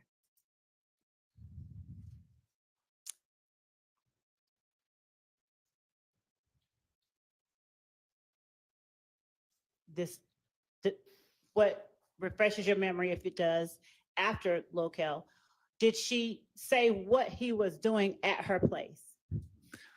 She stated that he was like hiding out at her place. Hiding out at her place? Yes. All right. Now, did Ms. Smith also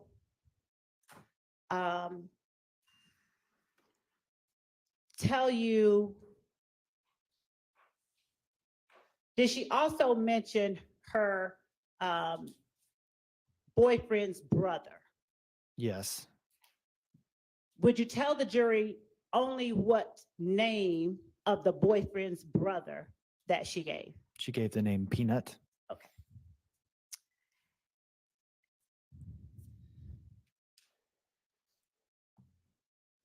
Was Miss Smith's unit the one that had the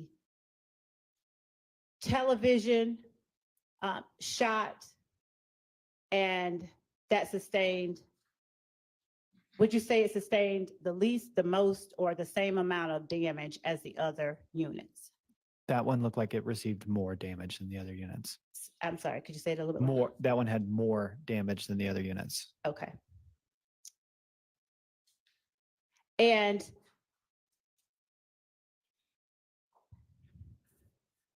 do you recall whether Ms. Smith gave you any information about requests she had made of her neighbor, Mr. Mack? And if you don't, I'll let you read it. And if it still doesn't refresh your memory, that's fine. Okay.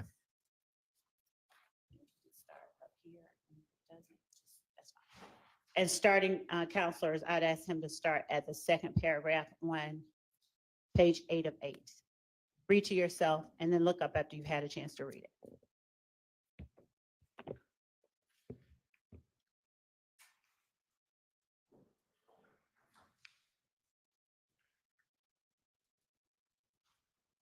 Okay. Yeah, I wrote here in the report. Don't Okay. say what you wrote in the report. Yep. My question is, do you recall after reading your report, whether Ms. Smith relayed to you or within hearing of you anything about requests she made of Mr. Mack? I don't remember Okay, that. all right. Now, did you list in your report the names associated with those numbers that you mentioned, those unit numbers? Yes. And would you read or find that area in your report where you list the names associated with those unit numbers? Just, you can turn on any page that you Sure. need to. Well, they're all written like in order of the Okay. apartments we went to in the narrative. All right. And so in the last paragraph, where there is unit number 4380 and 6161, are you able to say which names are associated with 4380 and 6161? Did you write that in your report? Anywhere? And you can look on other pages. Yep. I did write it down. So which names were associated with which name was associated with 4380? That's Bacon. It's an investigator. All right. And what kind of investigator is Bacon? He would have been a general investigator. And what does the general investigator do in relation to what you do? They respond to any major incident that happens overnight when all the rest of the units are not in. They're kind of like a catch-all detective. And 6161, who is that one? That last name is Curry. Okay. And is that investigator, officer? That is a gangs unit. Okay. So Now, how did the gangs unit get involved? Do you know? Without saying anything in particular? Just yes, if you don't, that's fine. it's typical to notify them in a situation like this. Okay. Without talking about what anyone said, when you say in a situation like this, are you able to explain what you mean? We had responded to several of these in the same area, In the same area? in the same part of town. Yeah. Okay. And when you say part of town, could you be any more specific? In the southern part of Zone 3. Okay. And in your report, do you indicate that Ms. Smith spoke with both Investigator Bacon and Investigator Curry? I do. I indicate that at the end. Now, in your report, do you say specifically that she spoke with you?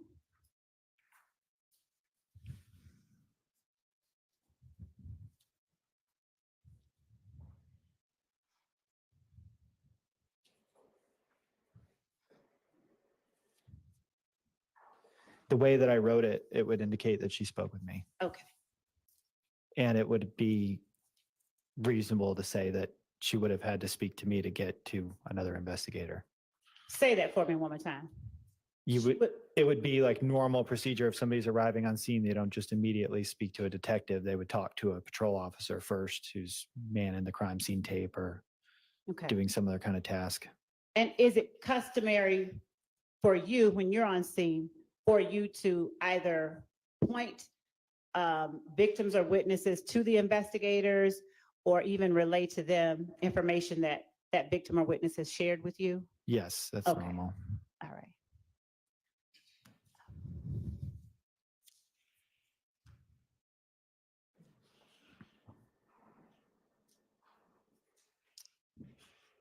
Just 1 second.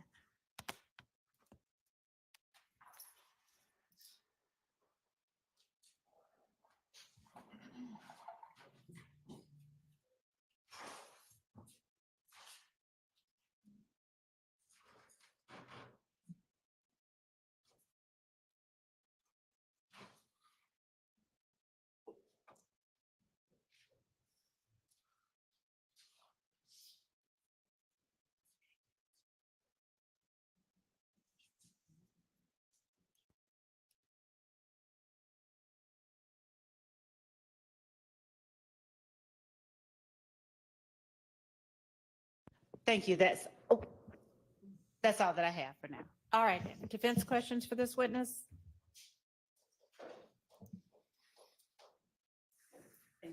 Yeah.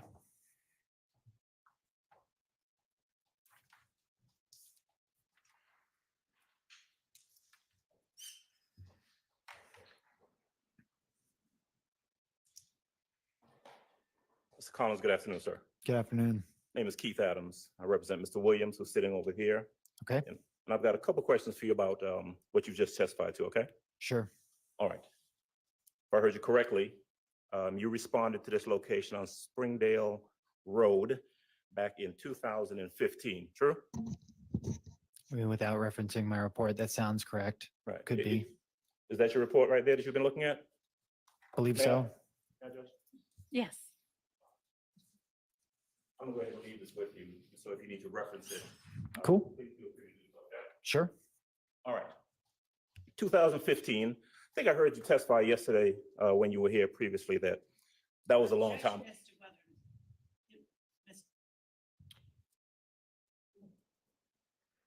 A belief about what Mr. Adams All right, I think it's just trying to call the witness's attention back, so I'll permit that, and if that's not correct, then please correct that in your answer. Did you testify previously, when you were here previously, that that was about 9 years ago? That was a long time ago. Yes, It is fair to say that you don't have a clear, independent recollection of everything that happened in that investigation from 9 years ago. sure. Almost no one would. Right. And because it was a long time ago and you need to refresh your recollection by looking at your report. True? Okay, Which yes, is what you've been doing. yes, Okay. You testified a little while ago about going to apartment P3 or unit P3. Remember that? okay, yes, And your testimony was that when you went to apartment P3, it was unoccupied. There was no one there. correct. That is not the first place that you went to. You'd gone to other units first before you got to P3, correct? That's the order I have it written down. I mean, sure. Okay. Does that sound about right? I mean, the way I kept it organized in my report, I just went 1, 2, 3, and 4. If you were to put a GPS tracker on me, I may have moved differently. I don't know. You just don't really know for sure. We're talking about something that happened 9 years ago at 1 a.m. Right. Yeah. And of course, but we're relying upon your best memory, your best recollection from 9 years ago. True? Yeah, that's And just to be clear, I heard you mention, or you were referenced to, I guess, badge numbers, 4380 and 6161. Remember that? yeah, those are radio numbers, not a badge number. Okay, but those radio numbers are assigned to specific investigators. Yes, but they're probably assigned to somebody else now. Right. It just changes. Back then, it was Bacon and Curry, correct? Correct. And at some point, they arrived on the scene. Correct. Would they have arrived as a result of you calling for them? Probably notifying the GI. So typically you would radio to notify a general investigator, and you would try and raise like either the general investigator would raise a gangs unit, or sometimes the lieutenant would request it. She might have done it as well. Okay, you just don't know for sure. Could have been you, could have been someone else. Sure, but it was done on scene, yeah. And although P3 was unoccupied when you got there, at some point, this woman by the name of Miss Smith showed up, correct? Correct. Now, who got there first? Was it Miss Smith, or was it Curry and or Bacon? I mean, I'm not sure. From the way it's written, it sounds like the investigators were on scene before she arrived. Okay, and But- so if the investigators, Curry and Bacon, are on scene before she arrives, Okay. right, they had conversations with her, right? Objection, Your Honor, as No. to vagueness about they had conversations with her if she was on scene. Overruled. Isn't that true? Isn't that what you put in your report? That she spoke, Ms. Smith spoke to 4380 and 6161. Yeah, I wrote that she spoke to them in the report. And so do you have an independent recollection of you actually taking a statement from her before she spoke to those other two officers? I remember speaking to a woman there. I remember her making statements and what this was about. And then I remember alerting the detectives and saying, you should probably speak to this lady who just showed up on scene. I do remember that. So even though they came there before she got there, according to what you just testified, Mhm. you spoke to her first and then she spoke to them? Your Honor, objection, just ask them, just answer. Asked and answered, sustained. Is it fair to say that you never interacted with anyone that night named Kel? Is it fair to say I never interacted with somebody named Kel? Yeah. Yes, from the way it's written, I did not. You didn't see anyone named Kel, right? I mean, no. If you had, you would have put that in your report. I would have put what I did put in there, which was that there was somebody seen like running to a vehicle in surveillance footage. But I mean, You didn't speak to anyone named I didn't Kelly that speak night? to anybody named Kel. That's correct. All right. But let me ask you something. Officer Collins, who did you end up arresting anyone for shooting at any of these units that night? No, Is it fair to say that you were not in charge of any continued investigation after your initial appearance there at the scene? correct. You don't have any information about who may have been involved, who may have done this at all that you could share with this jury, do you? Past what happened on scene, no. Okay.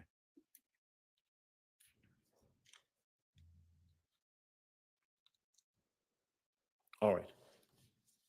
Ms. Collins, that's all I have. Thank you. Thank you. All right, anybody else? Okay, any redirect? No, Your Honor. All right, thank you for your time. You're released, excused. Released. Yes. Call your next witness. Released. Release. Thank you.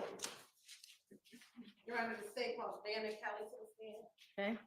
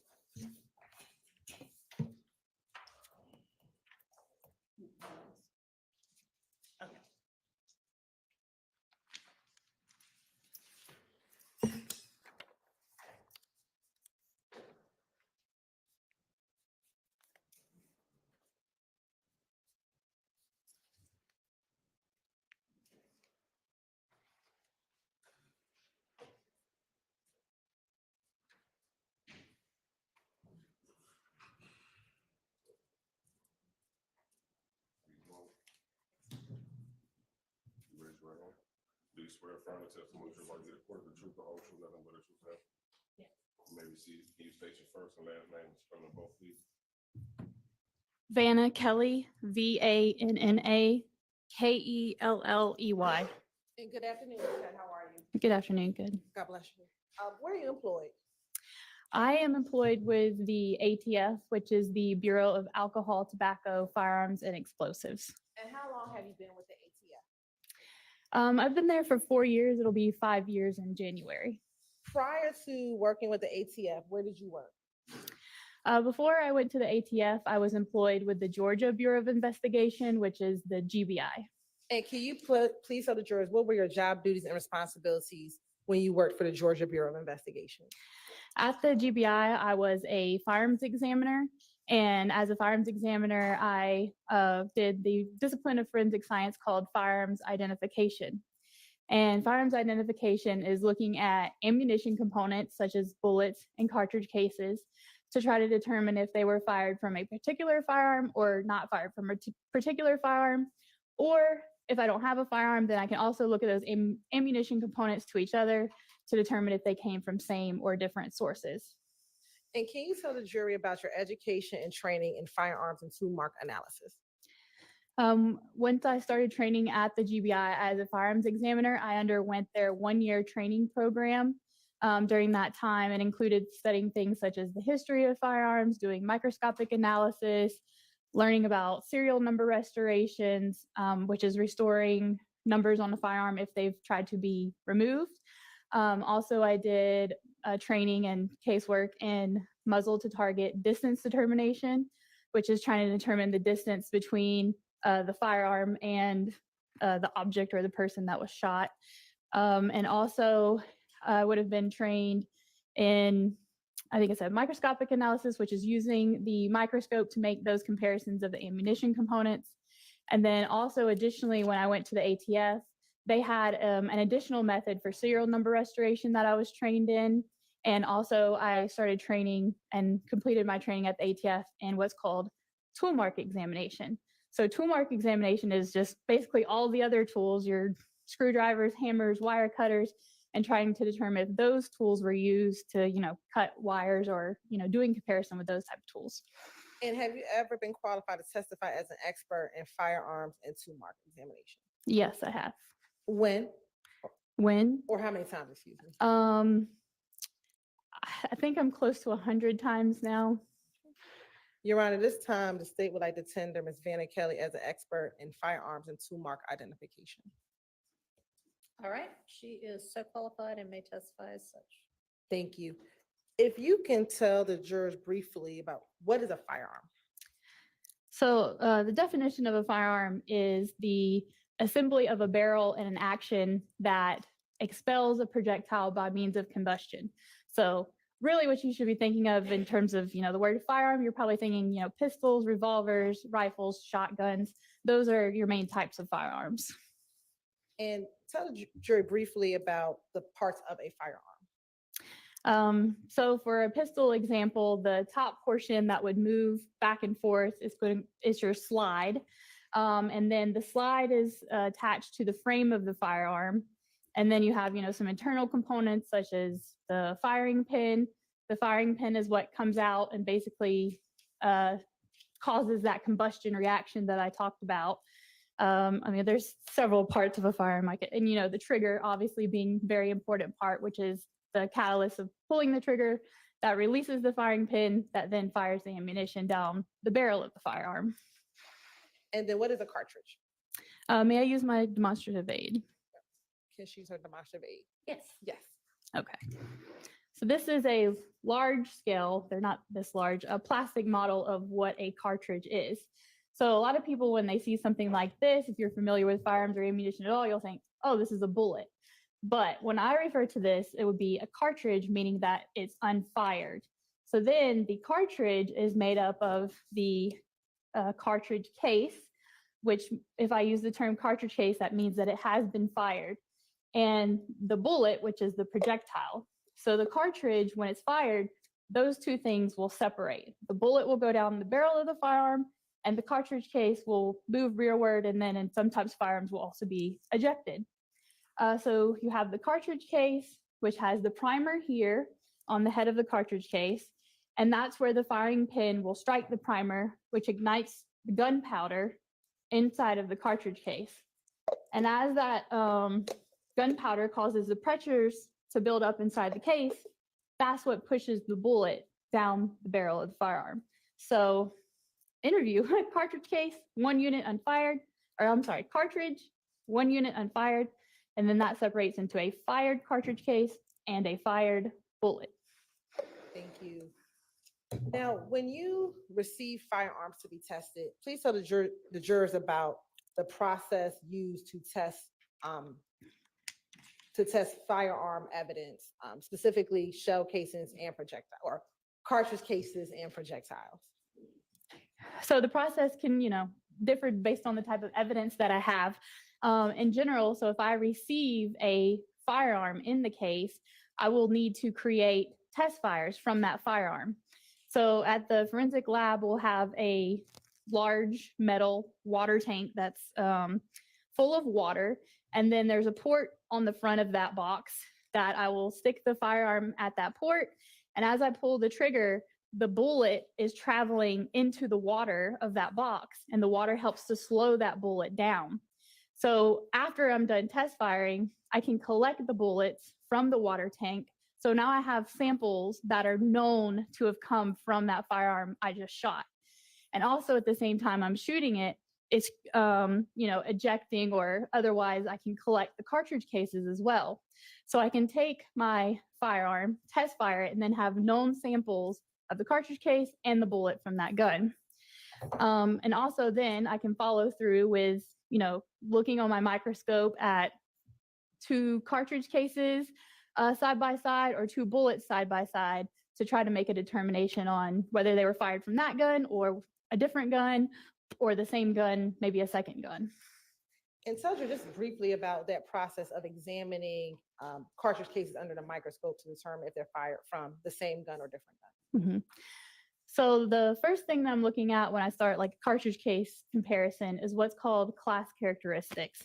Class characteristics are predetermined by the manufacturer, and they indicate a restricted group source. So an example of a class characteristic would be if you go out to the parking lot and you're looking for a blue Ford F-150, so the color blue, that it's a truck, that it has the, badging of the Ford F-150, those are all class characteristics you're using to help narrow down what you're looking for. So you're not going to look at the red Chevy Corvettes because that's not within your class group. So for firearms, we can start with the same base level and say, okay, well, I can see these certain characteristics such as the caliber. If, I have one caliber, there could be certain other calibers that I don't even need to look at because they're not the same class characteristics. And then the second level is called individual characteristics. So if I have a grouping now of class that are the same, I have to move on and say, okay, but within that class, are they fired from the same firearm? So those are individual characteristics. The individual characteristics from a firearm are created incidental to the manufacturing process. So that's the imperfections and irregularities on the surface of the gun that as this ammunition goes through the gun, it's picking up those microscopic details. So then that's what I'm looking at on the scope is the microscope to determine, is it an identification, which means same source, an elimination, different sources, or sometimes we don't have enough information and that's an inconclusive result. Are you able to tell in your testing if a particular projectile and a particular shell casing were once one completed cartridge? No, what we typically are doing is looking at cartridge case to cartridge case and bullet to bullet. So there wouldn't be a time that I would have looked at the cartridge case and the bullet together to try to determine if they were once one piece of ammunition. Now, at the GBI, when you were working at the GBI, as a firearms examiner, did a firearms examiner have to have the results of their examinations verified? Yes. If you can tell the jurors about that process, that verification process. So we had what I'll refer to as a primary examiner who is assigned to work the case. So the primary examiner would do their workup of all of the evidence, and then the person who's called the verifier has to then also take the evidence and microscopically look at it and reach their own conclusions about same source, different source firearms. So that's what the verifier would also additionally look at the evidence microscopically, and then, if needed, discuss with the primary examiner and then move on with the case after that. And as a verifier, do you have to come up with your own independent conclusion regarding the examination? Yes. And when you were at the GBI, could the primary examiner release a report without having their testing verified? No. So for a case to be released, it would have to be verified and then peer reviewed. And once it passed those steps, then an official report could be released. And what's the distinction between verification and being peer reviewed? So verification would be, like I said, the microscopic looking at the evidence. And from what I would recall, the peer review process was looking over the documentation of the case file to make sure that everything was aligned for the case file. I want to draw your attention to DOFS case number 2015-1001545. Did you serve as the verifier of that DOFS case number? Yes, I did. And who was the firearms examiner or the primary firearms examiner? The examiner's name was David Voss. And did the GBI receive items to be tested? Yes. Your Honor, permission to approach? You may.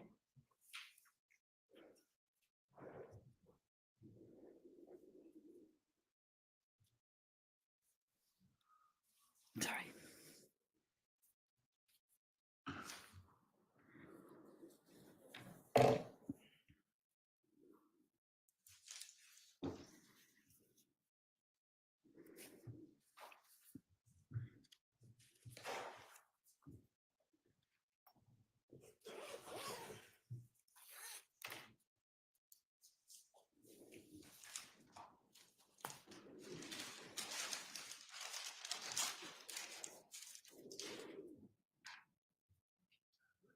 So I'm going to first show you what's been previously admitted as State's Exhibit 318 Yankee Charlie, 318 Yankee Bravo, 318 Yankee Alpha, 294 Yankee Bravo 7, and 294 Yankee Bravo 5. Tell me if you recognize, if you're able to tell me if these are some of the items that you tested back in 2015. May I also refer to my notes? Yes. Thank you.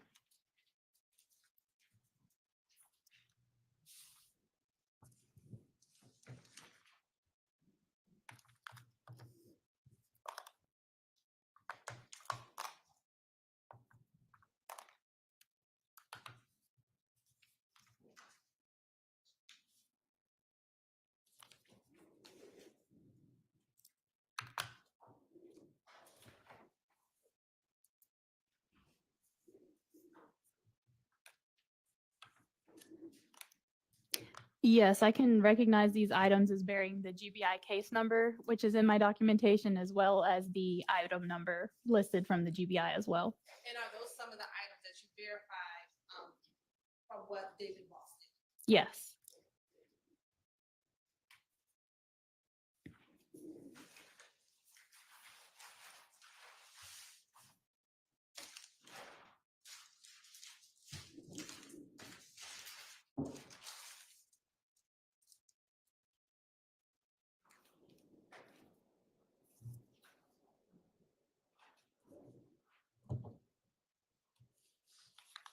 I'm now going to show you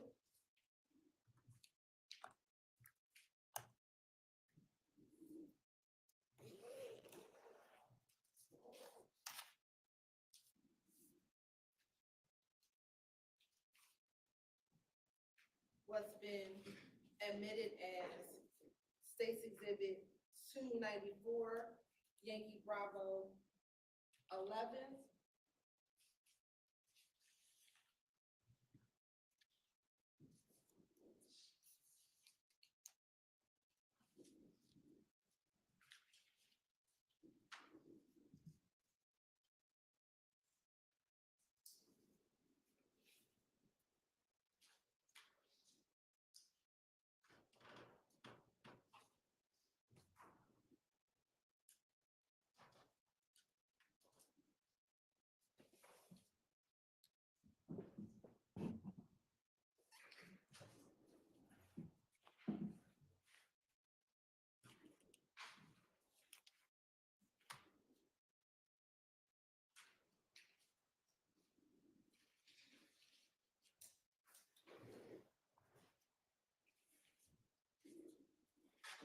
what's been previously admitted as 294, Yankee Bravo 11, 294, Yankee Bravo 4, 294, Yankee Bravo 2, 294, Yankee Bravo 3, 294, Yankee Bravo 10, 294, Yankee Bravo 9, and 294, Yankee Bravo 1. Tell me if you recognize those items.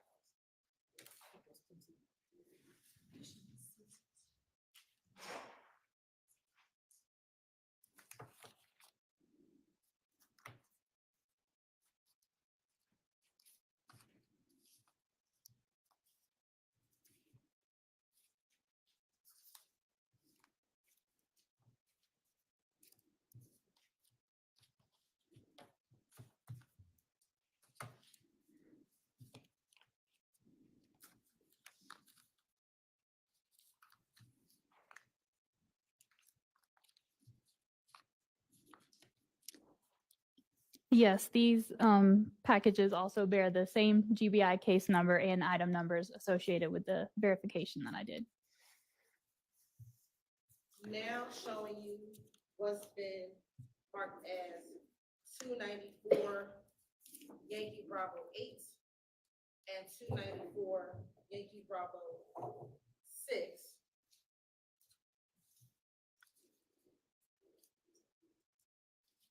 Some do you recognize those?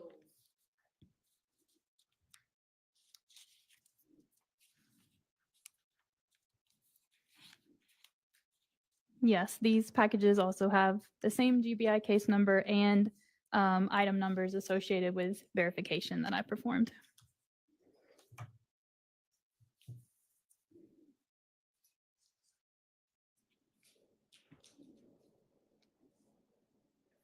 Now showing you what's been already admitted as Exhibit 294, Yankee Alpha 24, 294 Yankee Alpha 25, 294 Yankee Alpha 26, and 294 Yankee Alpha 27.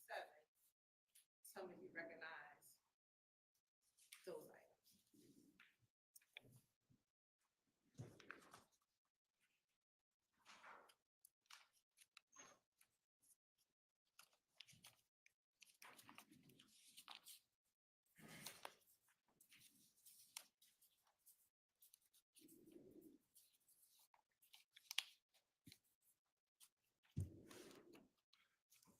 Yes, each of these packages also labeled with the same GBI case number and item numbers associated with my verification.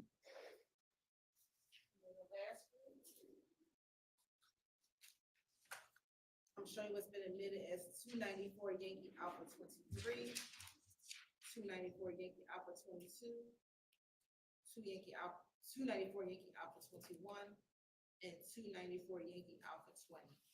Tell me if you recognize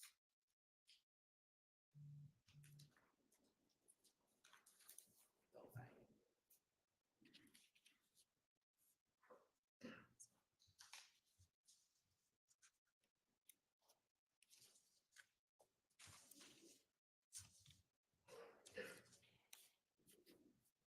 Yes, these packages also all have the same GBI case number and item numbers associated with verification I performed. And when we talk about the item number, what are you referencing? So each of the packages have the item number that was assigned at the GBI. So that would be a different number than what she's calling off. It would be a GBI association number. And in order to complete your testimony, is it easier to identify it using the GBI item number? If that's possible, that'd be great. Okay. What I would ask for you to do is, as you identify them, use both the GBI number and the state's exhibit number. Can you do that? For every time I refer to it, or the first time? The first time, and when we group them together. Okay. All right.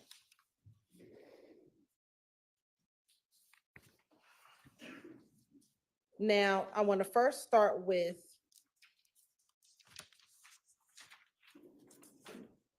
your GBI item number 2A, 2B, 2C, 5B06, and 5B08. Do you have those? Yes, ma'am. All right. If you can first identify 2A, what exhibit number is 2A? GBI number 2A is State's Exhibit number 318 Yankee Bravo. And are you able to open up that particular exhibit? Yes. And then I'll ask you to go to 2B. And you can keep it open. I'll have you show it at the end when you finish opening up all three of those.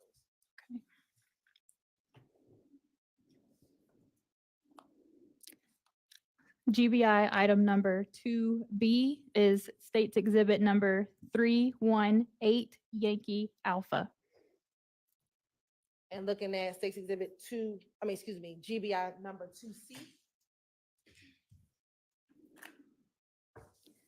GBI item number 2C is State's Exhibit number 318 Yankee Charlie. And looking at GBI number 5B06.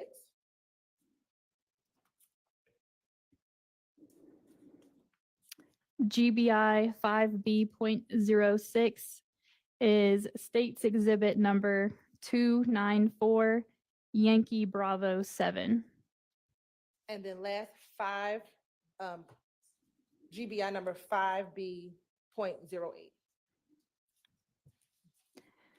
GBI item number 5B.08 is State's Exhibit number 294 Yankee Bravo 5. And are you able to open up the 294 Oh, here's the scissors. Would you like me to? Yes. Okay.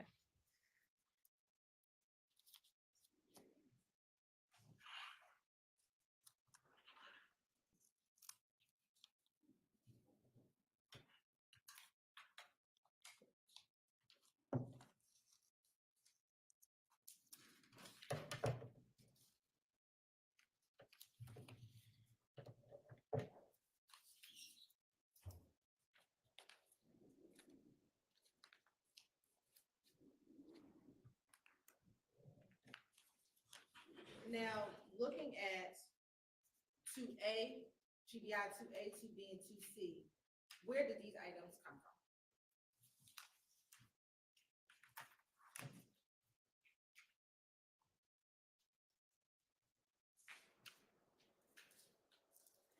from? Each of those containers has a piece of paper with information indicating they are from the Fulton County Medical Examiner's Office. Would you like me to read the rest of the label? Yes, please. Okay. And I can refer to it by GBI number now? Okay, thank you. So GBI item number 2A has a Fulton County Medical Examiner case number associated in an Atlanta PD case number written on this tag, as well as the name Donovan Thomas and the medical examiner's name. It has handwritten, maybe I shouldn't read it because it's doctor handwriting, but it appears to say right lateral, and the rest is illegible to me. It also has a date of 1/11/2015 and says next to that 026 and then a B and an M. And who was the medical examiner? It does say the doctor's name was Michael M. Henninger. And is that the same label consistent with all three of 2A, 2B, and 2C?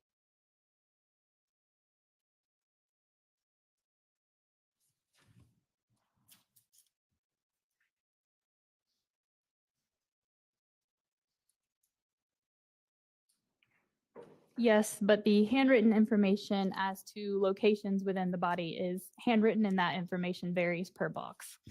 And looking at GBI number 5B.06 and 5B.08, where were those two items recovered from?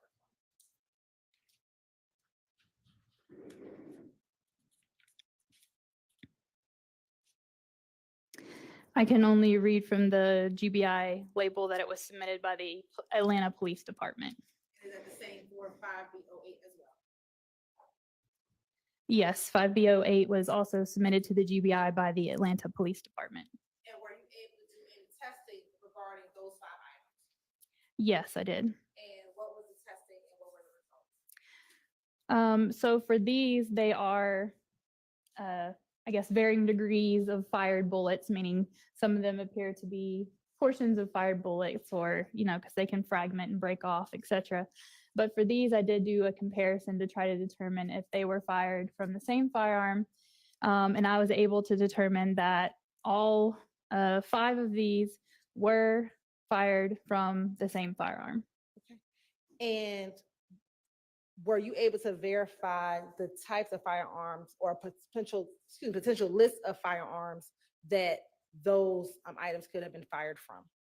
I would have reviewed the work of the primary examiner on that, and he did provide a potential list of firearms. And were you able to then verify his list that he placed?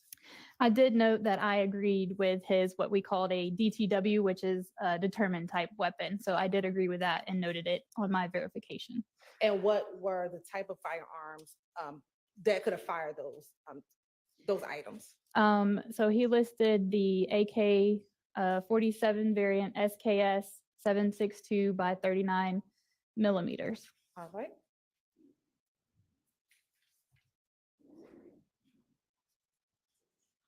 Now I want to go to our second round.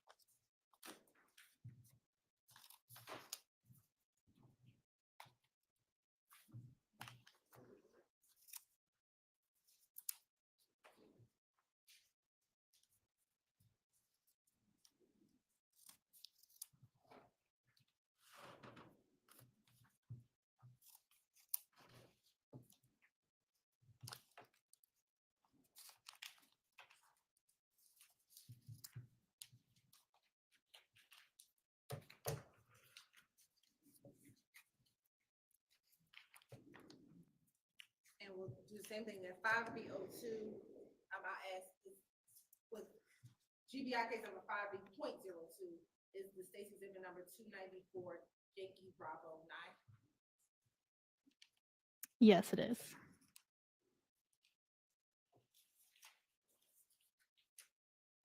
And for 5B.03 is the GBI case, excuse me, the state's exhibit number 294, Yankee Bravo 10. Yes, it is.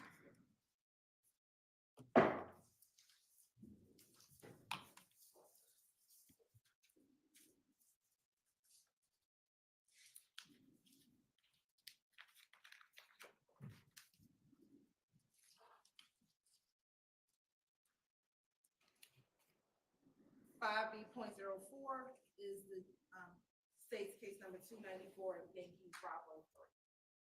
Yes, it is.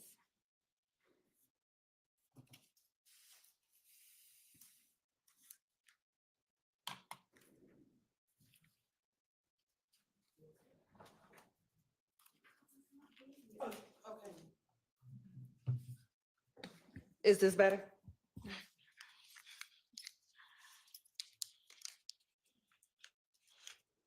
Okay. For 294 Yankee Bravo 1, is it 5B.01? Is that the GBI case number? Is that a Bravo there? Yes, okay. Yes.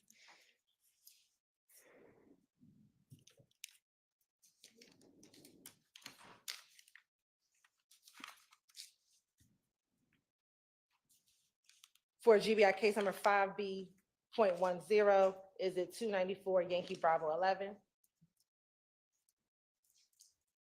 Yes, it is.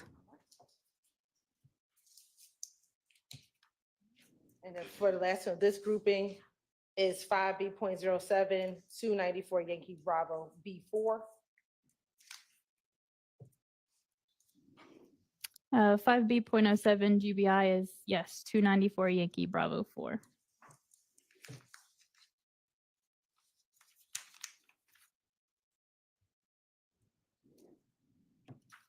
And then last, 5B.05, is that 294 Yankee Bravo 2? Yes, it is. And if you can tell Jory, what, if any, comparison analysis were you able to do for this group of exhibits?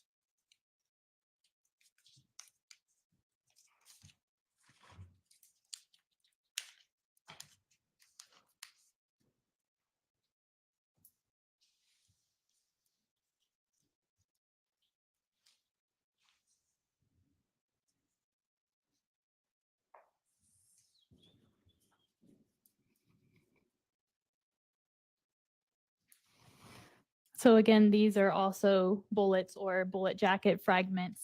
And I did a comparison of those, and I was able to determine that they were all fired from the same firearm. And were you able to determine a list of potential firearms that that grouping could have come from? Again, it would have been Examiner Voss that came up with the list, but I did note that I agreed with his DTW determining of the type of weapon. The list provided included Springfield, Ruger, and Llama 45 auto pistols. And I also want to say that those lists are based on those class characteristics that I spoke about.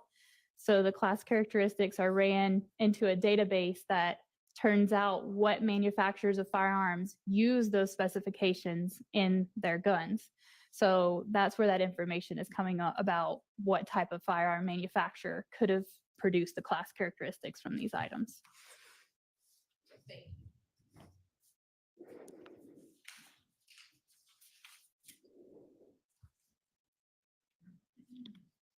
The third group, that's the 5B09 and 5B11.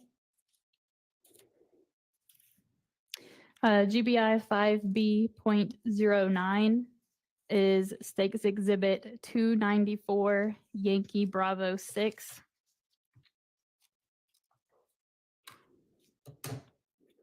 And GBI item number 5B.11 is State's Exhibit number 294, Yankee Bravo 8. And were you able to do any comparison testing with those two items?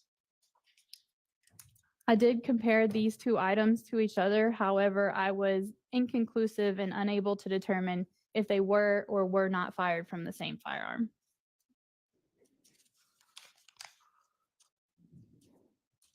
And what's contained in those two exhibits?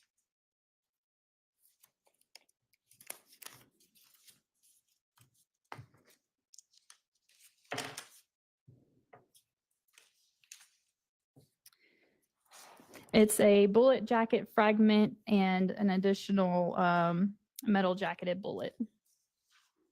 And looking at the GBI sticker, were these also submitted by the Atlanta Police Department? Yes, they were. And is that the same for the last group of exhibits that we looked at? I would like to look at the packaging again for that.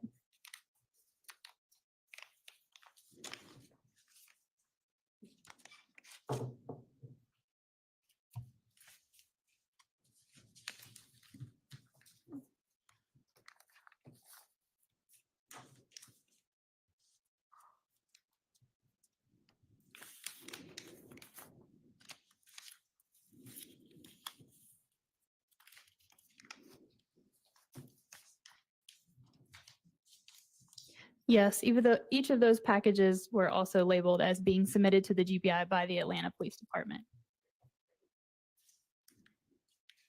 Now do open up the grouping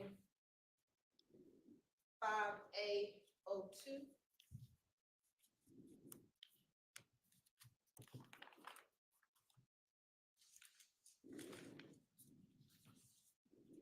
I do not have that group.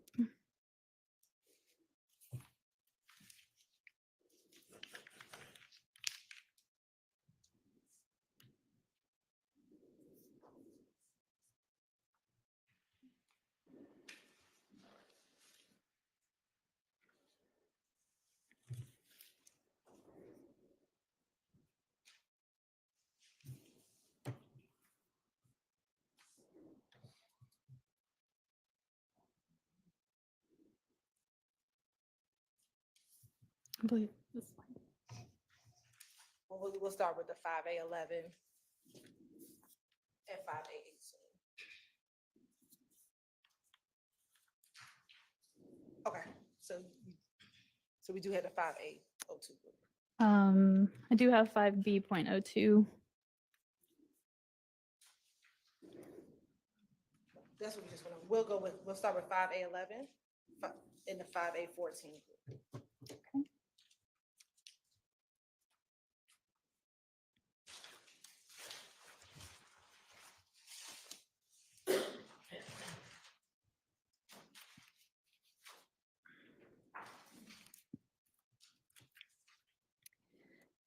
GBI item number 5A.11 is State's Exhibit number 294, Yankee Alpha 23. And is that also, was that submitted by the Atlanta Police Department? Yes, it was.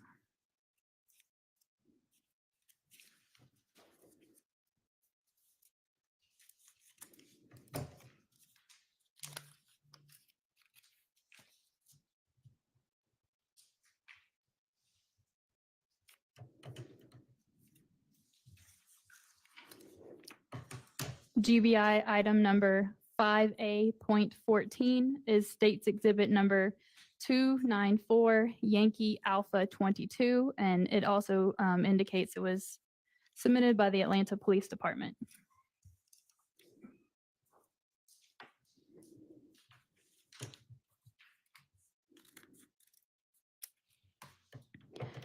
GBI item number 5A.17 is State's Exhibit number 294, Yankee Alpha 21. And it was submitted by the Atlanta Police Department.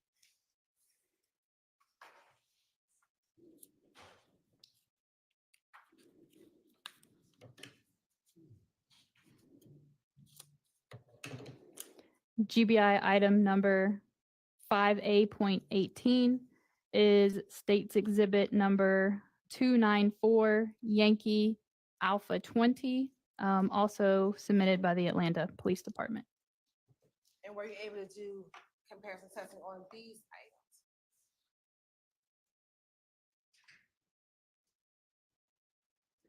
Yes, I did. And what were the results? I determined that these cartridge cases were fired from the same firearm. And what types of cartridge cases are those?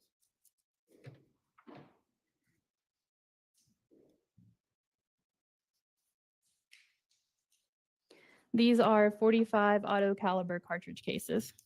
And were you able to determine from this group a potential list of firearms that these could have been fired from? May I refer to Examiner Voss's report? Okay, thank you.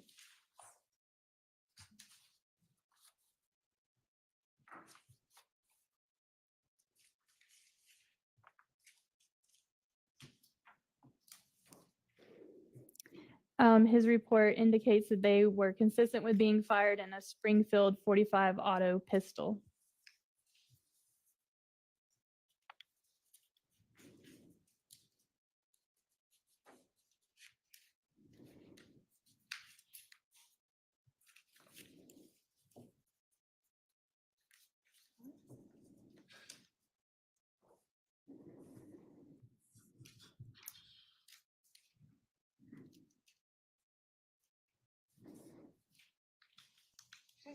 I'm going to hand you the group beginning with 5A.10.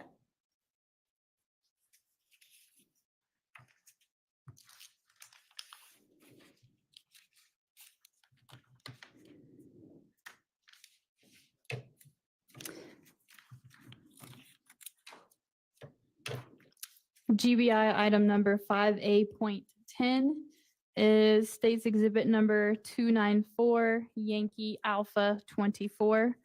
It is labeled as from Atlanta Police Department.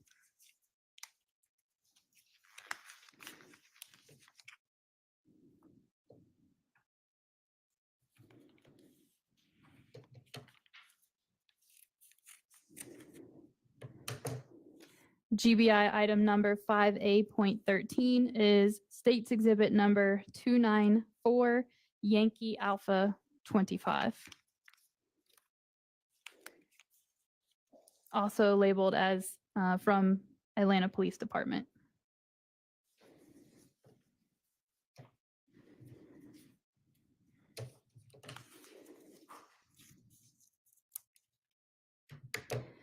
GBI item number 5A.15 is State's Exhibit number 294 Yankee Alpha 26 from Atlanta Police Department.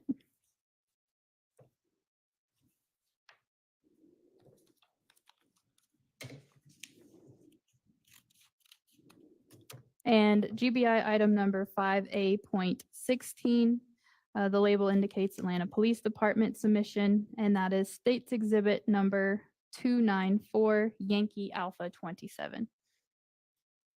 And were you able to verify if these items, what were you able to verify regarding these 4 items?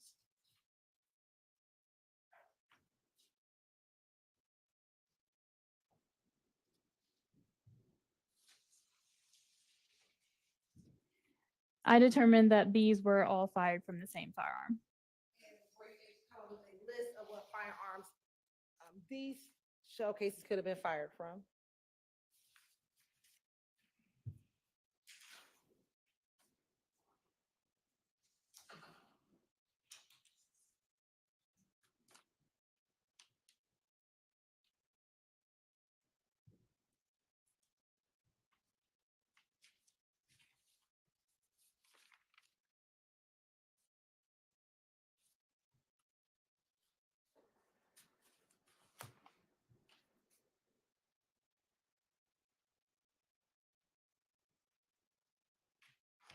Examiner Voss did not provide a list. And what type of shell casings are those 4 items?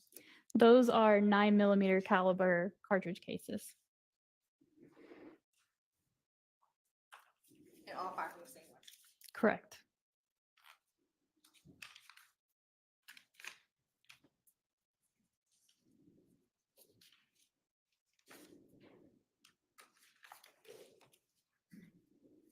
Ms. Hilton, just for terms of break, are you going to be much longer with this witness? It's fine if you are. We can take a break because I have another large. Okay, let's take a break and then we'll come back and continue with this witness.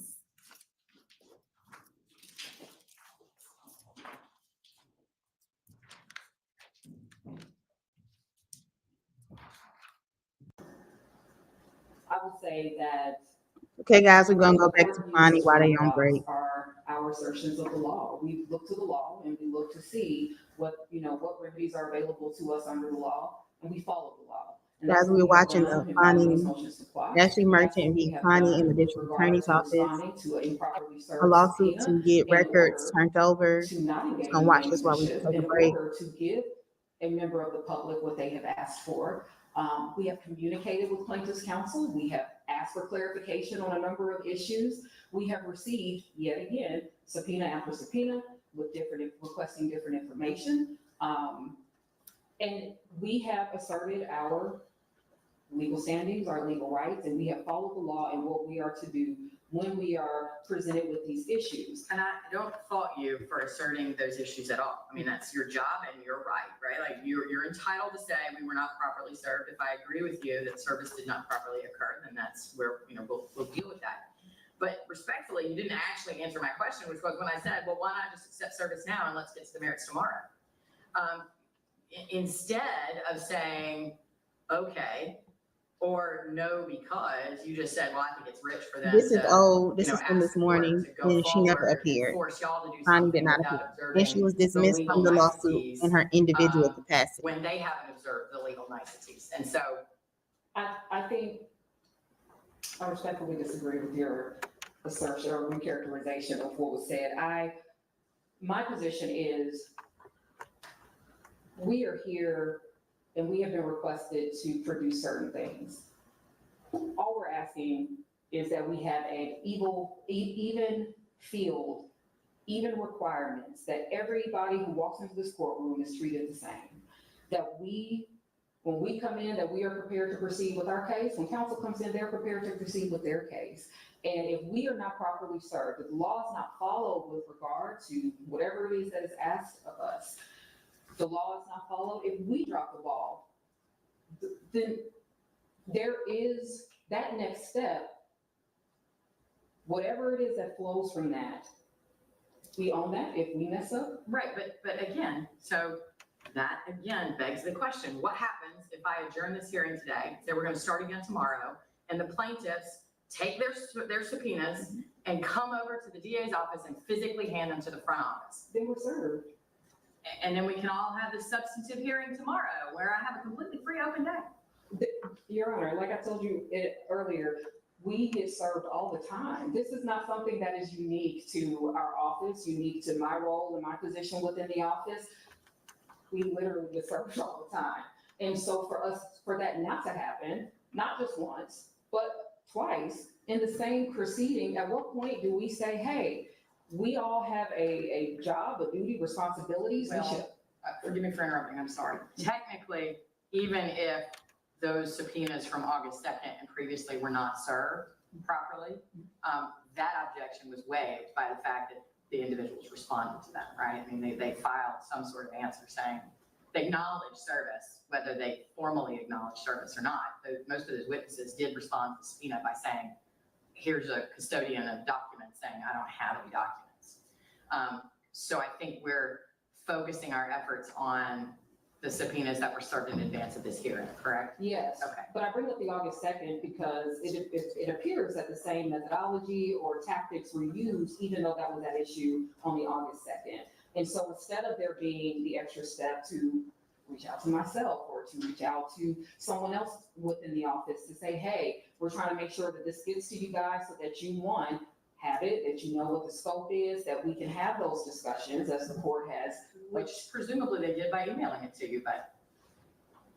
And let's talk about this email that we received on Friday, at the end of the day on Friday, to produce voluminous, I imagine, because we haven't even had a chance to take a look at these things, produce voluminous documents mid-hearing. We're literally on a pause from a hearing that started on September 5th, and the game changes on us. We get served with, we get emails, because it's not even proper service, new subpoena, new information is requested, it is voluminous, and then there's that added, an additional request that we have multiple members of this office come in to testify to something that we have already certified, to something that we have already provided, and we're not even given a sufficient opportunity to respond really to anything other than what we have provided by way of the business record certification.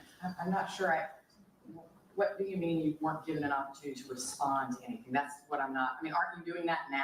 No, I'm talking about with regard to what's been requested in the September 13th email subpoena. So Ms. Merchant during her presentation did not go into detail about the nature of the documents being requested in the subpoenas, or, you know, the areas that the witnesses were being requested to testify about. What she did, the way she framed it, is that the still open public records requests that they made related to critical mention documents, a list of attorneys, forfeiture disclosure reports, and promotional materials or rebranding materials, that those are all open, and to her mind, I understand this, the defendants disagree with that, open records requests that have not been responded to or fully responded to. And so I think to the extent that the subpoenas contain be prepared to testify about X or produce documents regarding X, the idea is that it would be in service of those 4 items, not that it is a new public record request, I think, and maybe I'll hear from the plaintiff differently. Okay. Because what I hear you saying, and that's what I'm trying to understand, is are you arguing that this is a new public record request? Because I'm not sure, I mean, formal Open Records Act public request. I'm arguing that this is a new subpoena. It is. This is a new subpoena. It has a new date. It has new information. It's requesting new and different information from the individuals that are named here. So that was. People serve subpoenas in advance of hearings all the time with relatively short notice and say, be prepared to, you know, testify about these things. Because these issues aren't new, right? A subpoena is, but the issues aren't new. But the request to produce these documents with 72 hours notice for all payments, requests, vendor applications, invoices, receipts, promotional material, brochures, flyers, mailers, that's just one enumeration, right? To compile, to research, to compile this information takes longer than that. There's a research period if this had been served properly, though it is not. But this is the overburdensome type of subpoenas that we continue to receive. And then to ask that these individuals take time out of their day away from serving the constituents of Fulton County, our victims, our individuals who have been affected by crime, in order to come in here and testify with regard to this. Your Honor, that is what makes this request, this subpoena of a sort that should be quashed as a matter of law, not just for the lack of service. But there are individuals, like I said previously, who have already been designated as the individuals who keep the records for the Fulton County District Attorney's Office, for our county, who know how these requests are received, processed, and the efforts made, as the court has stated. Even plaintiff's counsel herself indicated that Dexter Bond, Shalonda Miller, those individuals, she also included Jeff DeSantis, we disagree with that, but those are the individuals that will have the information that is relevant to the issue before this court. This should not be a fishing expedition where as much information as possible is trying to be obtained in order to help in the adjacent criminal case. That's not what this should be. I agree, and as I have said multiple times, this case is, despite the subtext that all of y'all seem to be aware of and seem to keep deferring to, which I understand why it frustrates both sides. This is a Public Records Act, an Open Records Act action. It's an action to enforce a request for open records, and that's all it is. Now, what somebody might try to do with those records And why they're being asked for, that is not my concern. And I'm trying real hard to keep it out of this proceeding because it does not control the outcome and it should not concern the court. Now, I also fully intend, whenever a witness actually takes the stand, to keep the nature of any inquiry very narrow to the issue here and not let the plaintiffs engage in some sort of fishing expedition that doesn't have to do with the public records request that they asked for and that they are seeking to enforce. And so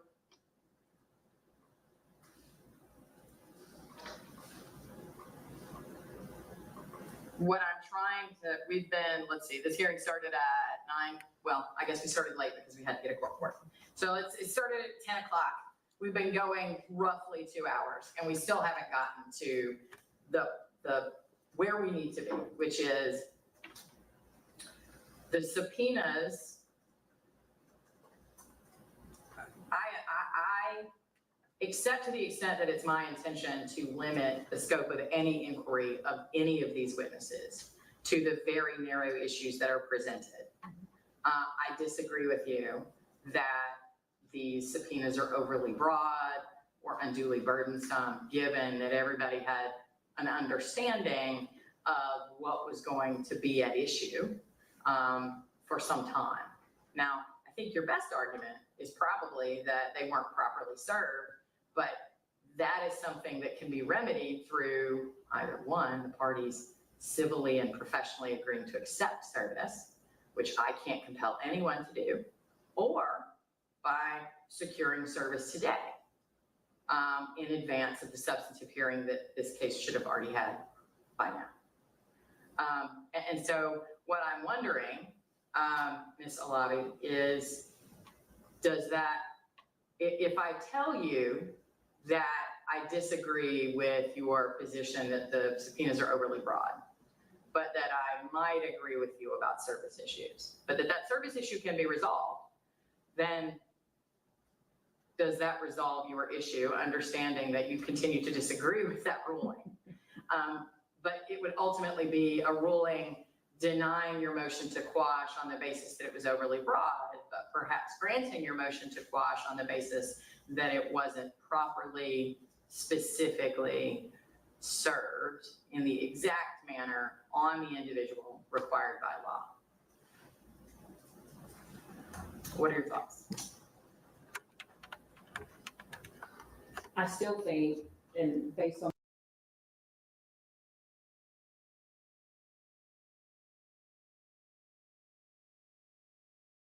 Looks like we are coming back, guys.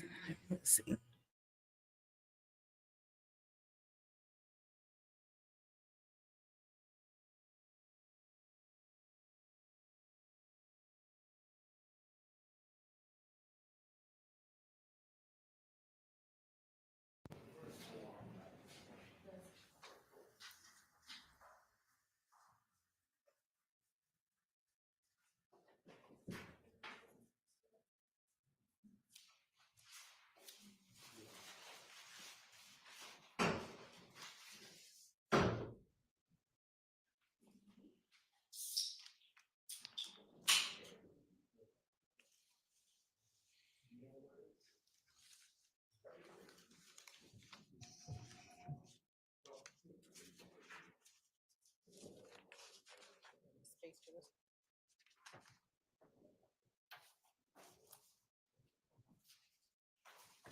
Cold in here now.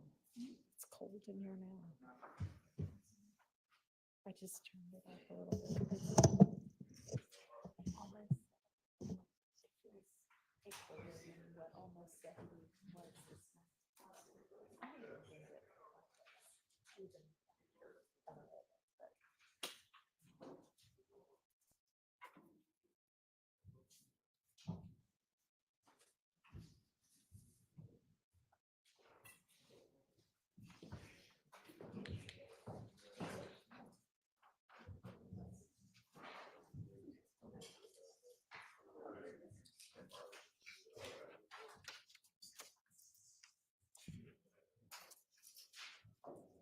even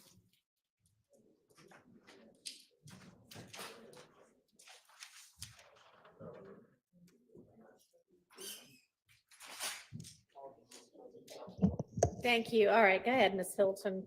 Thank you. Now, we found that 5A group.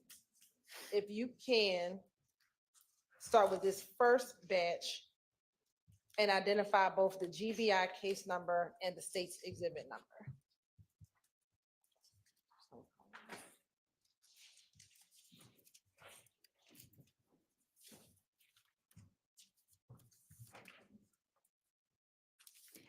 GBI exhibit number 5A.02 is State's exhibit number 294 Yankee Alpha 2, submitted by Atlanta Police Department.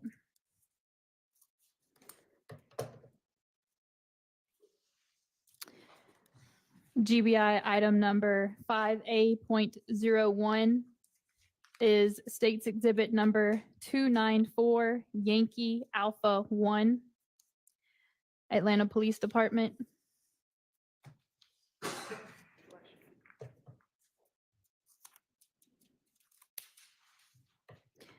GBI item number 5A.03 is State's exhibit number 294 Yankee Alpha 3, Atlanta Police Department.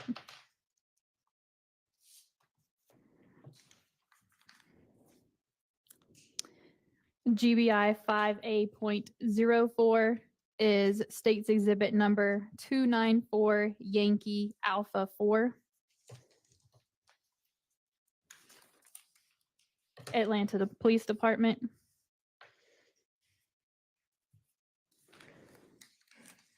GBI item number 5A.05 is State's exhibit number 294 Yankee Alpha 5, Atlanta Police Department.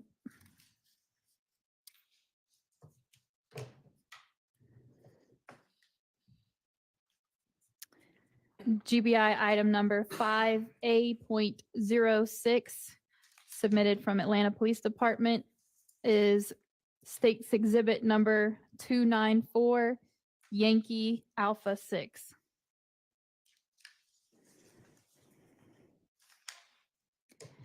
GBI item number 5A.07, submitted from Atlanta Police Department, is State's exhibit number 294 Yankee Alpha 7.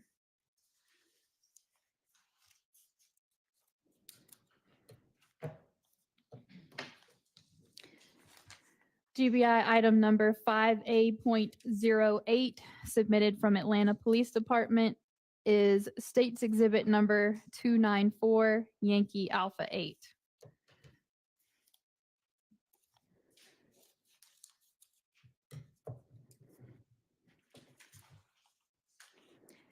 GBI exhibit number 5A.09 from Atlanta Police Department is State's exhibit number 294 Yankee Alpha 9.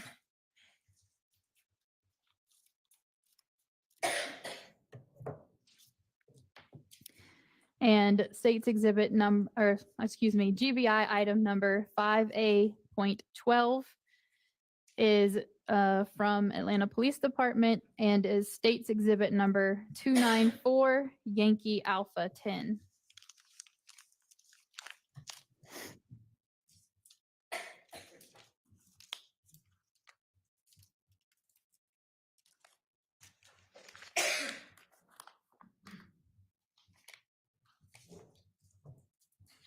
And were there additional shell casings with this grouping that you talked about?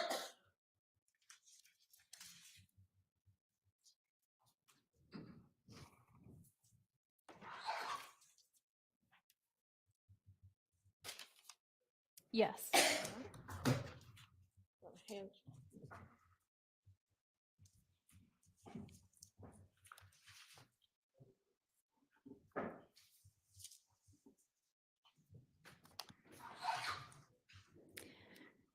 GBI item number 5A.19, submitted from Atlanta Police Department, is State's exhibit 294 Yankee Alpha 11.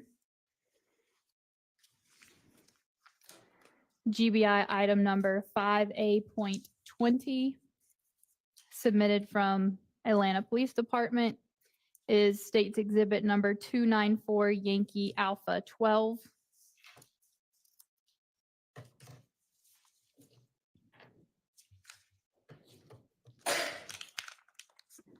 GBI item number These are just items, they're introduced as 5A.21 evidence. You know, from everything Atlanta that Police comes in Department with is evidence, State's Exhibit number 294 foundation has to Yankee play so Alpha that they can use it 13. when they're presenting their case and closing arguments.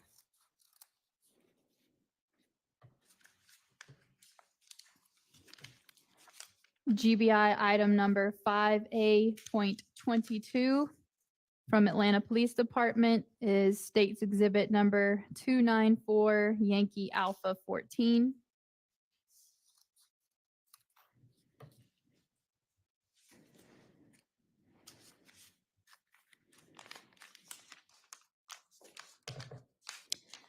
GBI item number 5A.23 from Atlanta Police Department is State's Exhibit number 294 Yankee Alpha 15.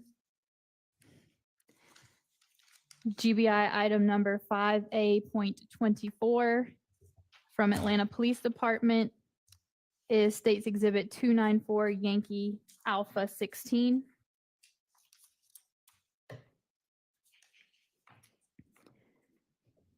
GBI item number 5A.25 submitted from Atlanta Police Department is State's Exhibit number 294 Yankee Alpha 17.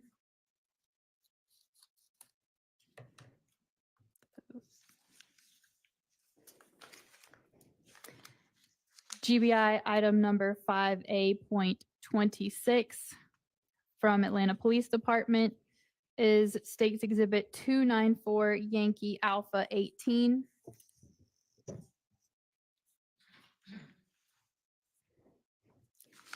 And GBI item number 5A.27 from Atlanta Police Department is 294 Yankee Alpha 19.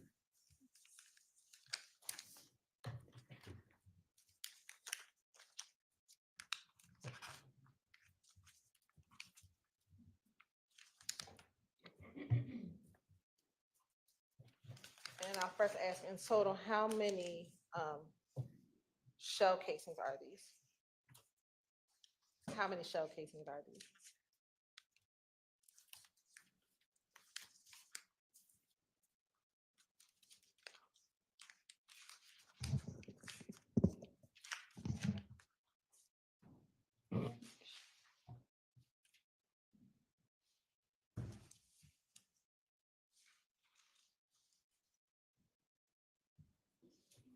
There are 19 in front of me, and give me a second and make sure with my worksheet that that aligns with the number that I looked at as well.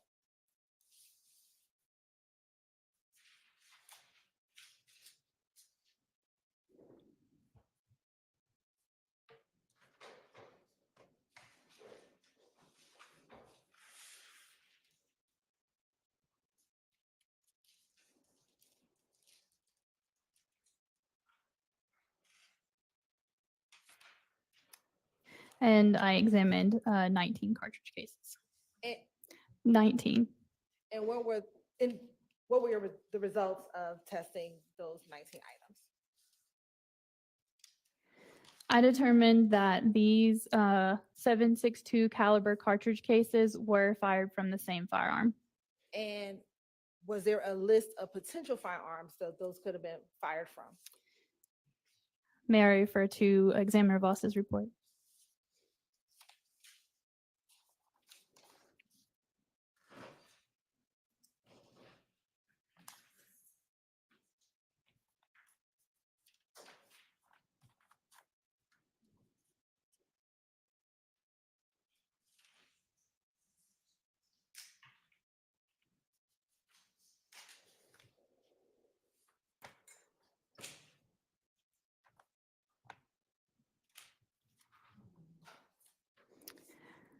The report states that they're consistent with being fired in SKS, AK-47, and their variant type 7.62 by 39 millimeter pistols and rifles. And the list is an investigative lead and is not intended to be an all-inclusive list. And that would also go for the other list of firearms as well. And earlier you said that the grouping 2A, 2B, 2C, 5B06 and 5B08, those are also consistent with being fired from an SKS or AK-47 style rifle. Is that fair to say? That was the determination of the type of weapon, yes. Were that first group, the 2A, 2B, 2C group, and then this last group, were they fired from the same SKS AK-47 type rifle or different? So that is a comparison of a bullet grouping versus a cartridge case grouping. So like I discussed earlier, I would not have compared the bullet grouping to the cartridge case grouping.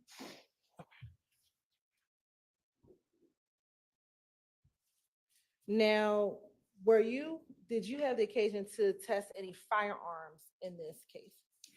I did do a verification of one firearm to a grouping of cartridge cases to determine if that firearm fired those cartridge cases. And did you have an identification number, a GBI identification number for the firearm that you tested? The item number from the GBI for the firearm that I verified was item 1A, and it was also under a different case number than the one we've been referencing throughout this. And that case number was 2015-100-2121. And do you know what type of gun that was? I would have to refer to Examiner Voss's report. Would that help refresh your memory? Yes. Okay.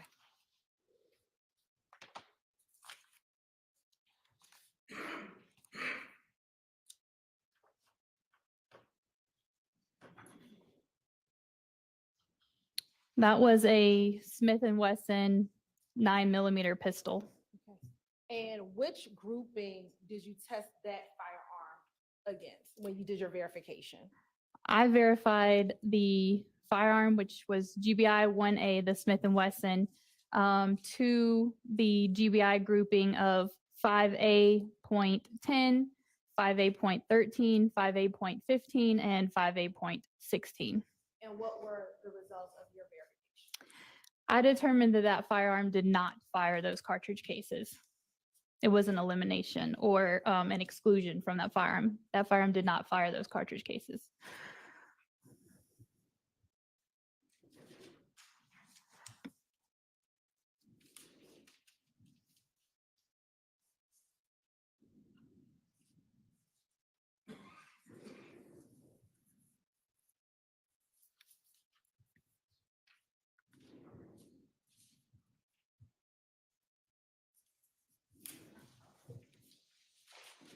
After doing the verification, what would have been your next step? If any. I know that I also was the peer reviewer on this case, so I would have served as the peer reviewer, which, like I said, it was the primary examination, then verification, then peer review, then the release of the official report. So the next step after I verified it would have been to look over the documentation of the case file. And did you do that in this case? Yes.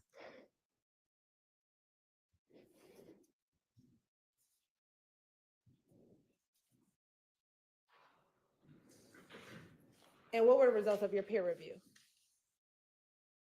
Was it that everything was in order and ready to be released? So an official report can only be released once it passes all of those phases, and a report was released in this instance. So it would have passed through all of those steps that I talked about. And did that conclude your involvement in the case once you verified and peer reviewed the items in front of you, as well as the gun that we just discussed? Other than testifying today, yes. All right, Your Honor, that concludes my questioning. All right, are there defense questions for this witness? Okay, go ahead.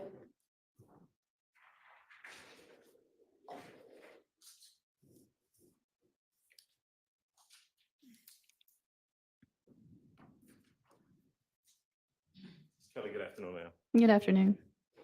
Good Good to see you again. You and I have met before, is that right? You said, but I'm sorry, I don't recall. I'm not memorable over in DeKalb County. I have testified in DeKalb County, but I try not to remember. It's not just me. All right, so I've got just a few questions for you if you don't mind. So I heard you testify about everything that you've got in front of you, and you made reference to reports and peer reviewing. Now, when these items of evidence initially came into the GBI crime lab, you were not the first person charged with doing any sort of examination or comparison. Is that correct? That's correct. I was not the primary examiner assigned to this case. The person who would have been assigned to the case is someone by the name of a Mr. Voss, David Voss. Is that correct? Correct. Okay. And so jumping forward a little bit, your testimony ended with you talking about the results being peer reviewed. Are we talking about any examination or comparisons that you did were peer reviewed, or are we talking about Mr. Voss's results being peer reviewed? So the peer review would have been a collection of all of the documentation within the case file. So looking over the worksheets where, an examiner collects all the data in their case file. So it would have been looking through and making sure that all of the paperwork was in line is what a peer review process was. Okay. And so in terms of determining, and I heard you refer, when you're talking about the different categories of types of guns that those items could have been fired from. You had a list of names, different types of guns. Those are determinations made by Mr. Voss that you then reviewed, is that right? Yes, I do have noted in my verification record that I agreed with his determination of the type of weapon. Okay. So am I correct that these items of evidence, everything that's in front of you, came into the GBI crime lab somewhere around January the 13th of 2015? Does that sound about right? May I refer to the report from Mr. Voss? Absolutely. Thank you.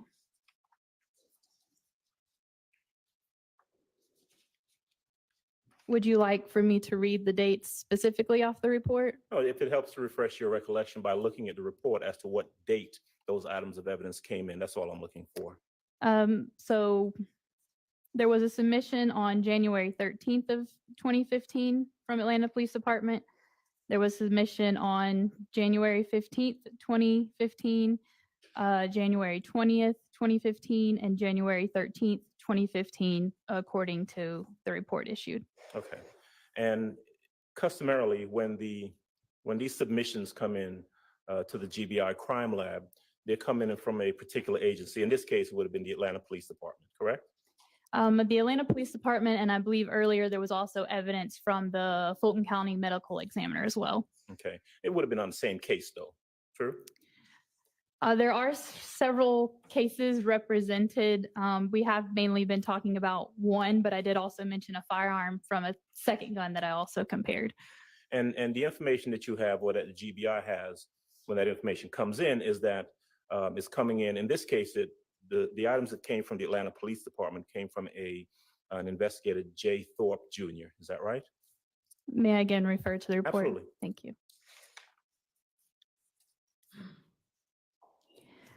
J. Thorpe Jr. is listed on the report by Mr. Voss as the requester.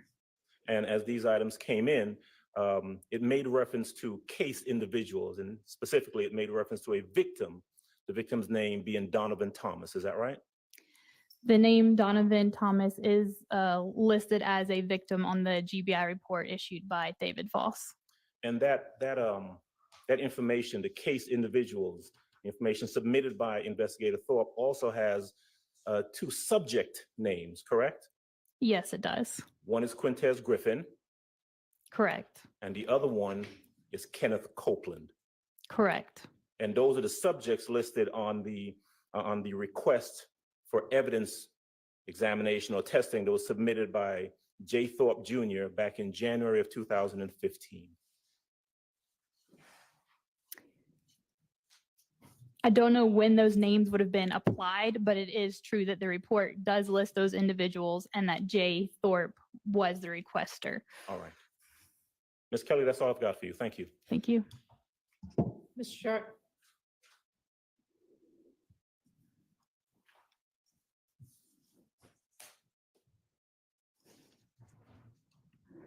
Kelly, good afternoon. My name is Max Shard, okay? Nice to meet you. Nice to meet you. As I understand it, you are an expert in firearms and the mechanics of firearms. Is that fair to say? More so the microscopic comparison of things, but I also am trained in, how they work and how that leads to the microscopic markings as well. Okay. And I believe that I want to make sure I'm clear on this. Can you just describe in layman's terms what happens when someone was say, I pull the trigger of, we'll say, a handgun, let's say a 40 caliber semi-automatic handgun. Okay, sure. Could you explain the mechanics that lead to the firing of a projectile? Yes. So in this instance, we have a 40 caliber handgun, a pistol. So one of the parts of a firearm can be a magazine, which is somewhere where you can load those 40 caliber pieces of ammunition, your cartridges, into that magazine. And then the magazine can be inserted typically into the butt of the firearm. And I'll use my hand here. So the magazine will be loaded into the bottom of the frame of the firearm. And then that magazine has cartridges in it, but in order for the cartridge to be pulled from the magazine and loaded into the chamber of the firearm, you need to retract the slide of the firearm and then let it go forward again. And as that slide goes forward again, that's what picks up the cartridge from the magazine and chambers it into the firearm. At that point, you can pull the trigger, and like I said earlier, the pulling of the trigger releases, we'll say, the firing pin. That firing pin makes contact with the primer, which here you can see there's an indentation in the silver part here that's indicating a firing pin impression, and that causes the gunpowder inside the cartridge case to be ignited. That's when the bullet starts traveling down the barrel of the firearm. The cartridge case may be ejected if it's a type of firearm that will eject your cartridge cases. And then if there's more for the next shot, if it's a semi-automatic pistol, you would need to pull the trigger again to do your second and third shots. So those subsequent shots, again, the slide would move rearward and pull the next cartridge with each shot from the magazine. Thank you, Ms. Kelly. Now, I want to go back to the gunpowder. Gunpowder is made of potassium nitrate, charcoal, and sulfur, correct? The best I recall, yes. Okay. Would you agree that the mechanics of the propulsion of the projectile, there's several phases once that firing pin hits the primer, correct? I'm sorry, could you restate that for me? First, it's ignited, correct? The firing pin hits the primer and ignites. Yes, it hits the primer, and then there's actually something called a flash hole, if you can see in there. So the igniting of the primer sends that flame into this body of the cartridge case, and that's what then ignites the gunpowder within there. And once the gunpowder is ignited, it sets off a chemical chain reaction called the combustion phase, correct? Yes, that is the firing of the firearm, as I stated, does occur because of the combustion. And that creates heat and pressure within the gun, correct?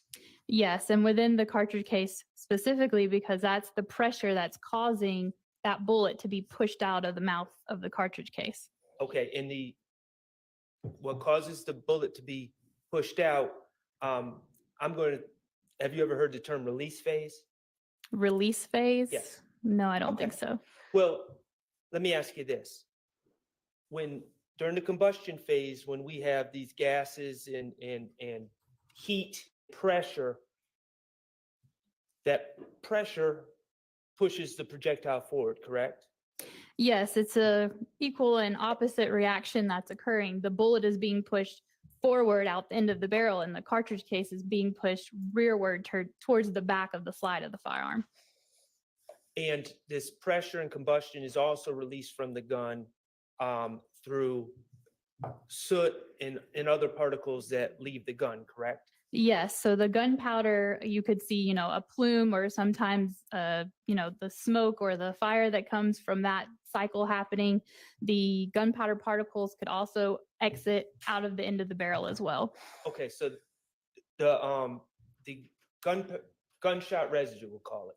Right. Is that fair to say, gunshot residue? Or Yes. Okay, it releases through the ejection port of a handgun, correct? It could be released through that area as well. Okay, and the ejection port of the handgun is on the top side of the barrel of the handgun, correct? It can vary from firearm to firearm where that ejection port is located. So if I may just explain, the ejection port is typically towards the rear of the firearm, and the ejection port is where the cartridge case is being kicked from the slide of the firearm. And these gases and particles can be released through the ejection port, correct? They can be, since that is an opening in the firearm, it can be released from there, and also some can be released at the end of the barrel as well. From the same part of the gun where the projectile comes from, correct? I'm sorry, can you restate that? That was very inartful of me. The particles and gunshot residue can be released from the ejection port of the handgun, and also from the same part of the gun that the bullet leaves the gun from, correct? So out of the muzzle end of the barrel, yes, it could escape from there as well. Okay, and this combustion of these gases also creates a sound, a bang, correct? Yes, it can create a noise. And it also creates a bright flash of light, correct? It may, and that can vary depending on the type of gun as well, or ammunition. All right.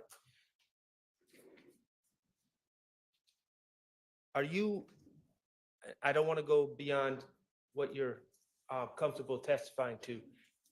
Do you know approximately how many microscopic particles are released from the gun when a projectile is fired from a gun? No, I do not.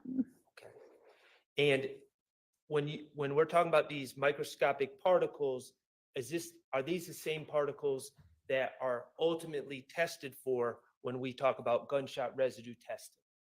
So as a firearms examiner, in the sense of gunshot residue testing, such as on someone's hands after they've fired a gun, that would be more of a trace evidence type of examination. The only time that at the GBI I dealt with gunshot residue was looking at basically articles of clothing for someone who had been shot.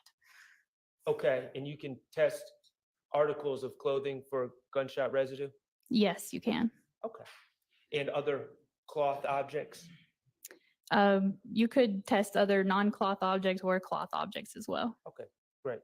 And what you're testing for is microscopic particles that contain three specific elements within the same molten particle, correct?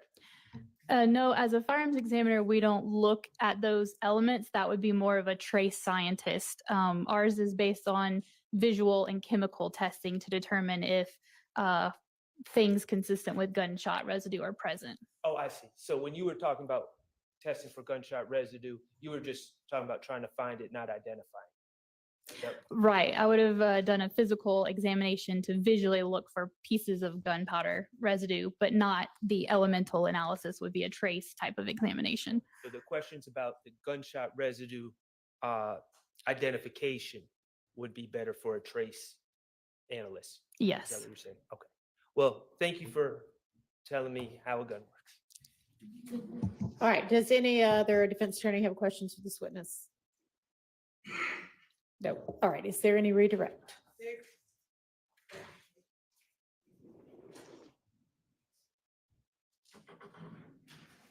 Ms. Kelly, we talked earlier about the item 1A from case number 2015-10-2121A.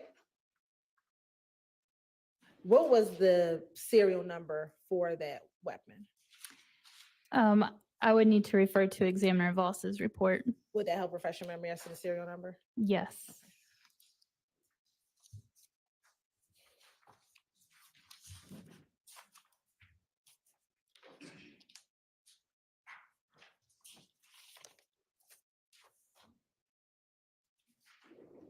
The report from Examiner Voss lists GBI exhibit number 1A for case number 2015-100-2121 as a Smith & Wesson 9mm pistol with serial number Hotel Foxtrot Foxtrot 3719. So that's HFF 3719.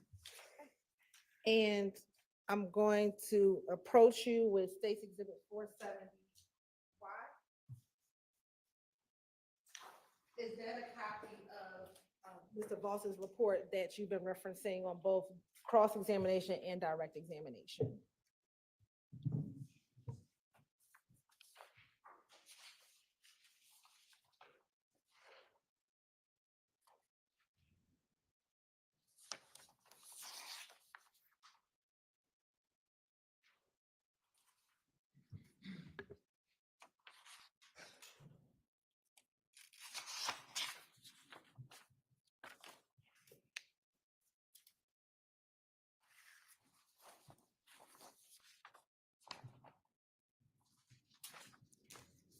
Yes, this report, State Exhibit 470Y, does bear the GBI case number. We've been discussing 2015-100-1545.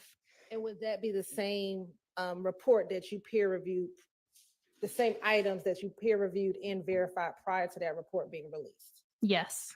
Your Honor, at this time, the state would like to send the State Exhibit 470Y into evidence. Yeah, no, go ahead.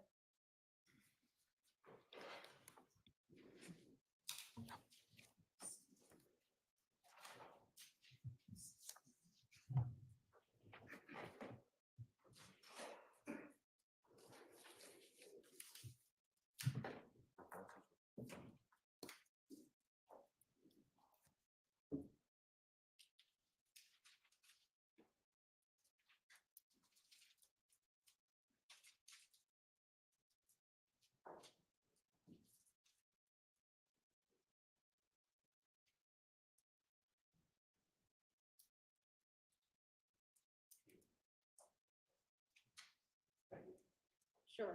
All right. So that's admitted without objection. And then my last question, Ms. Kelly.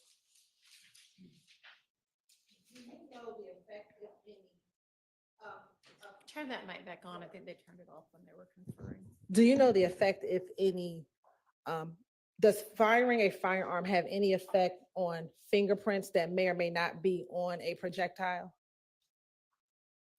I'm not the firearms, a fire fingerprint examiner would be best to answer that question, unfortunately. Thank you so much. I have no further. Any recross? Okay, thank you for your time and you are excused. Thank you.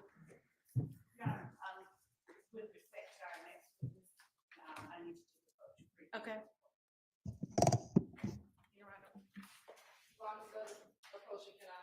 Clean up the witness thing.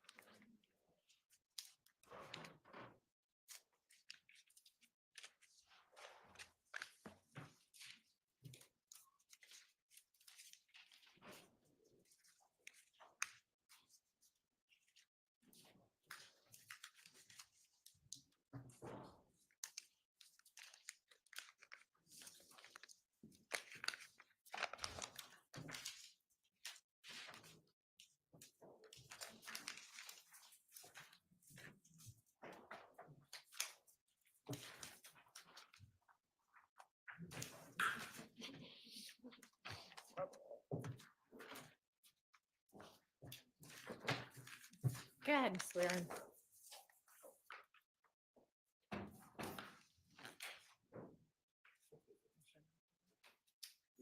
Yeah. You swear affirm testimony you give the truth, whole truth, nothing but the truth? I do. Let's see. State first name. First name Michael, Michael. Last name Sprinkle, Sprinkel. Good afternoon, Mr. Sprinkle. How are you? I'm doing very well. How are you? I'm well, thank you. Mr. Sprinkle, would you please tell the jury where it is that you work?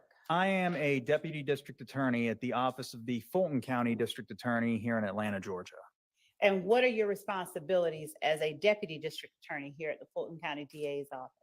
I am over the unindicted homicide unit. And what this means is that I receive case files from the various police agencies here in Atlanta, and I review these case files, and I prepare the cases for indictment, which basically means I prepare the charging instrument, that being the indictment. And I also make recommendations as to other investigative steps that we might take prior to presenting the case to the grand jury. Now, when you said all of the investigative agencies here in Atlanta, is that all of Fulton County that you look at cases for? Yes, more broadly, Fulton County, not just Atlanta. All right. Now, prior to working, first of all, how long have you worked as a deputy district attorney over the unindicted homicide unit? Specifically as a deputy, I was promoted to deputy in late 2021. I've worked in Do you have this essentially reversed? the same capacity Okay, since I'm about to October get up. 2013, meaning that Okay, guys.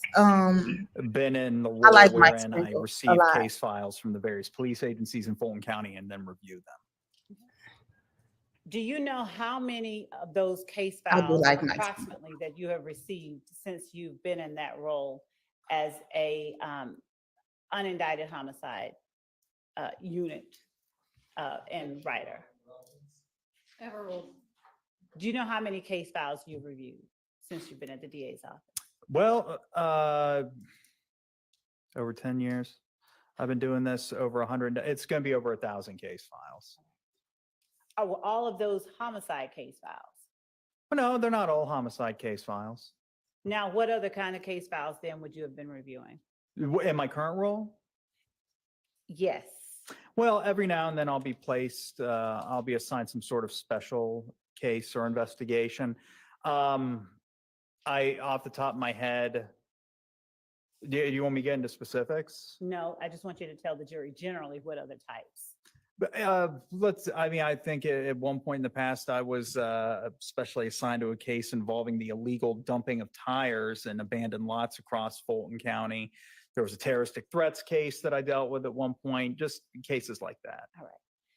Now, when you get a file from a law enforcement agency in Fulton County, is the file always complete to the point that you're satisfied with presenting it to a grand jury? No, not always. Oftentimes, maybe not more often than not, but so maybe sometimes is a better word. On reviewing the case files, I find that there are deficiencies in the investigation. All right. So before we go on to those, any deficiencies or anything like that you might find, would you tell the jury, you started out saying that you have been a deputy DA since late 21 and you've been reviewing homicides since 2013. How long have you been at the district attorney's office total? Since June of 2011. And what roles have you held there since that time? So my first role, my first day of the DA's office was June 21st, 2011. And within 2 days of that, I was placed in what was called at the time the complaint room. Mm-hmm. And I worked an overnight shift. Oh, no, it was like a late afternoon shift. It was like 3 p.m. to 11 p.m., I believe were my hours. And I would essentially just sit there and wait for cases to come in from the various police departments in Atlanta, any kind of felony case at all. They would fax us the police reports, et cetera, and I would read over them. I would draft a summary of the case that would be notarized somehow right there in the complaint room, and this would be provided to a judge at first appearance. And essentially what I did is I would in real time receive the case files, the incident reports essentially from the police officers as they were making the cases. And then I would prepare some preliminary documents to be for first appearance in the morning and then indictment thereafter. I did that for about 3 months, I believe. Where did you work after that? 2 months, actually. I then was sent to the non-complex trial division. What does that mean? Non-complex at that time, and it may be this way at this time too, I don't know, but at that time, it was a division within the Fulton County Superior Court that handled or concerned certain felony offenses that were considered lower level in severity than others, such as simple possession of coke. Your Honor, his background is what I'm establishing, and I'm asking him to just give a brief summary. All right, well, it's not particularly brief in the summary, so let's get a little bit more brief. Let's go a little bit more brief. What did you do as a attorney in the non-complex trial division? I basically just handled the prosecution of lesser felonies like possession of drug and minor theft. After how long did you stay in the non-complex trial division? I believe 6 months. Where did you go after that? The trial division. And what did you do briefly in the trial division? I handled cases, the prosecution of cases such as aggravated assaults, armed robberies, drug trafficking, that sort of thing. Okay. And how long did you stay in the trial division? A little less than 2 years. After that, is that when you were sort of went into a different role? Yes, that was in October of 2013 when I was assigned to the major case division in the unindicted homicide role, which is essentially the role that I'm in right now. Okay. Did you supervise people in October 2013? No, not at that time. Did you have any other persons working with you, like investigators? I did. I had an investigator named David White. All right. When you received a case, you were talking earlier, and actually, let me just back up quickly. Your educational background, just. Well, majored in. I major in public policy at the Georgia Institute of Technology, and I got my law degree from Georgia State University. Now, have you always only worked as a prosecutor, as a lawyer? Briefly telling the jury whether or not you have. Your Honor, I'm actually going to object to that as irrelevant. Overruled. Since I've been a licensed attorney, no, I worked for King & Spalding briefly as a document review attorney. Have you ever worked for an attorney that did criminal defense work? I did, Alan Begner. How long did you do that? 2007 to 2010, I believe. Now, coming back to what you currently do, when you say that you receive cases from law enforcement agencies and you review them for deficiencies at times, please explain to the jury what it is that you mean when you say deficient. Well, I looked through the case file and I just looking at not just from a legal perspective, but a common sense perspective. In my judgment, I believe that perhaps there can be more to prove a case at a forthcoming trial, or there should be things that we should do when, investigative tasks that we should take before we present the case to a grand jury and then proceed to trial. Does every homicide case that you receive, every unindicted homicide case that you receive, include a suspect that has already been identified or warrants have already been taken out for a suspect? Oh. Rephrase. With every homicide case that you receive, have warrants already been taken out for a suspect? Not every case, usually. What have subjects or suspects been identified in every homicide case that you receive? Yes, I would say generally there's at the very least a person of interest. Okay. Under what circumstances do you receive case files where warrants haven't been taken out? Well, that could be an instance in which the police feel that they, like I said, have at the very least a person of interest in mind, but they would prefer the DA's office to review the case file prior to them. Generally the procedure is the police go to a magistrate and they swear, they provide some testimony to a judge, and then the judge, on hearing that testimony, decides whether a warrant should issue or not. If a warrant issues, then the person that the officer seeks to charge with the crime is presumably arrested on that warrant thereafter. But sometimes the police may feel it necessary to consult with me prior to doing that. So they'll send me the case file and I'll review it, and I'll consult with the police as to what perhaps they or we can do to improve the case and find more evidence prior to their seeking of an arrest warrant or are presenting the case to a grand jury. Are you a certified law enforcement officer? I am not a law enforcement officer. So what types of things, if you would tell the jury, is it that you are able to do that law enforcement isn't able to do when you get these cases that you feel should have more done? That calls for speculation. Why don't you rephrase? Okay. Would you tell the jury some of the steps that you take to obtain more evidence in the cases you receive when you believe that more evidence could be obtained? Well, I draft search warrants, which law enforcement officers that work for the DA's office review with me. I already mentioned Investigator David White, but there have been others that I've worked with because the DA's office investigators are certified, post-certified law enforcement officers. Okay. And they work with me on the cases. And after I review the case file and discuss the case with them, I'll draft the search warrants and I'll go over it with the law enforcement officer with the DA's office, and then they'll present it to a superior court judge. And so these search warrants can be for things like cell phone records, social media accounts, et cetera. I can subpoena things on behalf of the grand jury. Certain records for which finding a probable cause is not a condition precedent to receiving the records, like basic cell phone subscriber and incoming, outgoing call data can be obtained with the subpoena. I can do that. Also, I can also subpoena witnesses to the grand jury, which is something the police can't do. Do you collaborate with law enforcement officers in further investigating cases, in any of the homicide cases? Yes. Do you discuss with them steps that they might take to strengthen or to better investigate their cases? All the time, yes.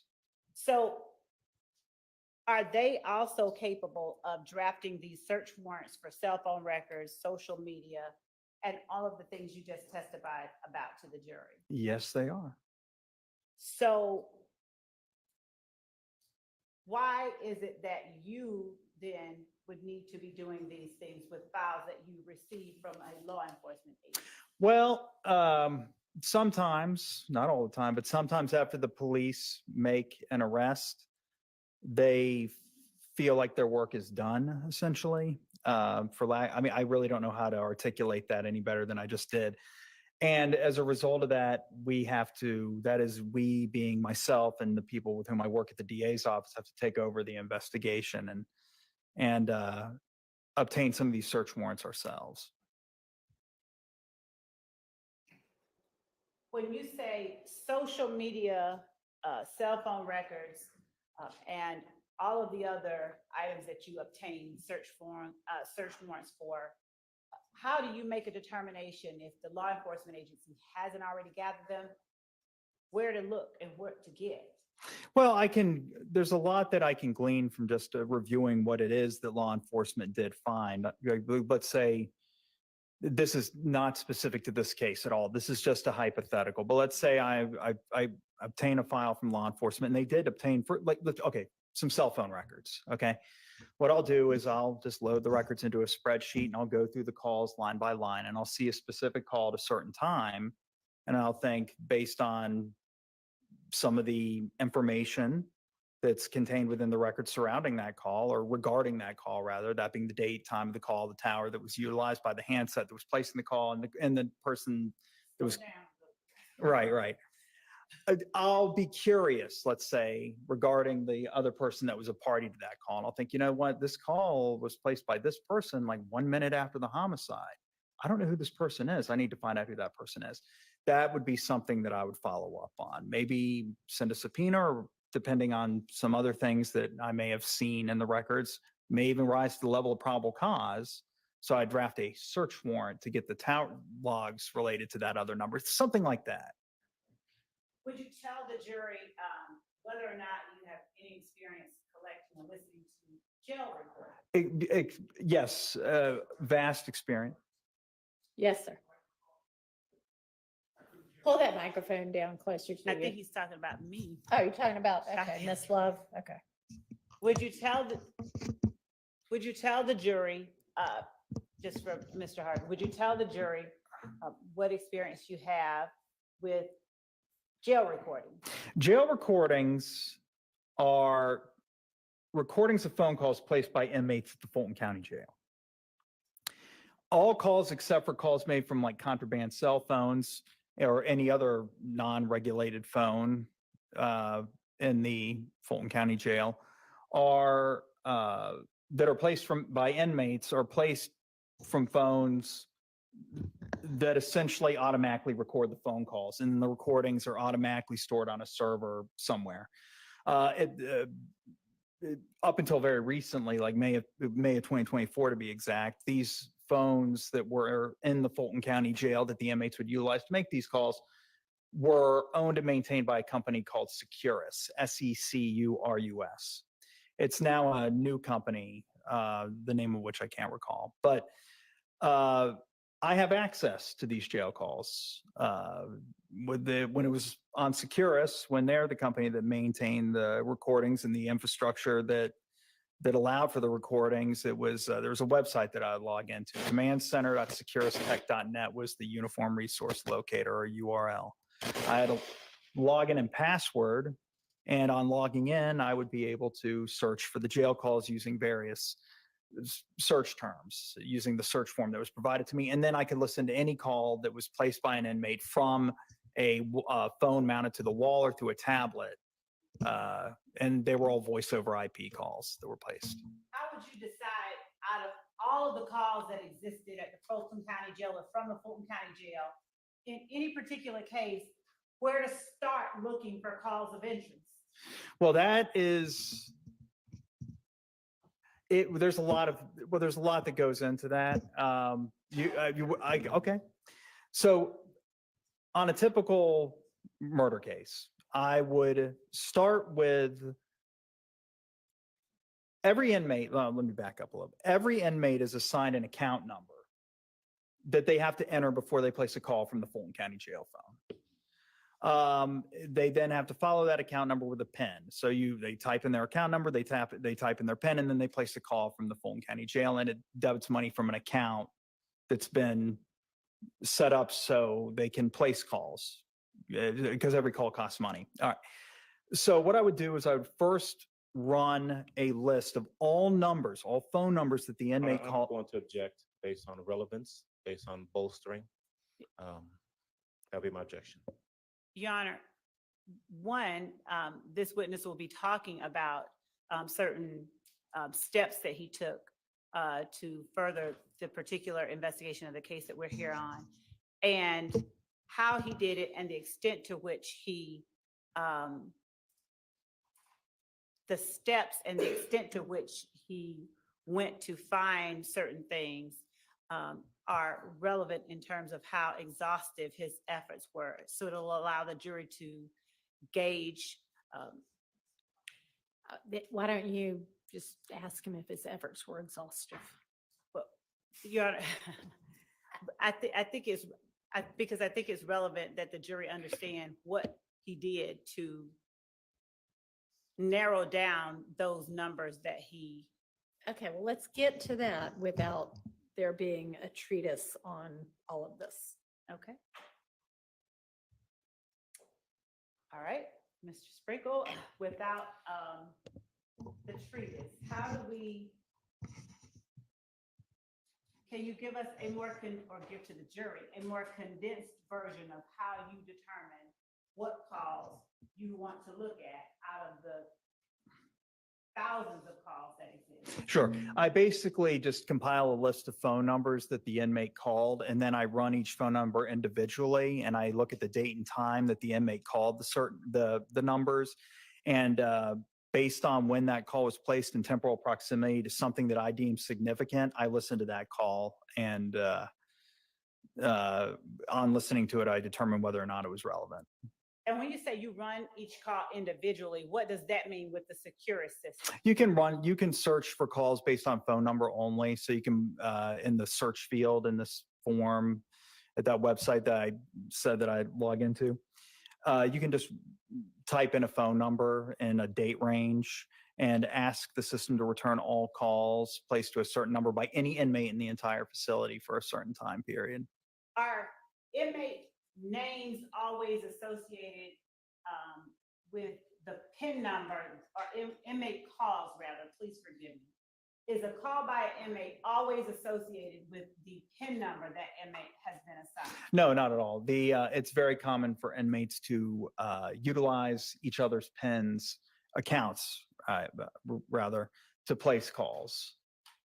What about when a person is first booked into the jail? Is there an account or a PIN number associated with that person? No, those calls placed from the booking area, they are not required, nor do they have an account and PIN number to even utilize to make the call. So those calls, they don't need to enter any account information. So the only way you can find calls from the booking area or the lobby area, but for you, relevant to your question, the booking area, when the inmates first get there, is to search by the phone number specifically. Okay. Now, do you listen to, when you say that all calls are recorded, do you go and listen to calls between inmates and their attorneys, things that are privileged? No, and ideally, the attorney will have registered their number with the system such that the calls aren't recorded at all. But if I ever see, I have a rule. Please go ahead. yeah, and if I do see calls from attorneys, then I just don't listen to them, and I just disregard those. You mentioned contraband cell phones. Would you explain when you said that except for contraband cell phones, you try to listen to the calls that are made from the jail? Well, I can't listen to phone calls made from cell phones that have been smuggled into the jail and the inmates are using unlawfully, because those calls are obviously not recorded. Yeah, I mean, they're cell phone calls. Unless there's a wiretap on the phone, I wouldn't be able to listen to those. We'll come back to the wiretap, but do you ever have access to calls or cell phones rather that were smuggled into the jail and used illegally? Occasionally. Objection, asked and answered. Overruled. Occasionally, yes, there will be cell phones that are seized from inmates at the Fulton County Jail, and the contents of them are digitally forensically extracted, and I will review those, yes. When you're talking about them being digitally forensically extracted, could you break that down in lay terms? So, sure, a cell phone, as I think we all know, has a port on it, generally that you plug a charging cable into to charge it, but also with most, if not all, modern cell phones at this point, that cable can also allow for the transmission and of data to and from the phone.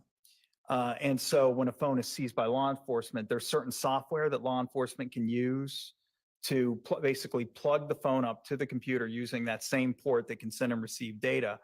And this software can make an exact copy of the contents of the phone. It's called a forensic data extraction of the phone. And it creates a forensic image, digital image of the phone. And it's meant to ensure that the contents of the phone are not altered at all in this process.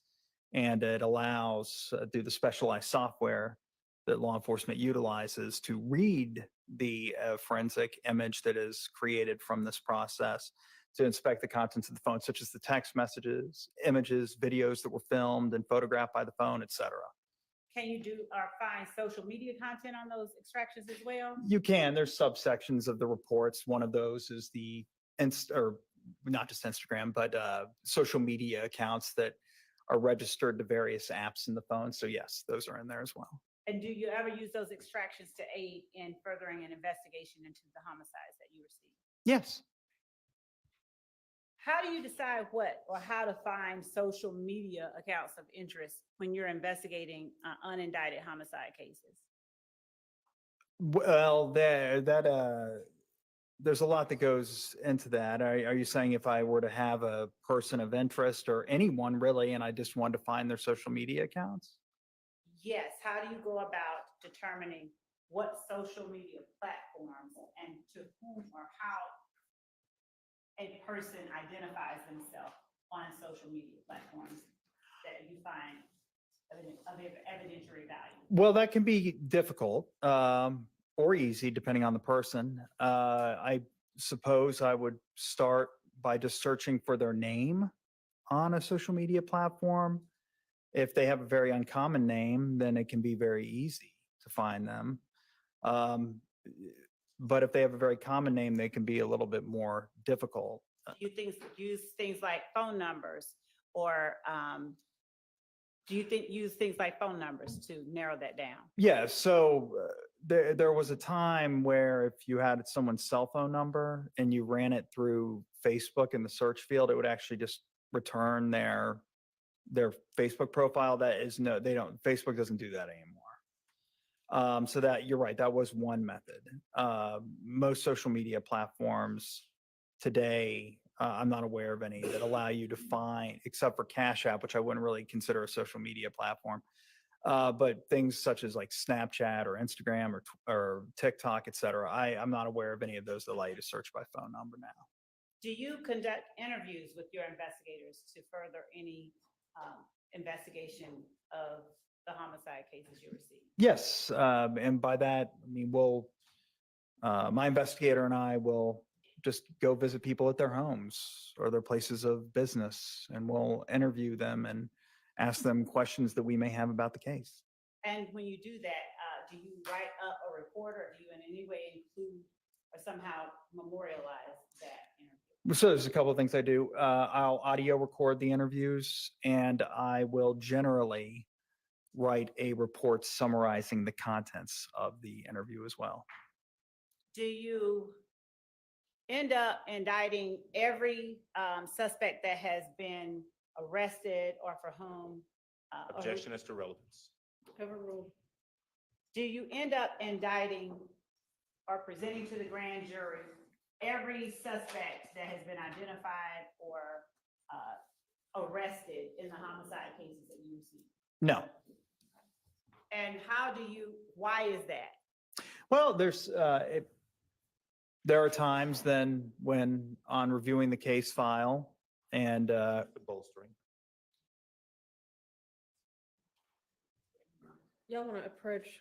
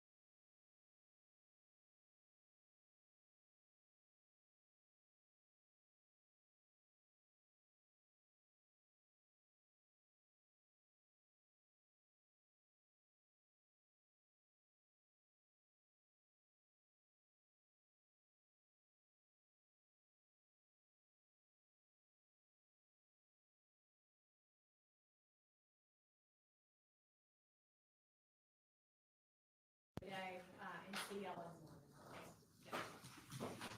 instructions that y'all have been under for the entire time.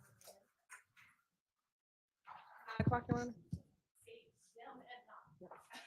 See y'all earlier, but we're not quite ready.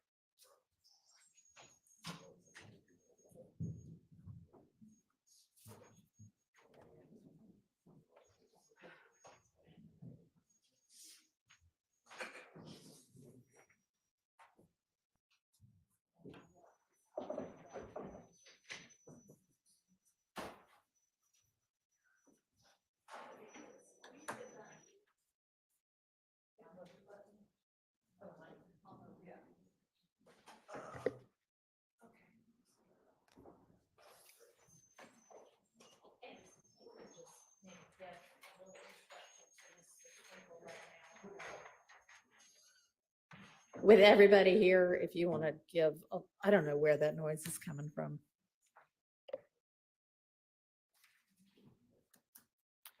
A little instruction to Mr. Sprinkle is to. Okay, kind of- yes, Your Honor, I will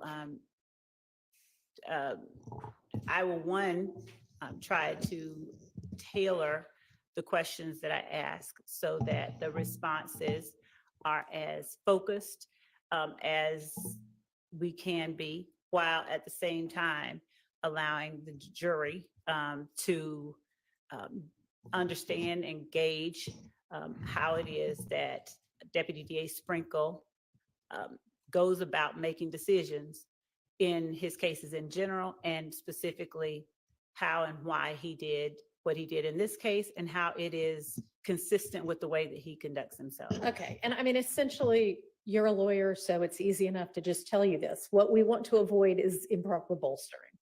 All right, so just keep that in mind as you're testifying. And obviously answer the questions that any attorney asks you, but. And beyond that, with respect to what was discussed at the bench, Your Honor, I'd like the opportunity to. Sure. So we're going to excuse you for the day, Mr. Sprinkle, and 9 o'clock for you. And of course, if we end up with a different witness, then it won't be 9 o'clock for you, but be prepared to be over here ready to testify at 9. Your Honor, Yes, Your Honor. before Mr. Sprinkle leaves, I would just ask that you order that no lawyers discuss beyond- these yes. matters with Mr. Sprinkle now that he's sworn in as a witness. Okay, well, I hope everybody knows that that's not appropriate anyway when somebody's in the middle of testifying. So if you need to talk to him about another case, fine, but nobody be talking to Mr. Sprinkle about his ongoing testimony while he's still on the stand. Your Honor, I believe that the prohibition that Mr. Shard is referring to is akin to the rule of sequestration, and talking to him about what he has already talked about. I would ask that the court allow me to continue to speak with Deputy DA Sprinkle. He is our witness, and he's not, nobody else is, I mean, I know not to talk to him about other people's testimony, but talking to him about things that I'm going to be showing or saying or whatever to him, I don't know that there's any legal prohibition against that, and constraining us from interacting with our witness. He hasn't even been subjected to cross, so we're not trying to tell him what to say, but at this point, there's no difference in terms of his, anything that could be done improperly than there was before he was sworn. So I would ask that the court allow us, and if anyone else wants to talk to him, allow them to talk to him as well. There's nothing that can be, the rule of sequestration isn't going to be, is it violated? So there's not a prohibition against us talking to our witness or any other as I mean, honestly, I think the rule is actually something like, overnight it's okay.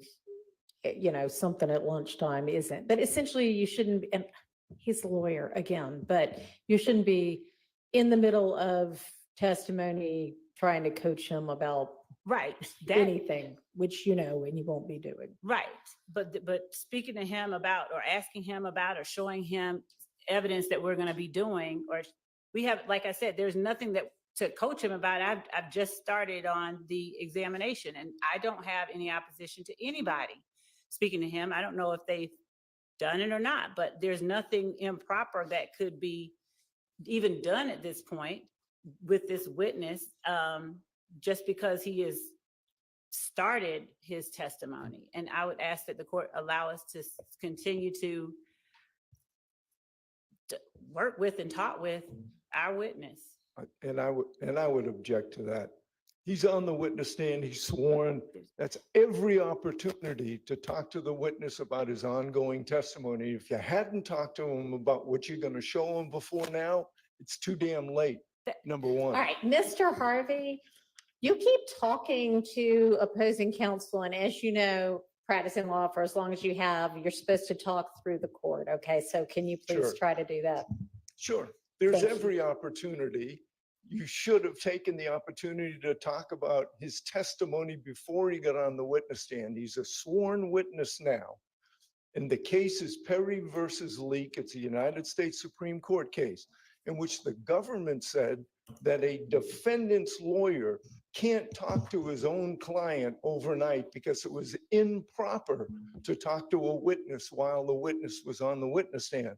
And the US Supreme Court said, yeah, that's the rule, except for the Sixth Amendment allows a defense lawyer to talk to his own client overnight. So I object to the state or anybody for the state talking to this witness or any witness while they are on the witness stand and testifying. All right, so I don't think that the case actually limited it just to defense attorneys and defense counsel. That was the reasoning in that case. But, you know, Ms. Love, I mean, be aware that if you talk to him about something overnight, they're gonna get up on cross and ask exactly what y'all talked about. That's fine, and I understand that. And Your Honor, that's fine. And if there's additional case law on any of this, I know that in the morning we're going to be bringing up, we're going to be briefing the court on some other things. Okay. I'll bring it to the courts. All right.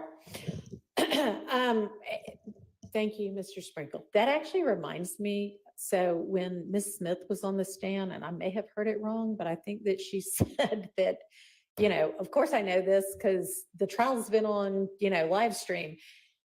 Can everybody please tell or remind anybody that you think might be a witness in this trial to not be watching the live stream before they have testified, to not talk to any witness who has already testified about their testimony, and to not, once they themselves have testified, talk to any other potential witness about what they testified to.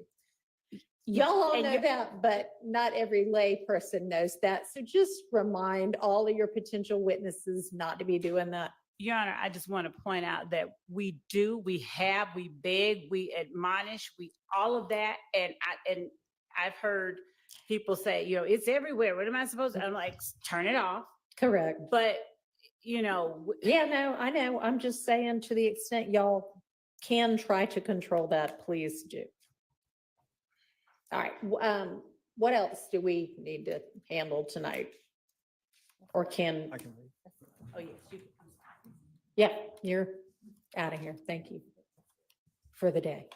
And so, Judge, there was one other, well, I don't think there's anything I can do about it though. Now, I'm just gonna have to check on the status of our witness who's currently Okay. At Grady. But I mean, I think that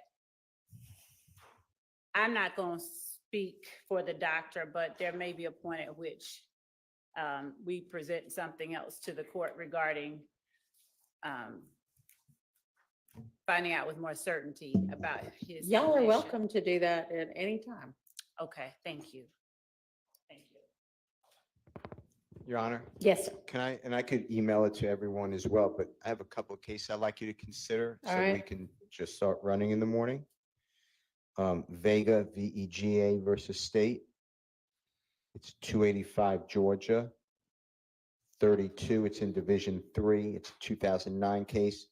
The cases it relies upon are still cited in 2023. And it specifically what we're targeting is where the conduct and the motives of the actor are not matters concerning which the truth must be found, i.e. are irrelevant to the issues on trial, then the information, etc., on which he or she acted shall not be admissible. Only in rare instances will the conduct of an investigating officer need to be explained. Otherwise, Hang on just a second. of course. Sorry, have the deputy going in and out of the jury room, and it looks like some of them are still in there. Go ahead. Only in rare instances will the conduct of an investigating officer need to be explained. Otherwise, it is error to permit an investigating officer to testify under the guise of explaining the officer's conduct to what other persons related to the officer during the investigation.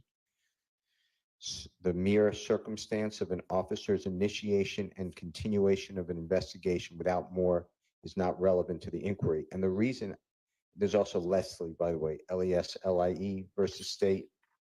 That's 355 Georgia Appeal 244. 355 Georgia Appeal 244. It's in Division 7. It's a 2020 case. It says the exact same thing. But Yeah, my understanding of those cases, and it used to be, especially before our new evidence code, that, every time there was a hearsay objection when there was an officer on the stand was, oh, it's to explain his conduct, and that's hardly ever relevant. This is A, not just an investigating officer, but B, if Ms. Love, I know you had said some things up at the bench that I think are relevant in responding to this issue of whether, I don't know if it's so much his conduct, but I'm sorry.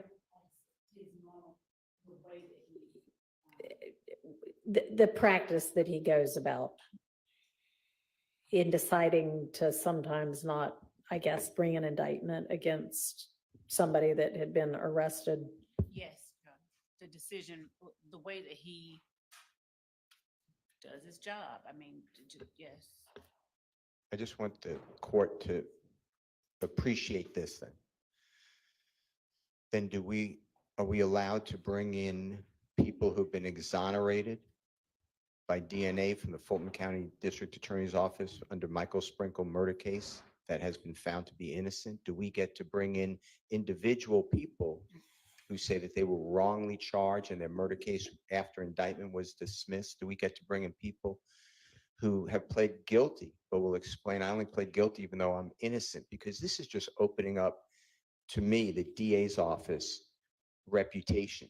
I could put my reputation in this courtroom as well. I could have a lot of people come in and say, I believe beautiful things, but we don't do that. And that's Which is why, as you know, up at the bench, I instructed Ms. Love to focus and tailor her questioning so that it focuses on what he did in this case. okay. I thought we were still talking about okay. And I agree with you. Whatever he did in this case may or may not be relevant, but right now he's talking about, I don't indict everybody that's brought to me. Sometimes the law enforcement doesn't do a good job, so I have to pick up the pieces. I don't see why that would do it. I don't know why Ms. Love asked that question anyway, but I mean, it's Ms. Love's case. Well, it's the state's case being led by Ms. Love. But one thing that I think it is, this is not the typical case in that the defense actually in this case has a couple of people, I think, who were once indicted for the murder of Mr. Thomas, who no longer are. And we have this other set of people now indicted.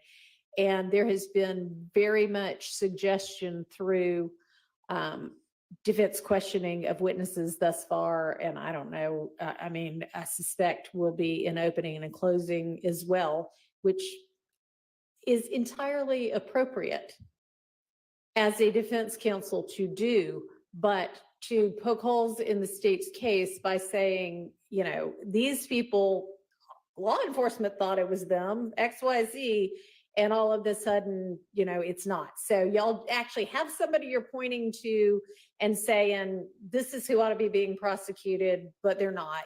And it's because of, I don't know, whatever reasons y'all come up with to argue.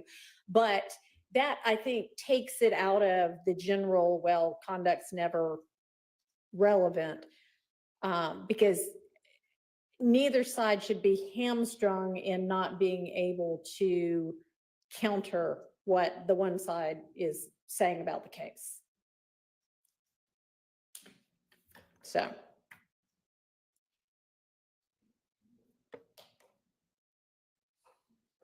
Anything else?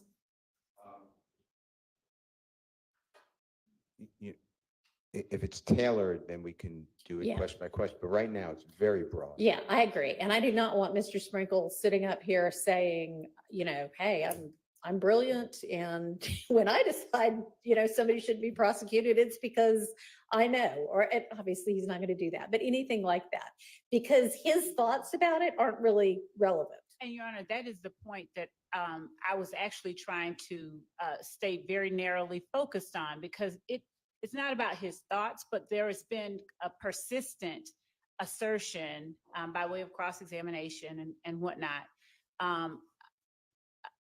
regarding it. I won't say impugning, but it kind of is why certain decisions were made. There have been questions posed that have been stricken, that have amounted to, they were just after this person, or you ignored this person. And even when we have witnesses that have testified and, backed up and been given immunity and said certain things, the suggestion has been made that they were given immunity because, the state only wanted to go after X, Y, or Z. And I believe that it is very relevant and important for the jury to be able to gauge what at least was done in this case. And it's not just the decision of the DA's office. This is a person who actually took steps that were of an investigative nature.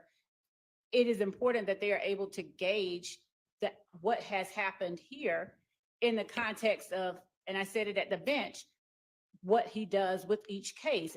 This is not no different. And we did say that we were going to tailor it, and we're going to do exactly as the court allowed, go narrower, and then talk specifically after that, after narrowing it down, generally, is this what you do in each of your cases? So I believe that the court is actually absolutely correct. It would be hamstringing the state's ability to put what this person has done in the context of what they do each time, and then have the defense say, well, he just went this extra mile because he was trying to find information. He went looking for these jail calls. He did all this work because he wanted to find something on this person, versus this is just how he treats an unindicted case. And I would like to, of course, present more case law on bolstering, as the court said that we could in the morning, to argue the point. Your Honor, can I just invite the court to observe that, to the extent that the court has been listening to the cross-examination and how we've been not presenting our case, it's not our case. Right. Our defense is that any challenges to the credibility of the investigation or the investigators has always been in the context of this case. Right? It's been challenging what was done in this case, or what was not done in this case. And so we've been narrowly focused on defending the allegations and the investigation, or what we thought were improper investigations, or targeting wrong people, or targeting certain people. So I think that's relevant. And what Mr. Sprinkle did in investigating this case, assisting the police in this case, sure, that may, like Mr. Steele said, may or may not be relevant. Right? But for him, again, I don't want to repeat everything that's been said already, but to have him go on and talk about, well, in this case, hypothetically, I may do this because this is why, and for him to go into explaining about the secure system, and this is what inmates do when they get to the jail, when they're down in booking versus elsewhere, all of that is really not necessary for the jury's consideration. It's just not relevant. And for him to talk about other cases really would be improper bolstering. He's bolstering himself. He's bolstering either the work of the DA's office or investigators, and that's just not proper unless he's talking about what was done in this case. All right, yes, thank you. I will keep all of that in mind. All right, I will see y'all at, I mean, do we even think 8:45 is going to give us enough time? Let's meet at 8:30 in the morning, because I just can't get enough of all of you. All right, see y'all at 8:30. Y'all have a good evening.